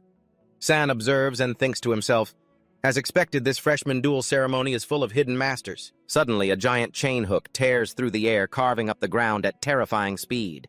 Luna Forest screams in anger, "Who is that? Who dares to steal the spoils of the Forest family?" But the thief had already embedded his axe head into the Hydra's head and was laughing arrogantly. "Ha ha ha, thanks. Looks like little Crow Sister has yielded her spot to me." He yanks the iron chain, pulling the head towards him. He hoists the head onto his shoulder and introduces himself defiantly. "I'll gladly take it. I am Torrid rank." Her prize-stolen Luna Forest dives down, unleashing countless ice arrows and roaring, "Are you looking for a death wish?" Torrid's lightning defense easily blocks the attack. San watches the fight with amusement. "How interesting. I wonder who will win. The King of the Green Forest, the Forest family, or the King of Storms, the Rank family?" Torrid scoffs. "You're all talk. How could an attack like that break my defense?" Torrid runs off laughing loudly. "You should be careful not to lose all your hair and go bald." The host comments, as expected from a member of the Dragon family famous for their monstrous first-class defense, Torrid rank has secured a spot in the knockout stage. Meanwhile, the fierce battle for the remaining heads continues. The students are shocked by the Hydra's power. So strong. How did he win so fast? This thing is even more dangerous than the 5-headed dragon in the secret realm. Luckily, there's a seal suppressing it, otherwise it'd be a huge pain. Suddenly, a scythe slices off a serpent head. That was just a sneak attack, watch this. Gloria appears enveloped in a green aura and swings her scythe, severing the head. Don't let those northern barbarians look down on the warriors of our empire. San thinks to himself, as expected from the Isaac family known as the king's right hand in my past life. The chaotic battle continues. Luna and William shout, "Kill it! This is the Royal Academy's home turf. Everyone charge!" Luna warns, "The Hydra's gone berserk. Everyone protect yourselves." While San reminds Andrea to be careful. A serpent head lunges toward Andrea. San immediately dashes in front of her, swinging his flaming sword and yelling, "Get back!" Andrea is stunned by San's power. "San, you're incredible." Your sword aura is strong enough to slice through a magical beast. San, however, is analyzing. The Hydra's true power has been heavily suppressed. It seems the Academy doesn't want any deaths in the preliminary round. Just then, William runs over excitedly, showing off his prize. "San, I finally got one." San smiles. "Great work. If we get one more head, all of our members will succeed and advance to the next round." San observes the suppressed Hydra, thinking, "It's rare to see a Hydra suppressed to this extent. Besides its head, I want to take something else from it." He orders his teammates, "Andrea, Gloria, William, all of you fall back. I'm going to use this fight for practice." The group replies in unison. "All right, be careful." Although he can't use blood demon arts, his enhanced body allows San to easily withstand the Hydra's attacks. He dodges an energy orb and thinks about the Hydra's fire magic attack. San slashes his sword at the snake's neck, forcing it to swallow its own attack. "Have a taste of your own medicine." The Hydra's rapid regeneration shield was shattered by its own most powerful attack. San plans his next move. He leaps into the air, swinging his sword for a decisive blow. He knows that when the Hydra's 8 heads are severed, it will consume the energy of the central head to instantly regenerate the others. He flies in and slices one off. This will leave the Hydra in an extremely weakened state. San shouts, "Right now! I just need to strike the Hydra with this sword, and then, if I use the blood magic resonance that Chris taught me, I'll be able to gain the Hydra's rapid regeneration ability." He slashes down hard, but the snake manages to spit out a blue flame, blocking his attack. From the stands, Moran scoffs, "Ha, ha, ha! San, you're as foolish as ever." He holds up the final head, taunting San, "You tried to challenge the most difficult head, but ended up in this pathetic state and missed your last chance. Why don't you kneel and beg me? Maybe I'll give this to you." San scoffs, his red eyes blazing dangerously. "Kneel and beg? You've got some nerve!" If you don't care about advancing, what about them? You don't care about them either. Black tendrils extend from his shadow, tightly binding Andrea's group. William, Gloria, and Luna San shouts, "Ellen!" Just as the chains are broken, the Hydra's main head roars fiercely, shattering its restraints and breaking free from the seal. With the cracking sound of breaking metal, San stands defiantly surrounded by a multitude of giant, furiously attacking snakeheads, the fiery sword in his hand burning intensely. "You're all courting death." In the VIP box, Prince Sandrew rests his chin on his hand, looking down with cruel amusement. "Oh, the Hydra's seal has been broken. Does that Cooper bastard really want to die that badly? I hope a few of these toys die in the arena. That would make things much more interesting." Suddenly, Ellen rushes forward, standing on a Hydra head, and summons a black-haired girl with soulless eyes. He yells, "San, today I will repay you for all my past humiliations and wash away my shame with your blood. Lisa, attack!" Ellen laughs triumphantly. "I've brought the Sana clan's most ferocious dog." Lisa floats in the air, her eyes glowing eerily, surrounded by thick streams of dark energy. Lisa is using binding dark magic. It weakens and drains life force. Fighting her will only exhaust me. But because of Ellen's interference, I failed to sever the Hydra's main head. Now it's completely free from its seal. Without hesitating, San swings his sword, slashing hard into an approaching Hydra head. Thwack, but from the wound, strange purple flowers bloom, erupting with energy. "In that case," Ellen yells down, "I'll let you suffer the consequences and taste the Hydra's true power." San tries to attack Lisa, but Ellen smirks mockingly as blue magic runes appear around him. "You fool! Did you think just destroying Lisa's hair would be enough to stop her?" Lisa lets out a terrifying scream. Her black hair explodes into countless sharp, dark tentacles that cover the entire sky. The black tentacles writhe madly, transforming Lisa into a true monster ready to devour everything. From the black locks, countless shadow wolves are formed, charging down to attack San. He observes and notes, "Interesting. I didn't expect it to be able to devour the Hydra's flames and transform them into different shapes." But what a pity. San leaps to dodge, swinging his sword in a counterattack, angering the Hydra and using its abilities. The Hydra will definitely act on such obvious provocations. As expected, the Hydra goes berserk, its territory invaded by dark magic. San dives down at lightning speed. The Hydra has just broken its seal. The window of attack is closing fast. I need to deal with Ellen immediately. Seeing this, Lisa launches an attack towards San, yelling, "Young Master Ellen, be careful." But instantly, countless red slashes crisscross through the air, tearing the shadow monsters to shreds. San appears right behind Ellen like a specter of death, his flaming blade pressed close. "You think these weak things can stop me from killing him?" Ellen hastily activates a blue protective shield. San shatters it and swings his sword, but Lisa quickly flies in to block the blow, gritting her teeth. "Another one of your life-saving dark magic spells. Ellen, you really are hard to kill." San sees Lisa falling. From a distance, William shouts, "San, do you need a hand?" Lisa lies convulsing on the arena floor, letting out pained whimpers. San orders his teammates, "No need. All of you leave the arena now and take her with you." William replies, "Got it." William rushes forward to catch Lisa as San throws her. An announcement rings out. 3rd place, Gloria Isak. 4th place, Andrea. 5th place, the Nameless Knight. You have earned the right to advance to the knockout stage. William holds Lisa tightly. Lisa unconsciously bites down hard on William's arm. "Let go! Don't you see? San doesn't want to kill you!" The announcement continues. 6th place, William advances. If you stay in here, you'll just slow him down from settling his score with Ellen. Lisa keeps biting William's arm. Her eyes are wide with the fear. In Lisa's memory, a voice echoes, "You don't have to waste your life protecting that piece of scum." A past image surfaces of William patting a little black-haired girl on the head. "When we grow up and get stronger, we'll be better able to protect ourselves." Back in the present, William smiles gently at Lisa. "This is a position you earned for yourself. I hope that in the next match I'll have the chance to fight you openly and fairly." The final announcement is made. 7th place, Lisa Sana advances to the next round. In the arena, Ellen is attacked by the very Hydra head he was using. He's thrown back, cursing, "Damn it, that dog betrayed its master." The Hydra roars wildly. San charges forward, sword pointed straight at Ellen. "There's no one left to take the damage for you now, Ellen. Are you prepared to die?" Ellen looks up at this giant Hydra head, then back at San with a crazed look in his eyes. "You want to kill me too bad. You won't get that chance today. I'll be the last one standing. You're only worthy of being food for the Hydra." San didn't say a word. He swung his sword, creating a massive fiery slash that tore through the air. In an instant, several of the Hydra's lesser heads were sent flying. Ellen was stunned. "What? Oh, really?" San sneered. "I couldn't have cut off the Hydra's head so easily without you.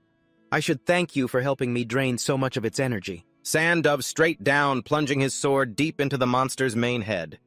"You helped me complete the ritual while the Hydra was at its weakest." The Hydra's blood erupted, mingling with San's crimson energy. Chris once mentioned that an ancient blood magic ritual was recorded in the old texts. "By mixing my blood with the beast's, I can create a resonance through blood magic."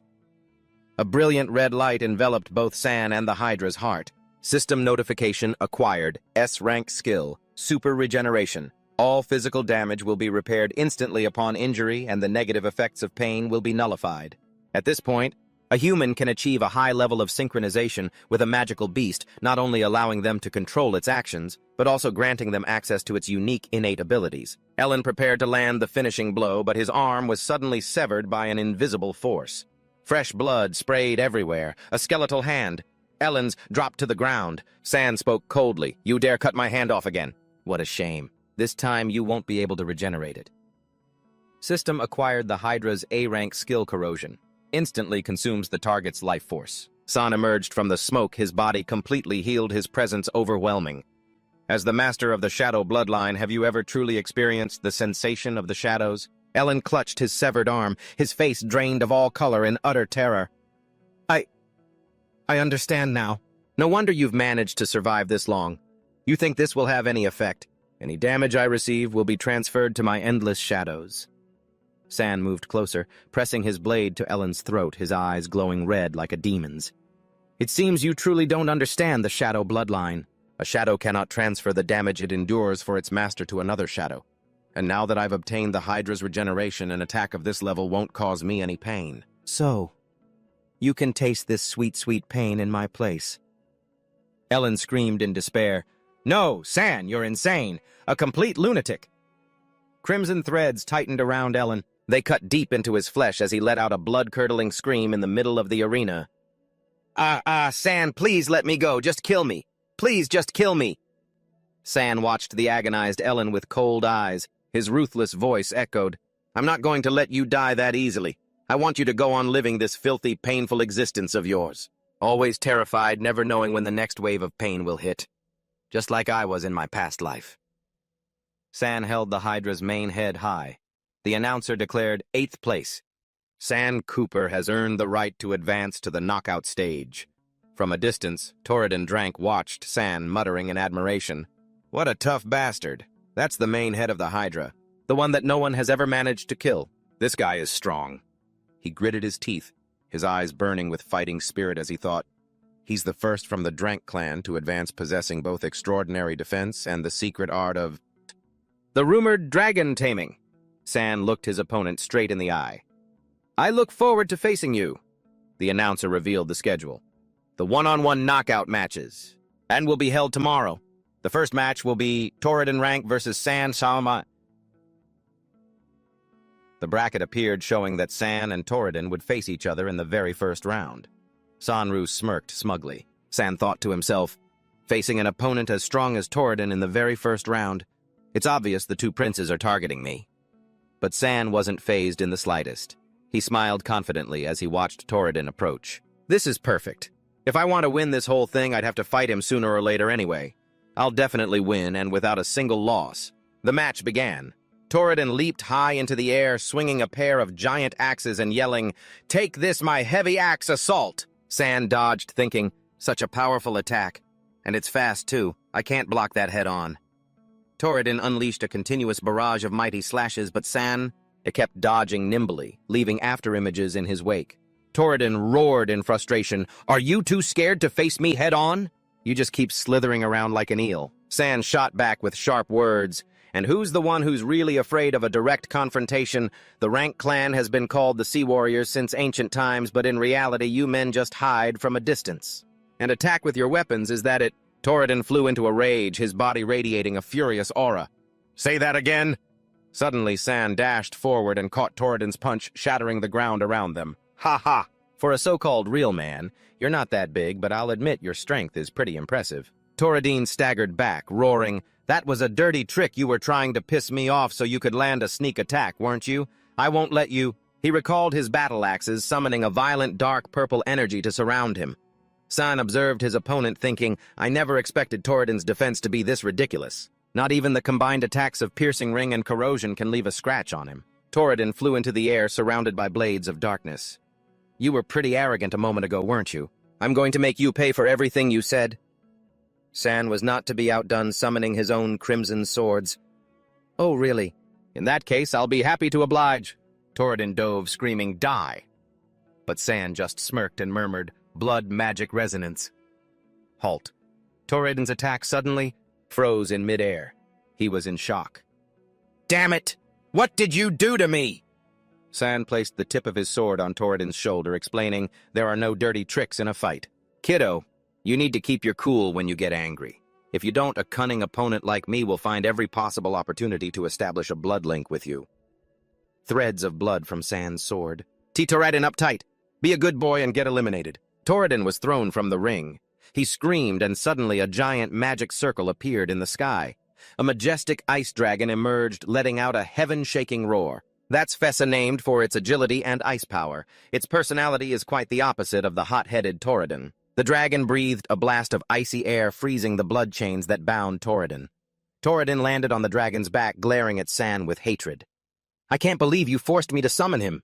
What a shame your luck runs out here. Chris stood in the stands, protesting, The school rules state that summoned beasts can't participate in knockout matches. This isn't fair to San Sisi. Atkinsaw. Moran shrugged. Rules are rules, but as a dragon knight, Torridon is exempt. If you're not happy, San can summon a dragon too. Torridon then ordered Fessa. I'd like to see how you dodge this. The dragon unleashed a sea of azure ice flames. San used his fire sword to defend himself, thinking, This will be bad if it drags on. I need to find a way to get close. Torridon raised his lightning-enchanted axe, his eyes glowing. I will show you the powerful attack of a dragon knight." Seeing this, the two princes smiled in satisfaction. Thoradin is indeed a talented dragon knight of the Drank family. The head of House Drank said proudly, "Thank you for the compliment, your highnesses. Thoradin is my proudest son." A colossal pillar of lightning descended from the sky with earth-shattering power. He is the only member of the family. Drank family in a century to form a pact with a dragon, and with Face's ability to communicate with the heavens and earth to channel the power of thunder, he will surely lead the family and the dragon clan to a glorious future. Thoradin tilted his chin arrogantly, looking at San as if he were already dead. To die by such a powerful lightning strike is your greatest honor. However, a giant shadow suddenly blotted out the sky. San coldly summoned the demon dragon. S-rank skill magic resistance, capable of absorbing and nullifying all ice fire, lightning, and other natural magic. He shouted, "Don't celebrate too soon," stunning the crowd. "Why is there another dragon? Is San a dragon knight too?" In the stands, the head of House Drank and Thoradin were utterly terrified. "That's a demon dragon. The dragon that was rumored to be extinct." He recalled the secret only natural disasters could help a demon dragon evolve. In his past life, Ellen had obtained a demon dragon but couldn't make it evolve. Electricity flared around the dragon. The evolved form of the demon dragon, the Thunderfire demon dragon, a rare SS rank species. San could now use the magic of 3 attributes: wind, lightning, and fire all at the same time. San thought to himself, "I'm lucky the demon dragon gained the lightning attribute today. Its potential is limitless." San waved his hand, ordering the dragon. "Unleash your blazing breath. Go show me your new power." Thoradin screamed in despair. "Impossible! This is impossible!" A shocking explosion erupted. A stream of deep blue energy completely swallowed Thoradin's attack. San suddenly vanished and reappeared right in front of his opponent. S-rank skill of the demon dragon. Lightning Flash. It borrows the power of lightning for short-distance teleportation. He coldly declared, "Thoradin, the winner of this match can only be me." San swung his flaming sword, standing majestically before the giant dragon. Thoradin was sent flying by the blue electric current. His entire body was paralyzed, completely defeated. Standing tall on the back of the mighty dragon, San turned to the judges' panel. "The referee can announce the results now." He looked up at the sky amidst the audience's cheers. "So this is what it feels like to stand in the sun. This is a glory that a shadow like me could never have had." The head of House Drank frantically rushed down to the arena, pointing at San. "You thief! You're the one who stole the Drank family's treasure." He summoned his axe. The old man roared furiously, throwing it towards the dragon high above. "Give me back my demon dragon!" San calmly crossed his arms while sitting on the dragon's back, looking down with contempt. "Your demon dragon, you say?" He looked at the old man with a razor-sharp, ice-cold gaze. "You shameless old fool. Today I'll make you face reality." An image of a fiery dragon legion flashed through his memories. In this world of only weapons and magic, a legion of flying dragon knights is undoubtedly the most powerful fighting force. To ensure a balance of power among the families, he wiped out all the demon dragons in a single battle. The remaining demon dragon eggs were sealed in the Crystal City. The key was split in 2, held by the Cooper and Isaac families. San's dragon roared as if wanting to tear its enemy to shreds. San affirmed, "The demon dragons are not extinct. How wonderful! It's just a pity that a cunning brat like you is its master. Dragons are the most loyal creatures. Once they acknowledge a master, they will never betray them. Kidnapping it would only drive it to suicide." The head of House Drank trembled with ambition. "Kid, where did you get this dragon? Does it have any siblings?" "If the Drank family could get a dragon, we would surely become the leader of the 7 great families." San looked at the old man with a dark, sarcastic gaze. "That's the last demon dragon left in this world. All the remaining eggs have been destroyed." The old man was stunned. "What? Who gave that order?" San leaned down and whispered a harsh truth in the old man's ear. "Who do you think would least want to see the Drank family return to its golden age? Sometimes submission doesn't necessarily guarantee protection." "Could it be the 2 princes? But why would they—" A diagram of the battle appeared. San walked away arrogantly. "Only a dragon that has completely lost its wings and fangs is easy to tame. Wouldn't you agree?" He turned to instruct William before the next match. "William, your opponent is from the Forest family, someone from the deep woods." An image of a bear tightly bound by magical threads appeared. This illustrates that they are the best at setting effective traps to hunt their prey. William stood facing Luna Forest in the arena as San continued his instructions. That's why you need to use your speed to get in close and end the match with your fastest strike. If you don't, you'll be forced onto the defensive, William shouted. Let's go Imperial Sword-style charge, take this, Luna. But the girl simply replied with a cold, Arrows of light and vines shot past, restraining William. I can't believe Luna set up her defenses so quickly, he thought. Although William's attacks were powerful, his opponent easily predicted them. Luna Forest gracefully dodged through the streams of magic. The best strategy now was to use the opening from Luna's own attack. He had to break free from the vines and exploit her slow recovery after the attack to quickly close in and counter.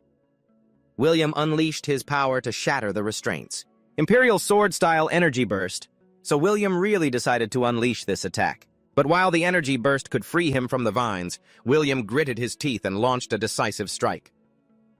Imperial Sword-style swallow reversal. A green blade. He carved a razor-sharp arc towards his opponent, then channeled his strength into 2 consecutive techniques. Imperial Swordsmanship Assault followed by Imperial Swordsmanship. With a piercing gaze, she observed and silently assessed the blow.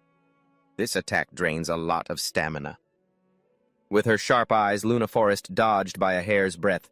She clicked her tongue contemptuously. Tisk! Giving his opponent no time to breathe, William spun around and executed Imperial Sword-style block and counter. Lightning crackled around the greatsword upon impact. San narrowed his eyes, watching from afar. He worried for his teammate. If William couldn't defeat his opponent with this move, the situation would only become more dangerous. A huge explosion erupted, followed by a thick cloud of dust. William, using all his might, slammed his sword into the ground. When the dust settled, San fell silent, then uttered coldly, "William has lost." William stood dazed in the middle of a deep crater he himself had created, looking around in confusion. "Where is she?" Suddenly, Luna appeared right behind him, a dagger held to his neck. "So you've learned the Imperial Sword style, but is that all you've got?" William was stunned. "When did she—" "Why can't I move?" Luna stood proudly beside the immobilized William as a sinister pinkish-purple energy flared up around them. San's red eyes saw through everything. He realized something was off. William's condition isn't normal. Did he use too much energy from the start? No, that's not it. San's gaze settled on the dark vines sprouting up. Those bright red mushrooms, it's the effect of a hallucinogenic plant. Fly agaric, an A-rank hallucinogenic mushroom.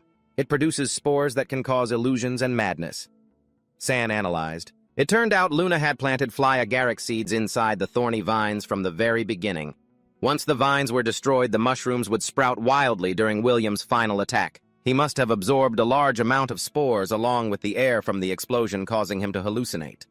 San gripped his broken sword tightly, his eyes burning with the will for revenge. "So this is Luna's trump card. I'll defeat you in William's place when it's our turn to fight." Luna delivered a powerful kick, knocking the dazed William out of the ring. The referee loudly declared, "William is out of bounds. The winner is Luna Forest." San immediately rushed to help his teammate, but a strange dark aura wrapped around him. "William, who's there?" "What are you trying to do to William?" William whispered in his delirium. "Help! William!" San watched in astonishment as Lisa appeared out of nowhere. When did those two get so close? Lisa was even faster than me at catching William. San looked around, worried and confused. That's strange. Why is the person who saved him hiding so far away? Andrea hurried over to check on him. "That Luna girl is so cruel. Gasp! There's a strange hallucinogenic energy in William's body and I can't wake him up from that energy's influence." San turned to Lisa and made a bold suggestion. "I have an idea. Could I trouble you to use your dark magic to give William a little shock? He needs to wake up as soon as possible." Under Lisa's purple electric current, William jolted awake. San said cheerfully, "Great, William's finally awake. It's all thanks to Lisa. Hurry up and thank her." William smiled. "Thank you, Miss Lisa." This made the black-haired girl blush shyly. Startled, Lisa ran off. San was bewildered. "Huh, why did she run off so fast?" Andrea crossed her arms, a thoughtful look on her face. "Just now, Lisa's magic and mine briefly mingled inside William's body, and I accidentally caught a glimpse of her memories." She continued worriedly. "Lisa couldn't protect Ellen before, and now she's saved William. I'm afraid the Grand Matriarch will punish her." San reassured her. "Don't worry, Lisa still has her elimination match later. She wouldn't be crazy enough to punish her before then." The scene shifts to a dark dungeon. Ellen's mother swung a purple electric whip, striking Lisa directly. You useless thing.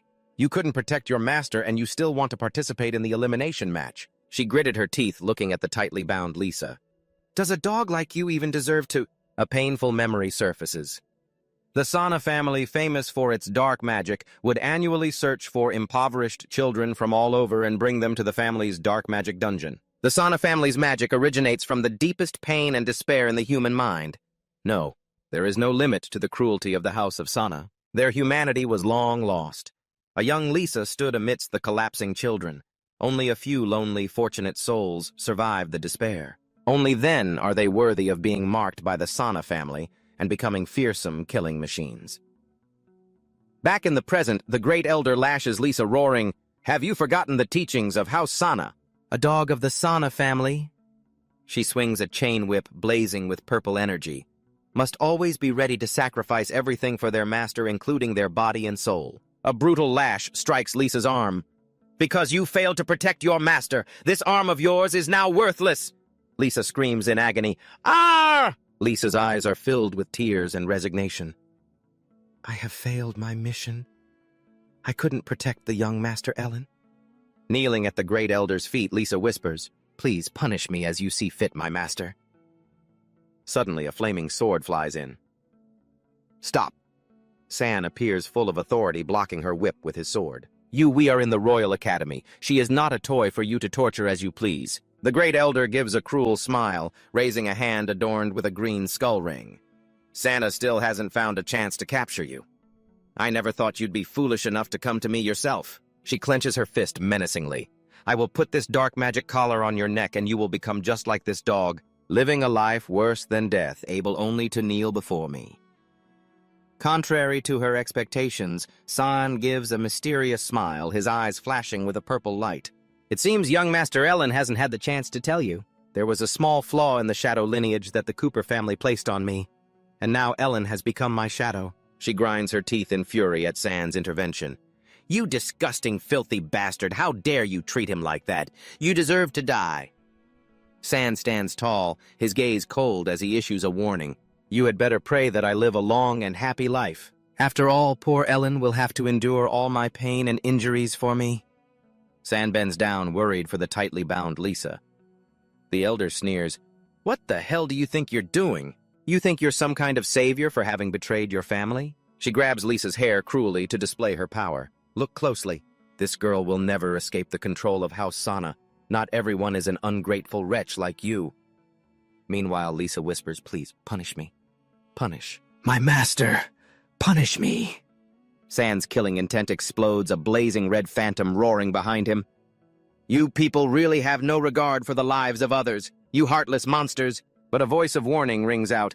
"San, don't be rash. If you attack a noble, you'll be disqualified from the tournament." Suddenly, Andrea swings her staff, which radiates a holy light. I have seen Lisa's memories. If we can just awaken her warmest memories, she can break free from the dark magic's control. San looks deep into Lisa's eyes. His voice firm, he says, "Lisa, can you hear me? You still have the qualifying match.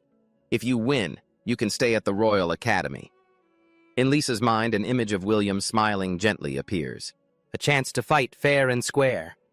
Lisa's eyes flutter. "The match?" Lisa suddenly struggles up her bloody hands, trying to tear off the collar. The magic is tightening.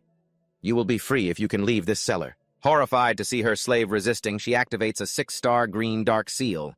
"You dare try to escape, you lowly wretch. I'll inflict a pain so deep it reaches your very soul, so that you never dare to think of it again." Despite the black aura surrounding her, Lisa collapses to her knees, but her will is unshaken. "I can't die here." Power erupts from her pain. Lisa screams as her black hair transforms into a massive torrent of energy, blasting away everything around her as she lunges toward the faint light of the dungeon door. "I made a promise. I can't just die here." Her strength gone. Lisa collapses at the cellar door, her breathing ragged. "I can't die." William was already waiting and catches her in his arms. "I'm so glad you're safe. I've come to help you, my lady." Lisa is stunned. "Why are you here?" "William. But wasn't the headmaster treating your wounds?" The great elder catches up, collapsing from exhaustion, but still growling, "Don't get cocky. Even if Lisa escaped the dark magic, she is still the private property of House Sana. No one can take her away. Just then, Headmaster Ambrose and Oliver appear blocking the way. Ambrose declares, Lisa is a tournament participant, not anyone's private property. The hag glares at the headmaster with a venomous look. It's a pity the school can't protect her forever after the freshman dueling ceremony is over. Ambrose smirks and makes a shocking proposal. Then what if she becomes my disciple? Do you think the Sana family would be willing to offend me for your sake? Especially you, Mrs. Cooper. Someone who has already married outside the family. She could only storm off with a resentful huff. San bows his head in gratitude. Thank you for your help, Headmaster. Ambrose looks at William and smiles. William pleaded earnestly with me. As a teacher, I have a duty to fulfill my students' requests. San thinks to himself, so William was the one who convinced the headmaster. It seems he really cares about Lisa. William, I'm leaving Lisa in your care now. Andrea is using healing magic on Lisa, who is in William's arms. He asks worriedly, why me? Isn't this inconvenient? Why not let Andrea? San smiles, watching William awkwardly comfort the blushing girl. Shh, don't disturb her. Lisa is. San turns and claps Oliver on the shoulder warmly. We wouldn't have been able to save Lisa if you hadn't told me about the secret cellar, Mr. Oliver. Oliver looks at the tournament brackets and updates San before Headmaster Ambrose intervened. Lisa, as the representative of House Sana, declared her withdrawal. Moran has already announced it. Andrea has advanced to the next round. His gaze turns serious as he looks at the adjacent branch on the other side of the bracket. Gloria had to face an unknown knight. That guy quickly overwhelmed her without taking a single injury. Even with my years of experience as a teacher, I couldn't tell what kind of skills he was using. Up in the stands, Prince Sandrew lounged with an air of authority. It's your turn now in the knockout match. If you don't show up on time, I will personally disqualify you, Moran announced into the microphone as the audience held its breath. I will begin counting down from 3. If San still hasn't appeared, he will be considered to have forfeited 3, 2, 1. Boom! A huge explosion erupted in the middle of the arena, causing Moran to scream in terror. Ah! San had made a spectacular entrance. He stood with his arms crossed on the head of a mighty lightning fire demon dragon amidst streaks of lightning that lit up the sky. Moran, you people are way too impatient. San gestured haughtily. Miss Luna, we can begin now. Luna Forrest gritted her teeth, drawing her magic bow with murder in her eyes. Then take this. Instantly, San's dragon opened its mouth and began gathering energy. It unleashed its raging thunder flame roar attack. A deep blue stream of breath engulfed Luna. San declared coldly, I won't give you a chance to use those old tricks again. Let's end this quickly. Sorry about that. After the terrifying explosion, Luna was on her knees, exhausted and stunned. Damn it, that attack was so cool. The referee announced loudly. Luna has been thrown from the arena, but immediately after a new rule was imposed. Due to the demon dragon being too overpowering by the decision of the 2 princes and the council, the use of spirit beasts is forbidden for the remainder of this competition. This made San give a bitter laugh. The academy is so very fair when it comes to dealing with me. The match bracket appeared. The next fight was Andrea versus the Nameless Knight.